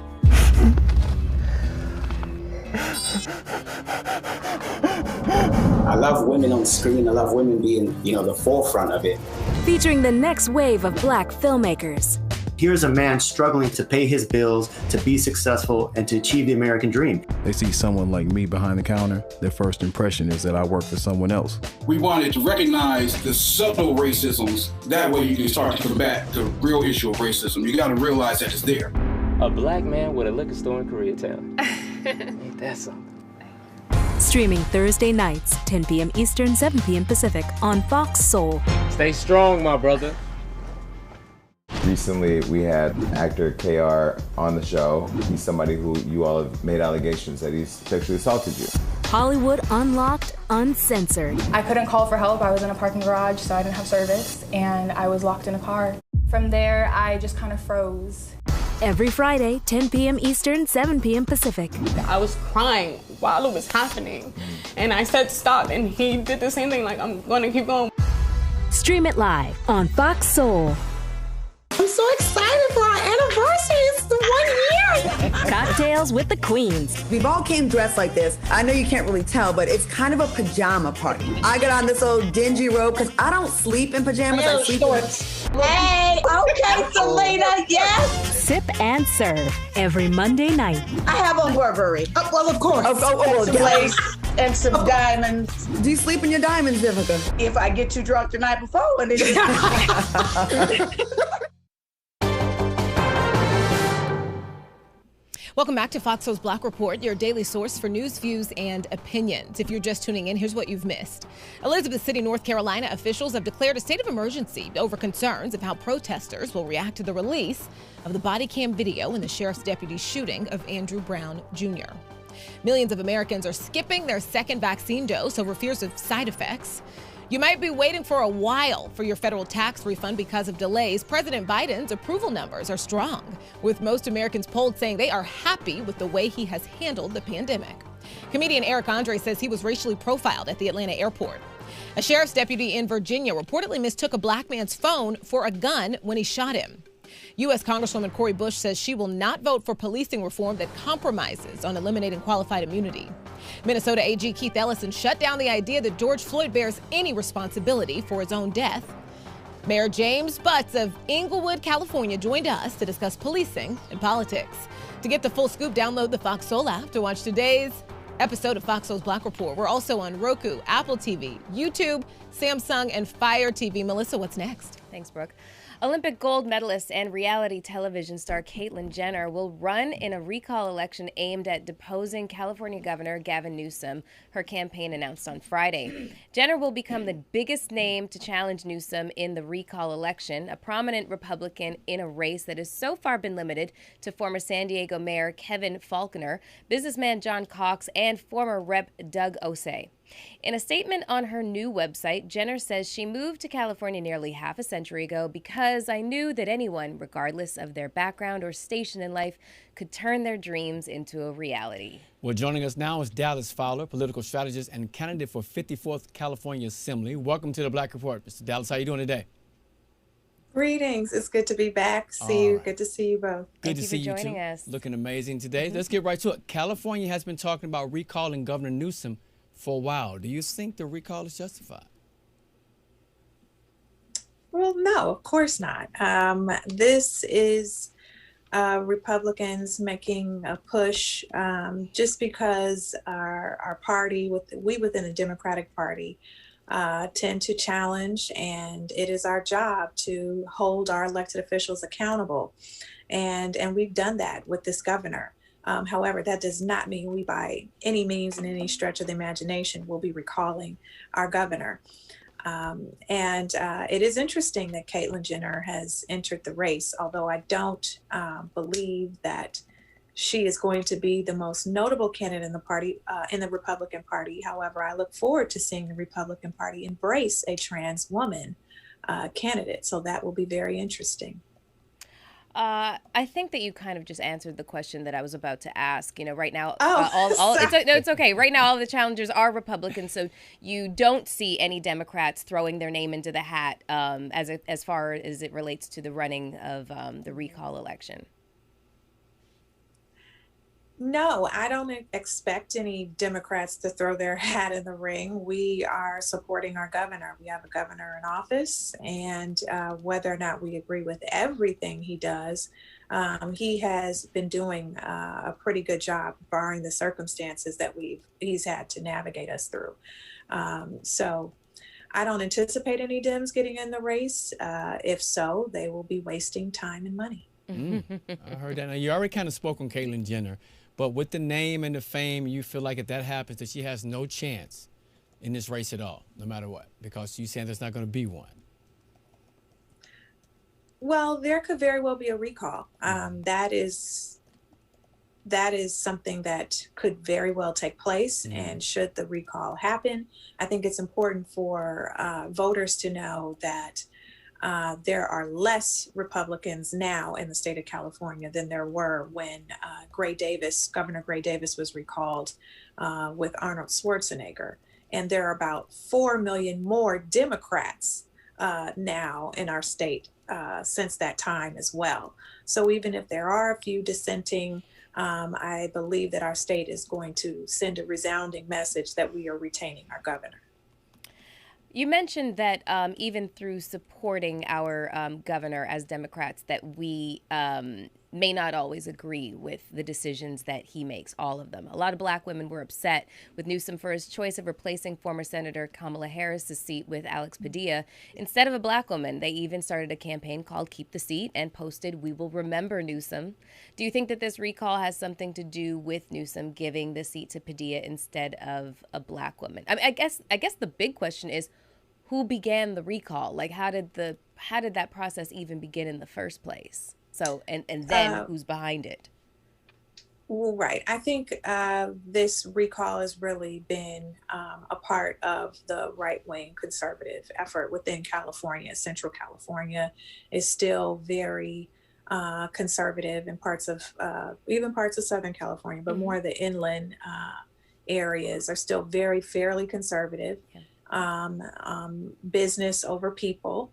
And they have been driving this effort almost since not day one, but maybe I would say like a year and a half in to the governor's term. They have been making this effort. There was whispers and there was rumbling, and then there was a full-on effort. But as far as black women are concerned in our state, I can say to you, this is nothing to do with that appointment. I don't believe that there are any major numbers or any reports of any major numbers of black women signing on to this effort. While it was disappointing, even here in our state, even as black women say, keep the seat, some of those black women don't necessarily uphold those standards when they make the determination of electing and supporting black women into public office. So I just don't believe that has anything to do with it at all. Okay, well, look, I wish we had more time. We had a few more questions we wanted to ask you, but we are running short on time. But thank you for joining us. Good seeing you again, and hope to talk to you soon. Absolutely. Thank you so much for having me. I look forward to it. Right, thank you.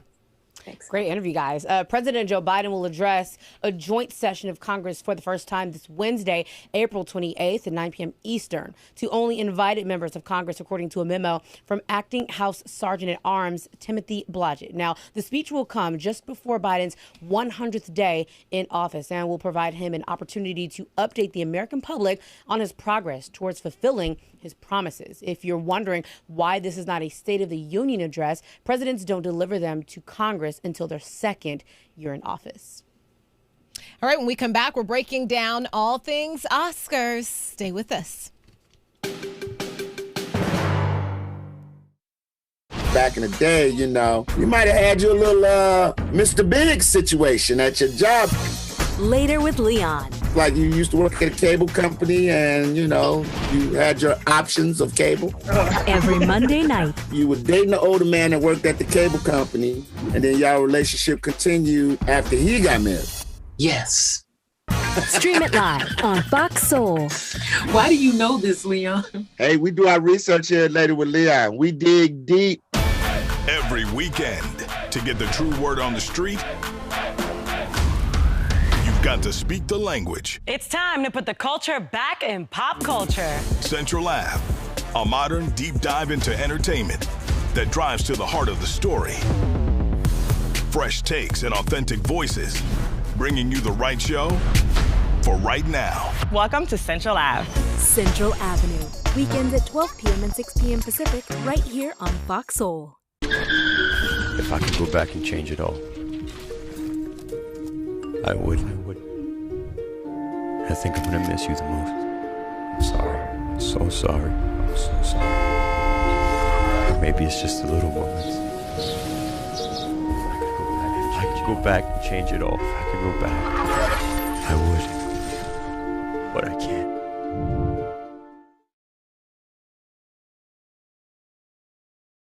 Recently, we had actor KR on the show. He's somebody who you all have made allegations that he's sexually assaulted you. Hollywood Unlocked, Uncensored. I couldn't call for help. I was in a parking garage, so I didn't have service, and I was locked in a car.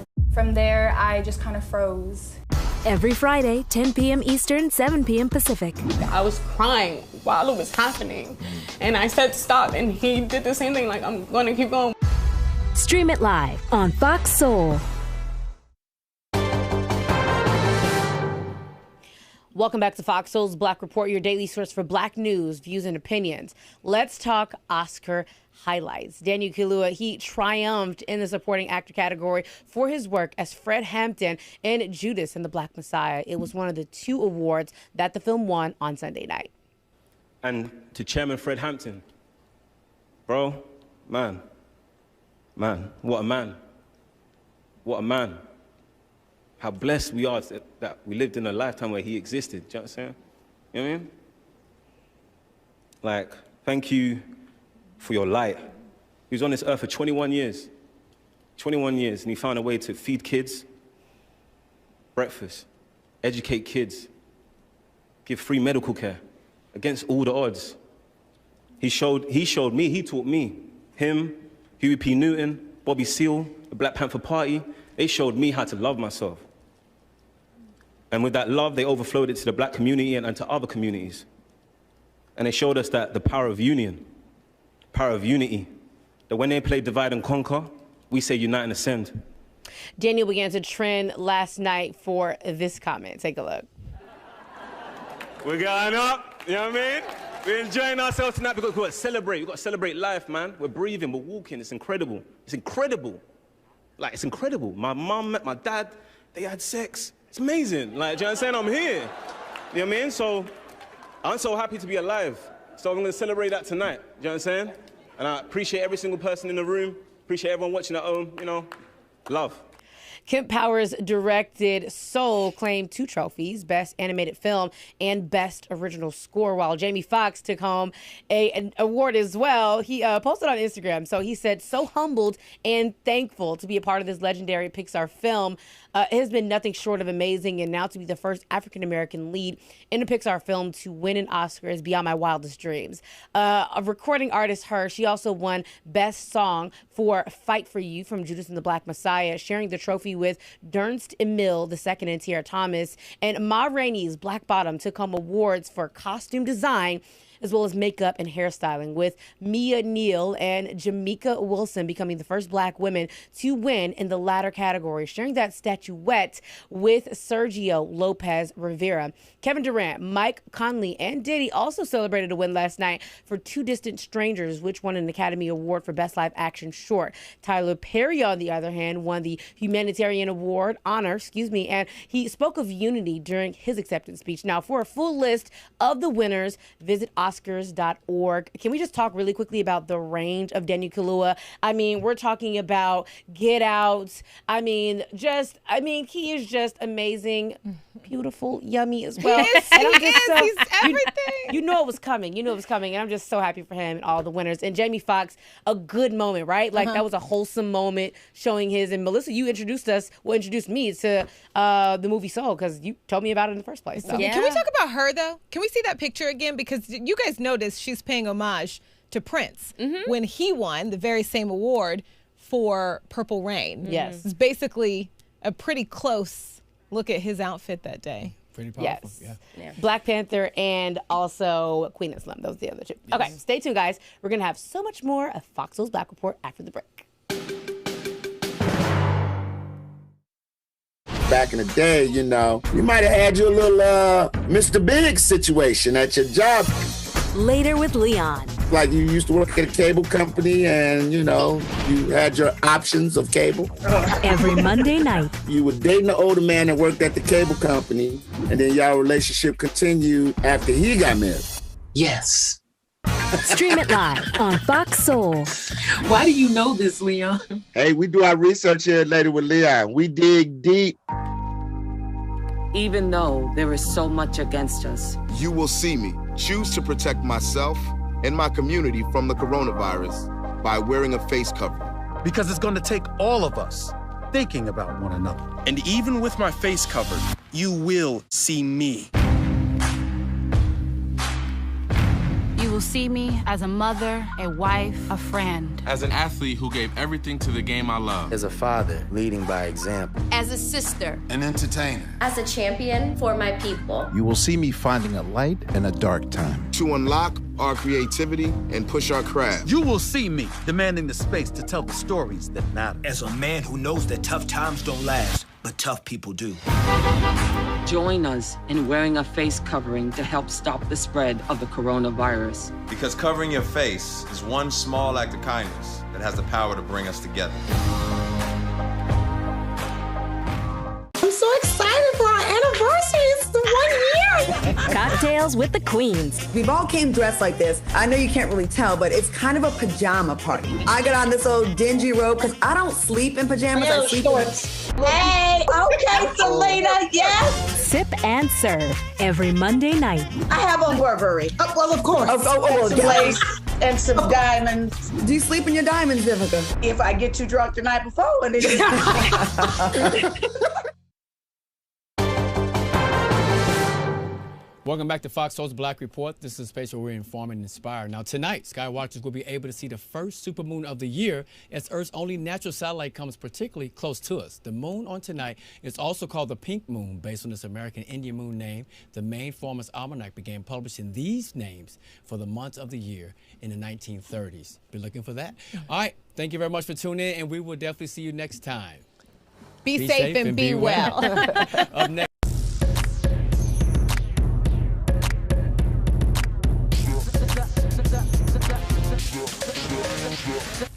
Here we go. Welcome to the feed at night. Great to have you joining us right here, as well as you virtual friends. Always good to see you. I'm loving the tie-dye floral. All that's going on here. Thank you. And I'm loving appropriate. Oh, you're gonna say? Because you never. Flowers. I never give up a compliment, right? Very appropriate for today, because today is Earth Day, and we want to share the Earth with a lot of the beautiful animals here. But sometimes those animals get a little too close for comfort. We're going into the wild for our social feed.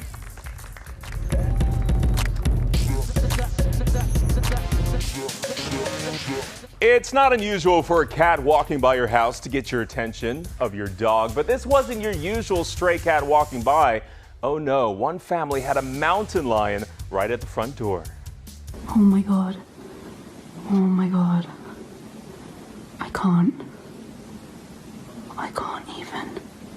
I don't, oh my cheek, God. Oh my God. Hi. Hi, baby.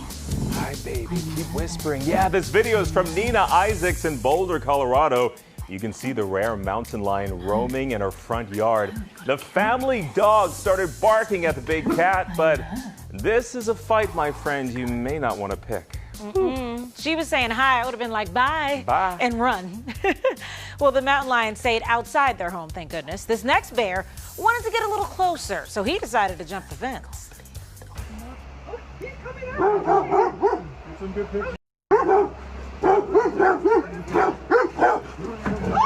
Oh.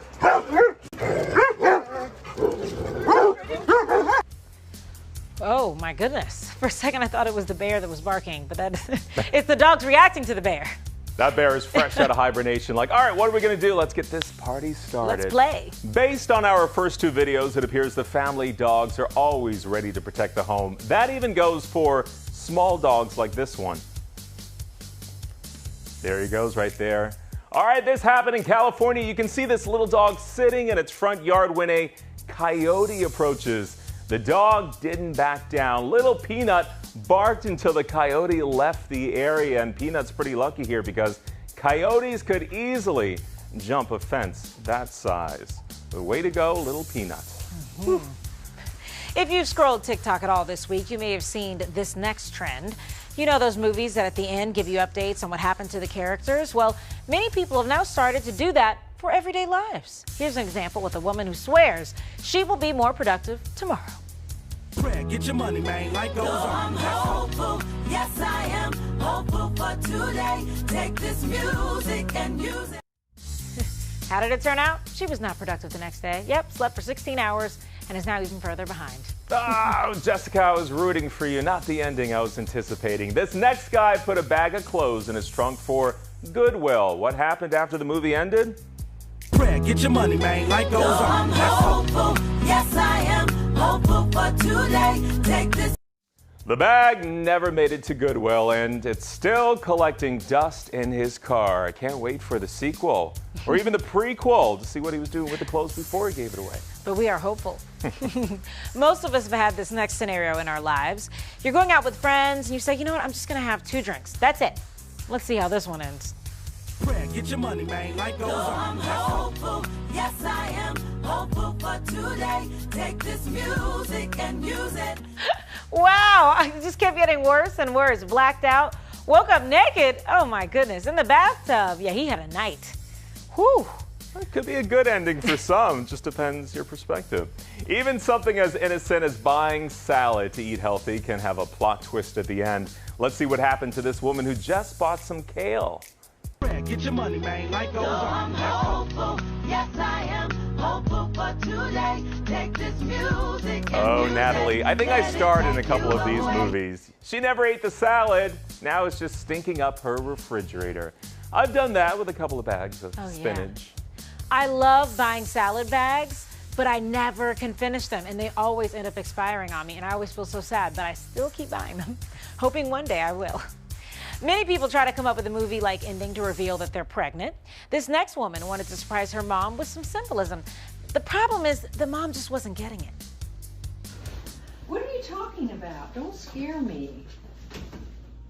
You just did that. Yeah, I'm not. What's wrong with you? Don't put a cat in there. What is this? Me. I don't know. Where did you get this? Alan, what's the deal? What? What is it? It's a sourdough bun or something. I can't eat it right now. Where did you get this? I don't understand. You brought it from Minnesota? Yeah. Thank you. Minnesota special. What is it? Just a bun. I'll have it for breakfast. Okay, Mommy. But I can't leave it in the oven. What? I don't understand. Why are you making fun of me? Well, I don't have a bun. Well, I used to have 3, but what's the deal? We don't either. And neither does Snorley. So process of elimination. Some jewelry? I don't understand. And then she got it. Oh, I mean, Mom. my goodness, how long were they gonna let it drag out? I would have told her. I would have been like, you know what? Look, this is the deal. I can't even imagine the baby reveal. Why is there all this blue or pink confetti everywhere? What does it mean? Oh, Mom. Bun in the oven, now you know. Well, still to come on the feed at night. I took Xanax. Is anybody else sad? Yeah, I see it. That feels like that's my audience. Comedian Liz Mealy is in Philly this weekend, but first, she's stopping by the feed. We're going to talk to Liz about what quarantine was like for her and what's it like being back on the road.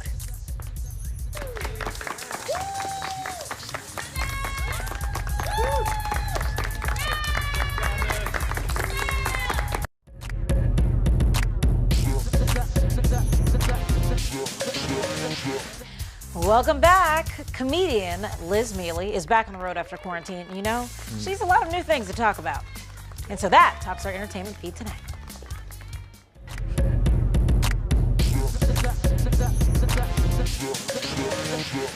Liz is at Punchline Philly until Saturday, but first she is joining us right here on the feed at night. She's back. Back. Liz, good to see you. How does it feel to be back on the road?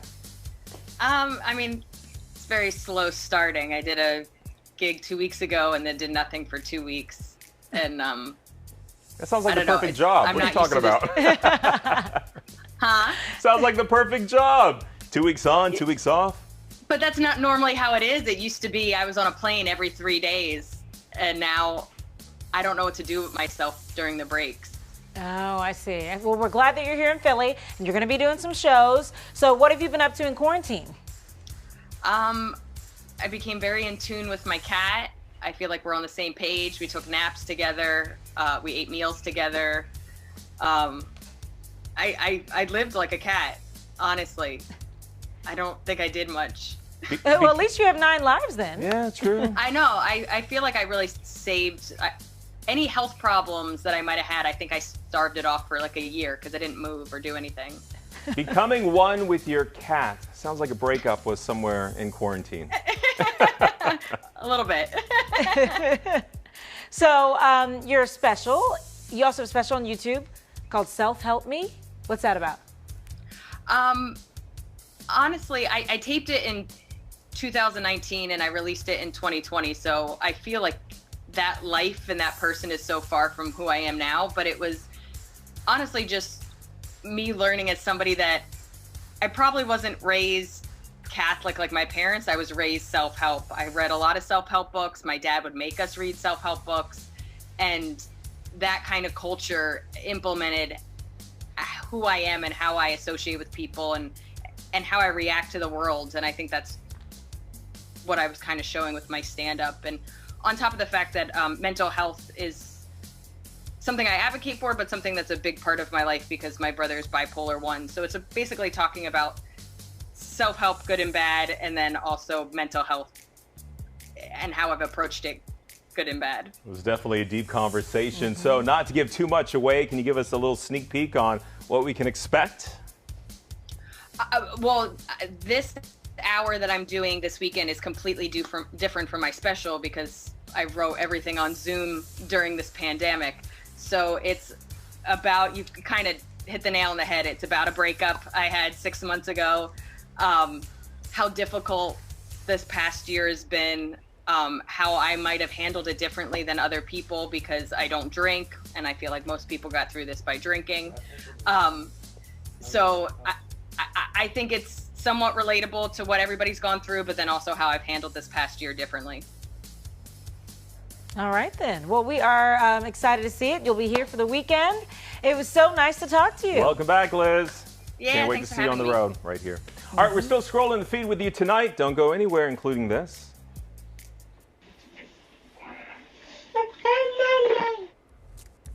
So what do you think is going to happen next? This dad decided to get in the crib with his baby, but getting out was the issue. Wait until we hit play when the feed at night comes right back.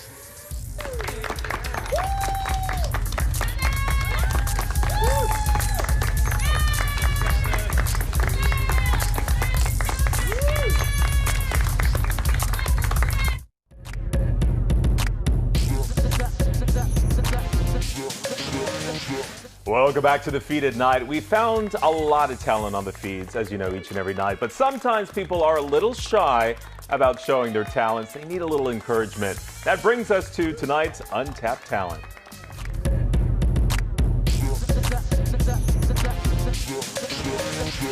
Singing in front of your classmates can be very intimidating for a student. The boy in this next video didn't want to sing in class because he was afraid the other boys in class would make fun of him. Well, his teacher convinced him to do it, and it sounds like it was the right decision. She tied you to her kitchen chair. She broke your throne and she cut your hair. And from your lip, she threw the hallelujah. That'll get your attention. Well, this was an A-plus performance, wasn't it? All the way. The boys singing Hallelujah, not only getting a round of applause at the end, but certainly respect from his classmates. And this video has received over 3 million views on YouTube and counting. Yeah, sounds good. It deserves all of it. You can also find a lot of great singing talent in church, but different church singers take on different types of personalities. So do any of these remind you of someone who sings at your church?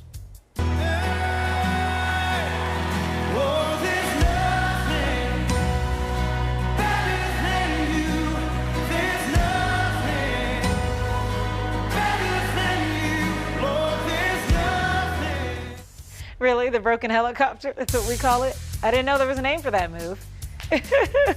Pretty good. Pretty good. There's Thomas, always that did one you sing back. in the choir? No, I did not, but Okay. I probably would be the shy one, not the one in the back trying to grab the 15 minutes. Right? I just went side to side as we were singing. Oh, you were in the choir. Yeah. Oh, yeah. All right, church. belt out a few notes, Alex. Go for it. I think we're good. I can do your backup. I can do your backup. No? When you feel the music, you just can't help but move to the beat. And I'm guessing we're going to see the next infant in this video on a dance floor at some point in the future.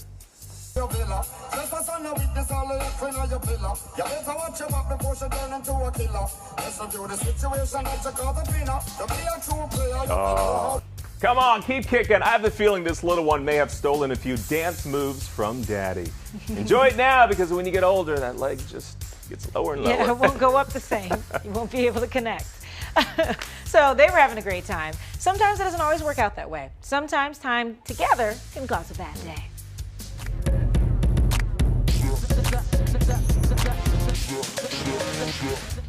Sometimes, even if you have the best intentions, well, things can end poorly.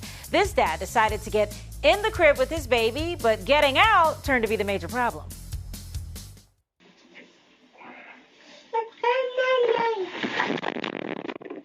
What was that? That was me. Are you okay? That really hurt.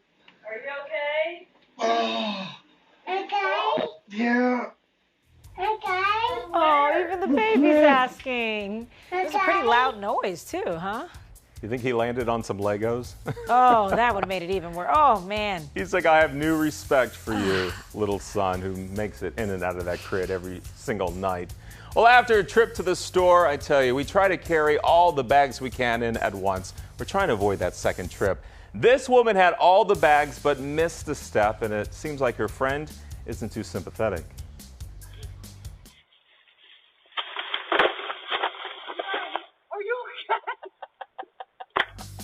She's okay, just a little embarrassed. But 3 strikes for the friend. Because notice she's carrying all the bags, but then her friend comes out of the garage with only a mat. Like, really? And puts it down and then starts laughing. Strike 2. And then strike 3, notice she grabs something out of her purse, and I think she's going for a cell phone. Oh, yeah. To capture her friend right there on the ground. There she goes. Dig for the bag. 3 strikes, my friend. Gotta love your friends, right? They're so great. Are you one of those people who do not like a big deal made about your birthday? Well, this woman was trying to avoid the attention, and really it only made things worse.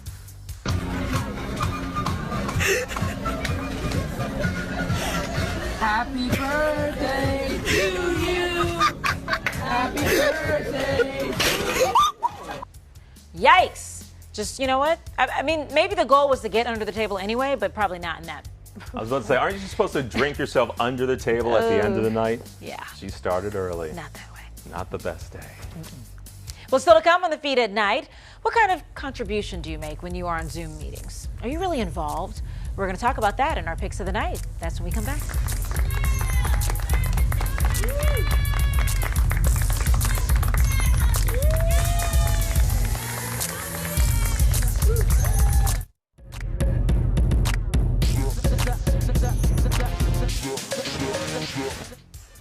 And we're back for more. So by now, most of us, we're used to being on Zoom meetings, course. right? And so we each have our Zoom personalities. So are you one of those people where you make sure to say something every meeting, just so everyone knows that you're there and that you're contributing? Yeah, and you're paying attention.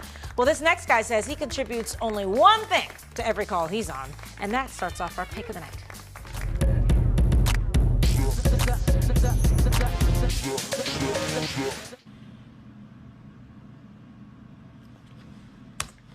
Yeah, I can see your screen. You're laughing because that's you, Alex. Every 5 minutes. I agree with everything you just said. Oh, yeah? What did I say? But only if they ask me specifically a question. Otherwise, I'm not saying anything. Huh? So, Alex, what do you think? I'm sorry, I caught half of that. Yeah. Something wrong with my Zoom. Can you No, repeat what I'll that? Mm-hmm. do is, Alex, what do you think? Yes. And click it off. And if the boss is on, the video pops up. Right. Then, oh, hello. Or, that works. And click right off. Funny how that works. Now, what about you, Thomas? We don't really hear I'm from always you on the listening. meetings. I'm not doing chores in the background or other work. I'm paying attention to every single word. You may not see me, though. College students, they've also been on Zoom, right? Zoom classes lately, but they figured out ways to get out of that class, like this. Isuka, DR, hang on, R,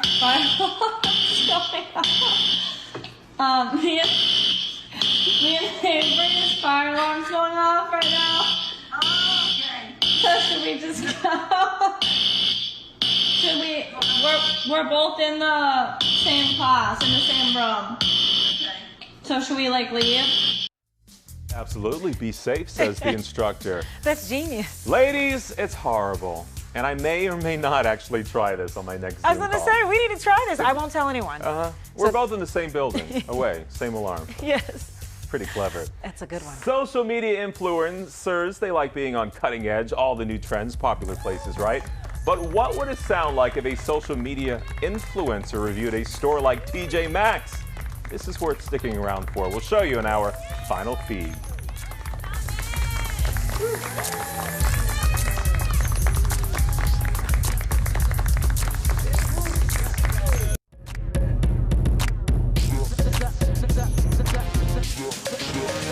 Welcome back to The Feed at Night. You know, we love when you watch the show each and every night, but guess what?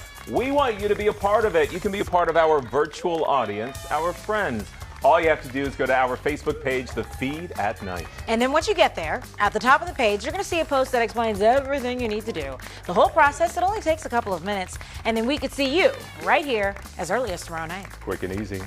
Social media influencers, they love to show off something brand new to the followers, right? Something that's under the radar that everyone will love. Well, get this. One social media influencer has found a news story he thinks everyone should check out. It's our final feed.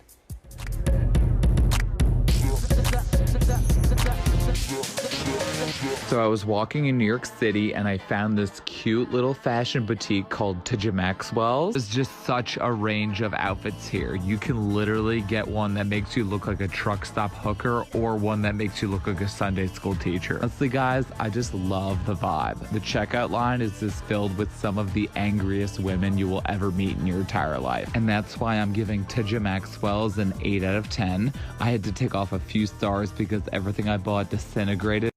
Oh my gosh. Oh, I like TJ Maxwell. Oh, we better end before everything disintegrates. I know, right?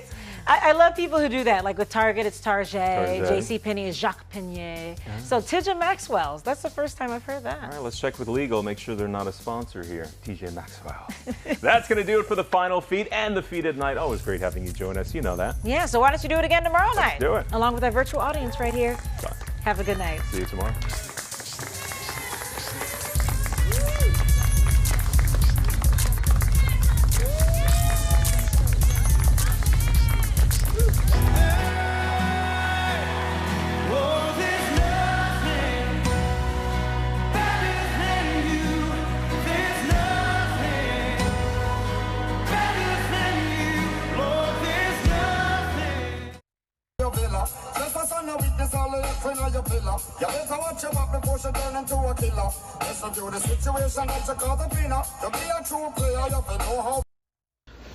What are you talking about? Don't scare me.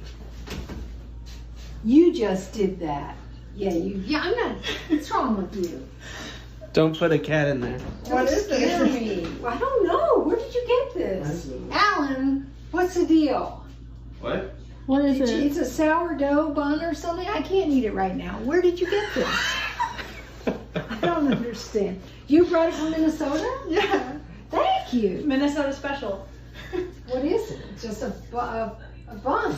Yeah. I'll have it for breakfast. Okay, Mommy. But I can't leave it in the oven. What? I don't understand. Why are you making fun of me? Well, I don't have a bun. Well, I used to have 3, but what's the deal? We don't either. And neither does Seth Snorley. So process of elimination. Some jewelry? I don't understand. My name is Stevie Baggs Jr. and welcome to Mancation, the luxury lifestyle travel series for the mature man of color. We'll be highlighting black-owned businesses right here in this city of Atlanta. So pack your bags and let's go on a Mancation. Right now, we're gonna go check out super producer Drummer Boy's House of Fresh right here in West Midtown Atlanta. Come on, let's go. What's going on, man? Good to see you, man. Good to see you too, bro. Yes, sir. Yes, sir. Look, House of Fresh, this is my first time in the building, man. Yeah, well, I like it. I like it. Let me ask you a question, man. Yes. I'm an 80s baby. Back then, them guys was wild. If you think about all the guys, those guys was wild. Yeah. But now, what do you see hip-hop going with fashion? And basically, it's the whole culture game they got going right now. So, you got the Migos is having a very strong influence on fashion. We just try and keep up with the trends of the new culture, but still keep it real fresh. You see artists a lot of times doing clothing lines. Correct. Doing different things like that and stepping out, but you don't really hear about too many producers. Correct. Taking this leap of faith into the entrepreneurial space. I think it was more of a collaboration. When I met Drum back in 2007 at the BET Hip Hop Awards, that was kind of like the platform for it, because we do a lot of custom stuff from scratch, cut to sew. So that's how the relationship was generated. Okay. And from there, he learned a lot from me. I learned a lot from him. It's more of trying to show the examples of how black men can get together and do work together. Here with me, Chris, and Drum, it's a collaboration. And it just transpired into Fresh Family. Okay. And then the third stage is like, you know what? Let's go ahead and do a specialty boutique. What do you think the wave is with fashion for the everyday person? I mean, you can break it down into a couple of categories. Okay. You're gonna have your entertainment consumer, your young generation that's gonna be focused, but then you got people like me. They may not want everything that's got all of the bells and whistles. They may want something that's a little bit more classic. Let me see that. Let me see that. I rock something like this. Now remember, back in the day, it was the baggy era. 4-5 XTs, it was just like, the bigger the T, the better. And even my generation and even the younger, they want a more tapered cut, more fitted, slim cut. Let's go around, show me a few pieces. Let me see what I might pick up. All right. This is a short sleeve track jacket by Hustle Gang. That's T.I.'s brand. Okay. Carcanine, man, it's Correct. a classic It's a brand. classic. And this is Pusha T. Oh, man. How do you put together an outfit? I'm from the D, man. I came out the womb putting together stuff. So these are Tiziano black raw denim jeans. So this is more of a tapered cut. Okay. It's not gonna be like a slim fit. Then of course I'm gonna try and push the house brand. I throw a shirt on there. It's real easy. You just try and throw it together real quick. Oh, man. These right here, the Ubuntu Revolution. This is more of a slim fit. Wow, I never seen them. Slim fit, it's gonna be way more tapered in the legs going up into the thigh. A lot of men don't want their jeans to hook their thighs. So this might not sell in certain age brackets, but the Tiziano is gonna give you a little bit more room. Sometimes you gotta show them pieces like this Michael Cherry shirt. I mean, it's one of our most expensive shirts, but the feel of it, it's a good nightlife shirt, man. Oh, I love that. Okay. When are we going to step away from just being in the box of Gucci, Louis, Prada, whatever all these brands, all these designer brands that really don't necessarily represent us per se. They just put what they think we want to buy. Even with certain artists setting trends, you're still gonna have customers and people that still are gonna deal in individuality. So if they see something visually on a certain hip hop artist, that doesn't mean they're going right to the store to go get it. Okay. It depends on their stylist, who's styling them. It depends on where their pockets are at too. So I think it's gonna take more shows like Mancation to continue to educate. What kind of special can we do to get our people in the door? People that support us, we want them to support you. As long as they say they saw Mancation, we give them 10% off when they walk through the door. That's solid. Can you tell us where we can follow you guys, support you guys? House of Fresh ATL on Instagram, H_O_F Chris, and I'm House of Fresh _Hari. Y'all pull up. We're here at House of Fresh. It's Mancation. I got the quadruple OG from Philly. And then I got my man Hari, man. We appreciate the hospitality. We'll see y'all soon. Bless. And there you have it, another stamp in your digital passport. I hope you guys enjoyed it as much as I did. I'm Stevie Baggs Jr., and until next time, spend your dollars black and keep your bags packed for the next Mancation.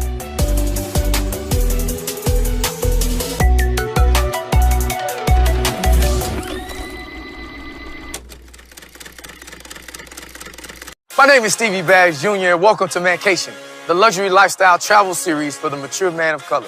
We'll be highlighting black-owned businesses right here in the city of Atlanta, so pack your bags and let's go on to Mancation.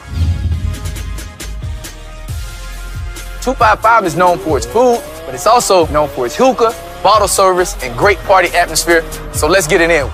Mario. Stevie, what's up, superstar? How you been? Blessed, bro. Good to see you, man. You too. Listen, the world-famous 255, we are here. Look, man, I want you to show me around. I want you to let me know what the culture of 255 has brought to the city of Atlanta. Can we do that? Love to. Come on, let's take a look. All right. So yeah, Mario, man, thanks for having me. Of course, man. Thanks for supporting us. I appreciate you. 255 is one of the staples. When people come to Atlanta, they want to get culture, they want to get a good vibe, they want to get great food. They got to come holler at 255. So with that being said, what led you to opening 255? I always say we're trying to bring Buckhead to Bankhead. And if you're familiar with Atlanta, you know that Bankhead, is on the west side. And at the time when we opened, there weren't a lot of lounges in Atlanta, especially not black-owned, that were, number one, they were not charging at the door, that saw everybody the same. It allowed us to open a space for everybody, really open the cheers. You come through here on a Friday night, there'll be people here from Maryland, D.C., Florida, all over the place. You're bridging the gap between a lot of the different the age groups, the culture, millennials, Generation X. 21 to 55, for sure. And I've witnessed that myself here. One thing I know that people are always ranting and raving about is the food, but they also rant and rave about the hookah. So for all of our people out there that don't know what hookah is, can you explain the hookah game? Sure. Hookah is natural tobacco mixed with fruit and usually either some type of molasses that fruit combines with the tobacco and produces a flavored smoke. So if you mix it with orange or pineapple, it actually tastes like the fruit that it's been combined with. We here use Hookah Boy hookahs, which I think are the best hookahs made, which is also a black-owned hookah company. Wow. We use their tobacco as well as their pipes. What's a house favorite flavor that people Fruity love? Pebbles is a big one. Watermelon mint, so it's watermelon mixed with actual mint, but those two are for sure favorites. How long have you guys been around? We've been here since June of 2008. So we just did 10 years. Wow, and we already talked about most clubs in Atlanta. Grand opening, grand closing. 2 to 3 years. You went to an HBCU. How important is it for us to not only give back to our schools, but come and give back to our businesses? And I think that became evident, especially during the recession in 2008, because we were opening a business when all the businesses were closing. Right. But what we noticed was it caused people to recognize the importance of spending the black dollar with the black person. Without our customer base, we wouldn't be here, which is why I always explain to my staff, we got to take care of the people that walk in the door. Welcome to Dish Nation, y'all! There's always a lot to dish about. What's on the menu today, Sherry? Well, Chewy, of course, last night was the Oscars, and we've got your must-see moments. Now, Portia's out, but that is not gonna stop us from breaking down last night's Real Housewives of Atlanta reunion. And later, I'll be catching up with Judge Faith from Divorce Court. Heidi and Frank's gonna join us later, so let's just get to it, honey. So, Sherry, why don't you just kick it off for us? All right, Gary. After much delay, the 93rd Academy Awards were held last night, and it started off like a movie with opening credits, while the beautiful Regina King made her way to the stage, and she was letting us have it with that gorgeous gown. Oh my gosh, Vic. She looks so fly. So amazing. And I gotta say, we have the same makeup artist. So shout out to Latrice Johnson, our makeup artist she does me for Dish Nation. And another big shout out is to Daniel Kaluuya, who won Best Supporting Actor for his role in Judas and the Black Messiah. Yes, well deserved. It was well deserved, Chewy. But most people thank their parents in their speeches. But he had a really interesting way of doing it. Check it out. Like, it's incredible. My mom met my dad, they had sex. It's amazing. Like, do you understand? I'm here. You know what I mean? So, I'm so happy to be alive. So I'm gonna celebrate that tonight. Do you understand? Oh! My Lord. Where was the lie? Did you see Daniel's mother? Her look was priceless after the speech. Daniel said that he shouldn't have said that, and he knew his mom was going to be texting him about it. So, Chewy, Yes. Yo. Chewy, what do you think his mom said to him later? Yo, Daniel's mom's reaction is every mom's, especially my mom's. My mom would have saw me and smacked me and said, "How dare you?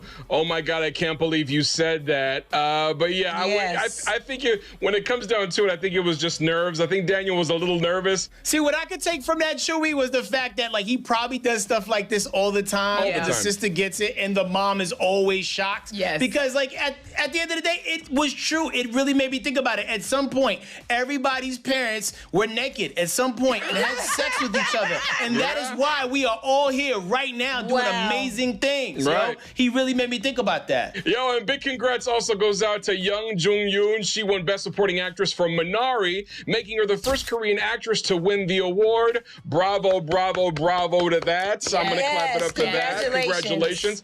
She was presented the award by Brad Pitt, who produced the movie, and it was also the first time they actually met. Check it out. Mr. Brad Pitt, finally. Nice to meet you. Where were you while we were filming in Tulsa? It's very honored to meet you. Yeah, that's hilarious. What was that? Got the award and got to meet Brad. But you guys know it's like you can be a part of a project and never meet the producers or never meet the executive producers. I think it happens. But yo, Gary, do you think it was a little bit of shade saying he wasn't on set? Yeah, that was sweat, baby. Miss Young know what she was doing. She said, we out here, damn it, on this damn high set, sweating, carrying on, and you ain't no damn where to be found, but you show up for the Oscars. I ain't mad at you, girl. Well, yo, but Sherry, you've been in tons of movies. Have you met every producer you've ever worked with? No, and you know what? It's so funny, Chewy, because of COVID, a lot of times they don't even let the producers on the stage. If you have nothing to do with a particular scene, they don't care who you are. You can't come on set. Right. And so I think this is absolutely true with Brad. But I love the shade because she was like, you just like what Gary said, you knew you could have come down to see us. Now you gonna show up for the pretty stuff. You could have drove by and waved, and you didn't do that. You could have drove by and waved. Yeah. You Brad Pitt. They would have let you in. All right, well, Best Supporting Actress nominee Glenn Close was this close, but didn't end up taking home the award. Now, she's been nominated 8 times without ever winning. Man. Even with that aside, she probably had the best moment of the night anyway. So during one of the breaks, Lil Rel and Questlove played some songs from movies and asked some of the stars if the songs won or were nominated for an Oscar. So when he got to Glenn, they played the classic song, The Butt, and Glenn knew more than everybody expected. Check it out. Do you know how to do the butt? Quest, turn it up. Come on, let's see it. Let me see you do the butt. Let's see it.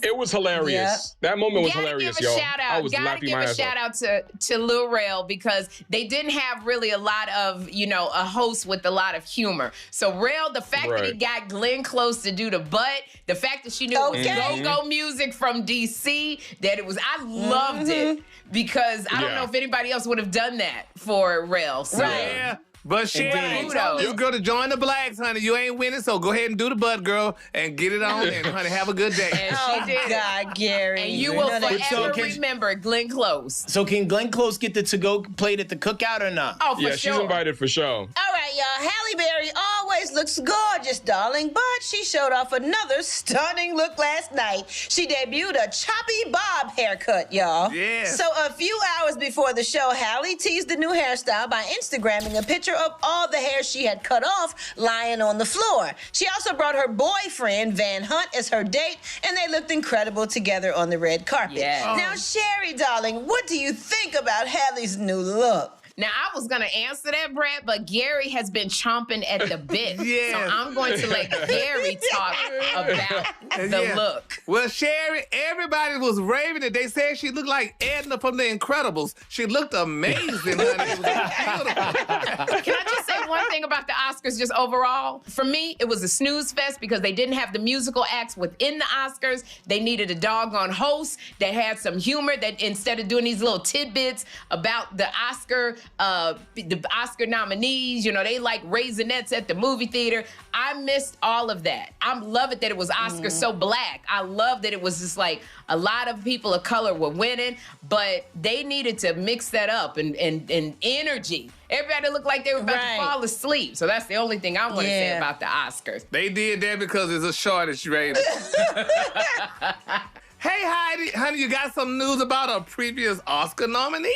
Thanks, Atlanta. You know, speaking of Oscars, we got to talk about Jonah Hill because I think a lot of people don't remember that Jonah Hill has been nominated twice. Really? For an Moneyball, Oscar. maybe? I don't know what... Moneyball and maybe Wolf of Wall Street. Okay. I may be wrong on those, but he definitely has been nominated twice for an Oscar. And also, he's a giant comedy star. But I guess early in his career, he wasn't sure what to do. And he went to Seth Rogen for some guidance.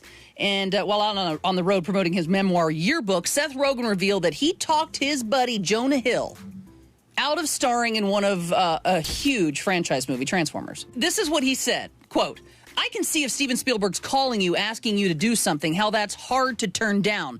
You want to make a movie about fighting robots? Make your own movie about fighting robots. You can do that. That's on the table now." I think there might have been a little don't take that because I would like that, or don't take that. There might be a little jealousy. If he told Jonah Hill not to take it and Jonah goes, okay, I'll take myself out of the running, and then Seth Rogen takes it and Jonah Hill sees Seth Rogen in Transformers, friendship over. But to see your careers taking off, like it's like Transformers, that's going to be a franchise. There's not going to be one Transformers movie. There's going to be 3, 4, possibly even 5. So he's like, we're going to stay at the same level. It's like you being, you know, with me for so long, and I get offered roles all the time. And Heidi's always talking me out of them. And I think it's the same thing here. It's like, she doesn't want me to go here and be a huge success. Yeah. She wants me to stay right here at mediocre with her. Yeah, that's what it is. Oh, you think we're mediocre? I don't even think we're that mediocre. I don't even think we're mediocre. We have to reach up for mediocre? I mean, I'm on my tiptoes right now, and I'm not even close. So, thanks, I guess. All right, everybody stay tuned because the crew in Atlanta is going to talk about Real Housewives reunion last night. yes. Yes, and much more, so keep it here. Dish Nation. Wakey, wakey, John. That a boy. What the hell? Like I said, I'm making a film. Fox Soul's Screening Room, hosted by Vivica A. Fox. Hitch Girl is my revenge-themed spaghetti western-style film with a black exploitation influence to it.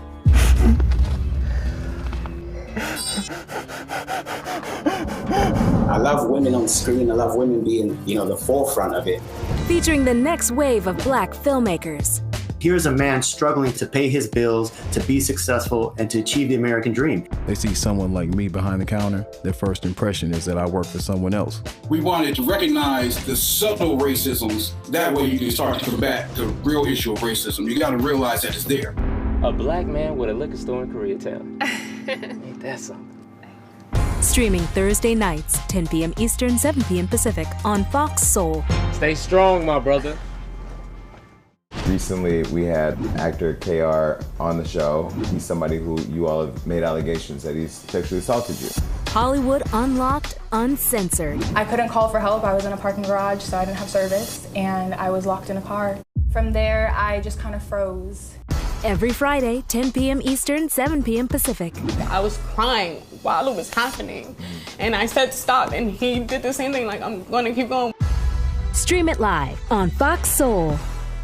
I'm so excited for our anniversary. It's the 1 year. Cocktails with the Queens. We've all came dressed like this. I know you can't really tell, but it's kind of a pajama party. I got on this old dingy robe because I don't sleep in pajamas. I sleep in... Hey, okay, Selena, yes. Sip and serve every Monday night. I have on Burberry. Oh, well, of course. Some lace and some diamonds. Do you sleep in your diamonds, Vivica? If I get too drunk the night before, and then Dish Nation. Welcome back, y'all. All right, honey, it's time for another Real Housewives of Atlanta reunion report, y'all. So just let me sip my peach tea for this one, honey.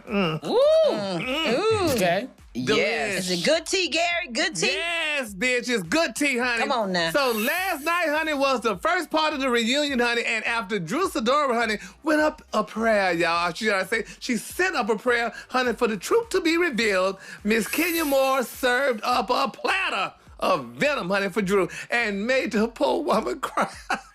In regards to my son, I felt like it was below the belt. I literally was shaking and I cried because I was devastated. As a mother, as you know, we try to make the best decisions. It was so hurtful to me and my family because I would never talk about your daughter. You know, you can tell this is Drew Sidora's. This is her first season on Real Housewives of Atlanta, and while I feel for her, if you're gonna deal with Kenya, you can't come with the tears. Kenya is going to eat you up once you start crying. So Drew, you gotta talk to some of those housewives and get a thicker skin. But I think the main thing that really got under Drew's skin was the thing about her son. I don't think the baby daddy thing bothered her as much as the comment about her son that I guess Kenya retweeted or something. So it's almost like they've been saying this whole time that the kids are off limits, period. Now, for everybody who joins the show kind of new, it's kind of like a hazing ritual. It seems like the new people always get it rough. Do you think, based off of how the season went for her, you think she'll be back? Well, they don't want her to come back. People saying they don't want Drew to come back, but I think she should come back and get a check just like the rest of them, damn it. She deserved to work like anybody else does. The other person that cried that didn't come back was Kim Fields. Remember when Kim Fields was on Real Housewives of Atlanta? That was too much for Kim. Kenya Moore went for her the first day. And that was too much for Kim. It broke my heart. I was like, Tootie can't be crying. All right, y'all, moving right along. Kanye West is coming through with a huge gift for the family of the late, great rapper Earl DMX Simmons. Not only did Ye have his Sunday service choir perform at X's homegoing this weekend, he also collaborated with Balenciaga and designed a custom DMX tribute t-shirt that was dropped this past Saturday. And listen to this, y'all. Since the shirt has racked up over $1 million in sales already, Kanye West does not sell anything cheap, y'all. And those shirts were $200, and every single penny, y'all, is going to the family of DMX. Talk about using your platform for good. Go ahead, Yeezy. I like this a lot. But see, the reason why I like it and that I would pay the $200 is because I know he's giving the money to the family. I don't want it to go to the damn family. Go to his 15 children, not the family. Well, that pretty much is a family. Yeah, but they need to say because some of those kids are so young that you got to give the money to the mom just to make sure that they can take care of him. Like he has a young child with his fiance. So there's a lot of people that need to get taken care of. If DMX didn't do that, it's going to go to his estate. Whoever is handling his estate will be handling the money. So hopefully he did everything and had everything in order so things can go to all the right people, his kids. All right, so Heidi has a big deal for y'all that's going to keep you summer fine. Check it out. You know, now that the pandemic restrictions are being lifted and we're all going to be out into the real world, we got to worry about losing that quarantine 15. Don't worry, though.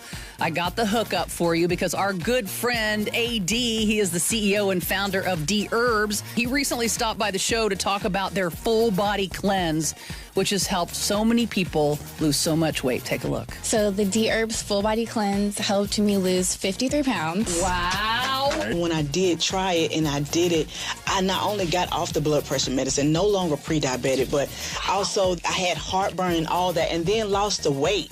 The Full Body Cleanse has helped people lose a ton of weight, sleep better, boost their immune system, and have them feeling better about themselves in so many ways. And right now, you get a nice discount, by the way, if you go to DHerbs.com. Don't forget to use that promo code DISH. That's DHerbs.com, promo code DISH. Dish Nation. 6-7 months ago, we was out here fighting for our lives. In 6 months, everybody forgot about that. Fox Soul presents mainstream news, they don't do right by us. Worth a Conversation with Jeezy. People like yourself keep people engaged. Part of what I'm trying to do is like define the narrative before the media and before the police get to it. Every Wednesday. People need to understand, like, no, this is something we should be furious about. Right. On Fox Soul.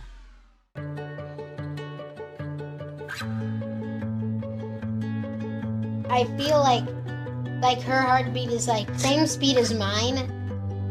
And I think we have this like deep connection, this heart connection in her heart that there's room for me and mom.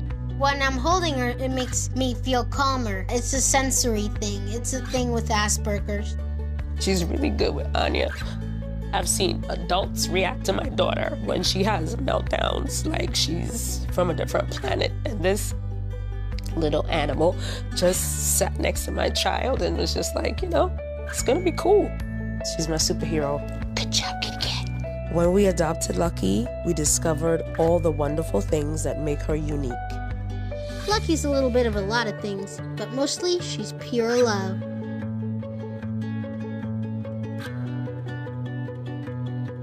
You know we gotta celebrate because Derek Chauvin has been convicted on all charges for joining. Come on, somebody.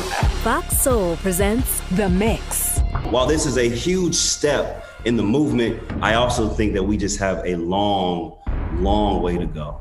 Every Tuesday night. I think if we don't celebrate these small victories, then we'll never be happy because it's always going to be little, and then the big change will come.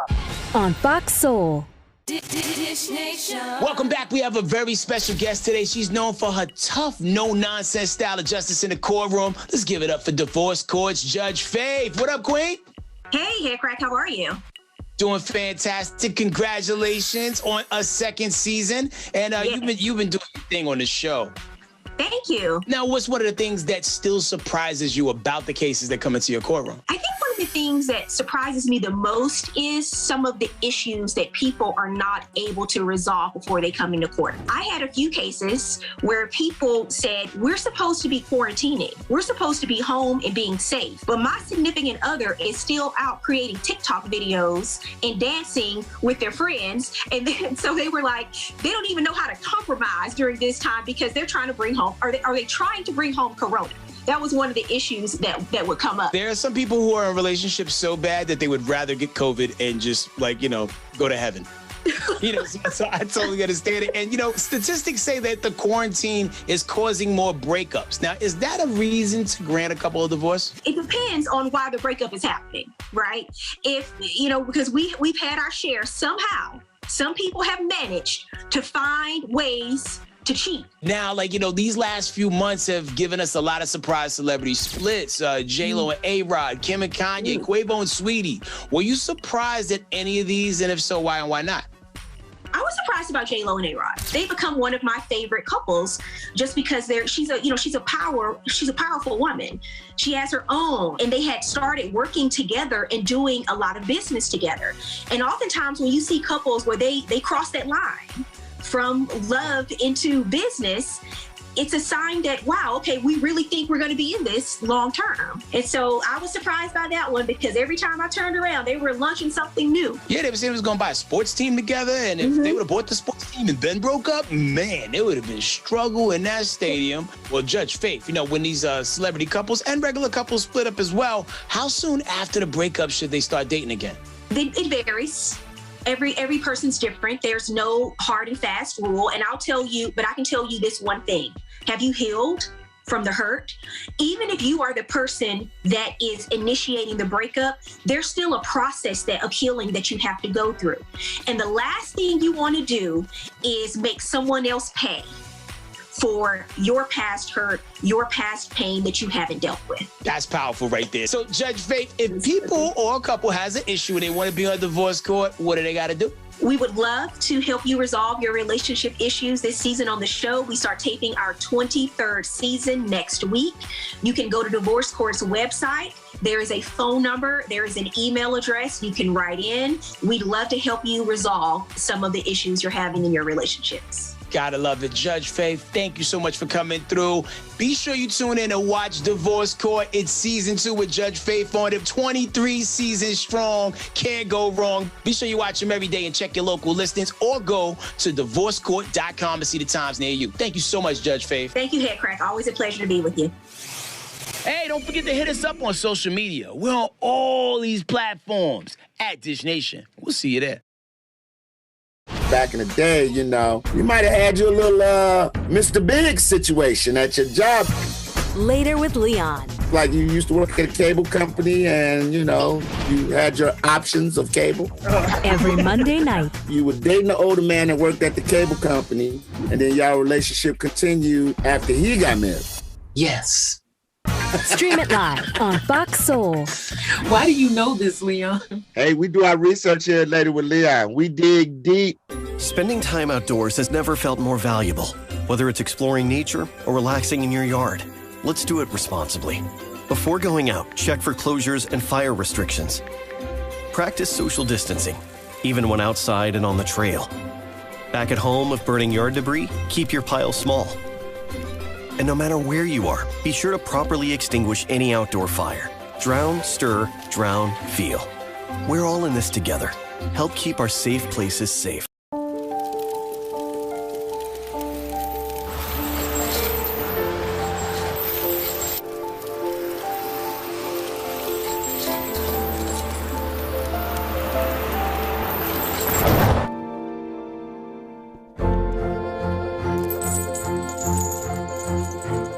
Did you know dragging chains can spark a wildfire? Only you can prevent wildfires.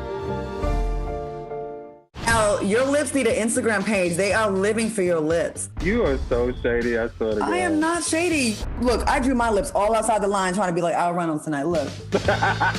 TGIF. They was like, ooh, Al's lips look so good. He must have just got them done. Every Friday night, 9 p.m. Eastern, 6 p.m. Pacific. I got good everything, trust me. What else you got good, Al? Take a look at that picture I sent you. You already know. Y'all are so silly. Dish Nation. All right, nowadays it's harder to meet people out there in the streets due to everything that's going on with COVID. Well, our girl Vanessa Hudgens might be the blueprint to finding a man now. Check it out, y'all. Vanessa revealed that she met her boyfriend, baseball player Cole Tucker, on a Zoom meditation group call. So it was literally love at first sight. How do you even spit game on a Zoom call? The background counts for a lot, too. And so he basically made the bedroom look fantastic. And she sees him, sees his long hair, his Kenny G vibe going on. Some candles lit in the back. She's loving it. Namaste. I'm gonna stay the night. Namaste the night. I'm gonna stay the night. Brilliant for men. I mean, because I think when you go to a meditation Zoom meeting, it tells the women in the meeting that you're into mindfulness and wellness, and so you're automatically in. My son and his buddies, they're like 16 years old, and they said, Dad, we're going down to the thrift store. I go, really? You going to the thrift store? Like, yeah, that's where all the girls go to get their clothes. So we're going to go down there and just pretend we're mingling and shopping and meet a bunch of hot young girls. Wait a second. Are you and Chewy telling me that guys just fake doing things to get girls? Yeah, that's since the beginning of time. Absolutely. What? Wait. See? You're so funny. oh, your food is amazing. I don't know what to believe anymore.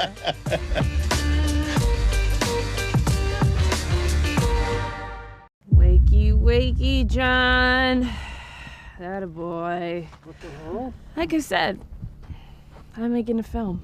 Fox Soul's Screening Room, hosted by Vivica A. Fox. Hitch Girl is my revenge-themed spaghetti western-style film with a black exploitation influence to it.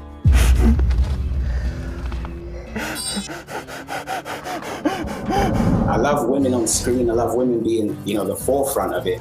Featuring the next wave of black filmmakers. Here's a man struggling to pay his bills, to be successful, and to achieve the American dream. They see someone like me behind the counter, their first impression is that I work for someone else. We wanted to recognize the subtle racisms. That way you can start to combat the real issue of racism. You got to realize that it's there.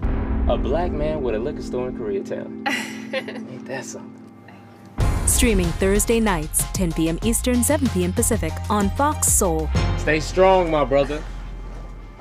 Hey Soulmates, I'm Brooke from Fox Soul's Black Report. We cover the most important issues affecting Black America. From Capitol Hill to Main Street, we've got you covered. For 4 years, and he didn't get it done. He didn't get anything done. He didn't get the wall done. We're giving you a voice, whether it's Black excellence, social justice issues, HBCUs, politics, everything in between. Those questions were not answered, and I am still coming for them. Check us out on Fox Soul's Black Report, Monday through Friday at 7 p.m. Eastern, 4 p.m. Pacific. 6-7 months ago, we was out here fighting for our lives. And 6 months, everybody forgot about that.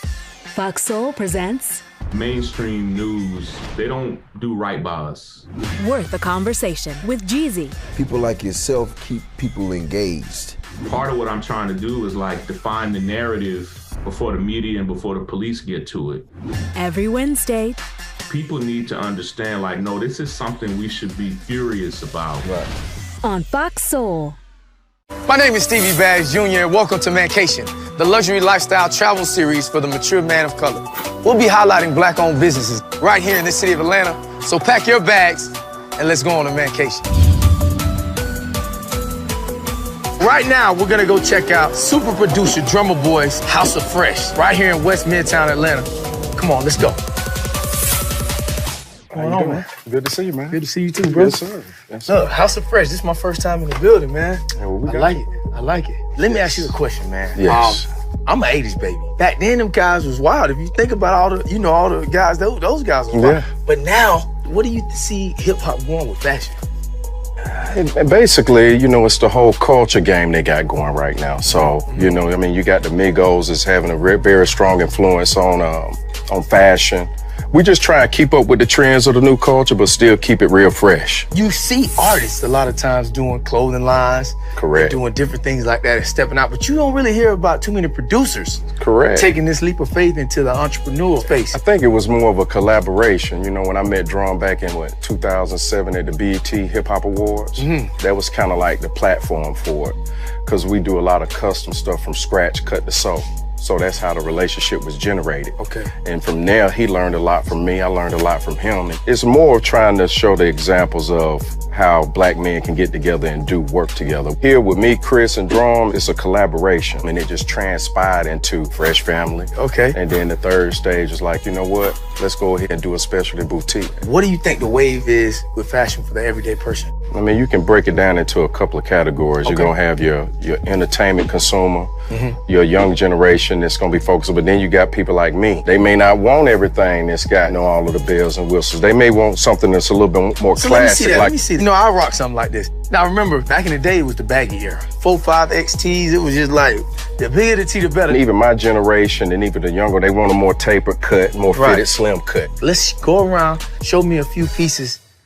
Let me see what I might pick up. All right. This is a short sleeve track jacket by Hustle Gang. That's T.I.'s brand. Okay. Carcanine, man, it's Correct. a classic It's a brand. classic. And this is Pusha T.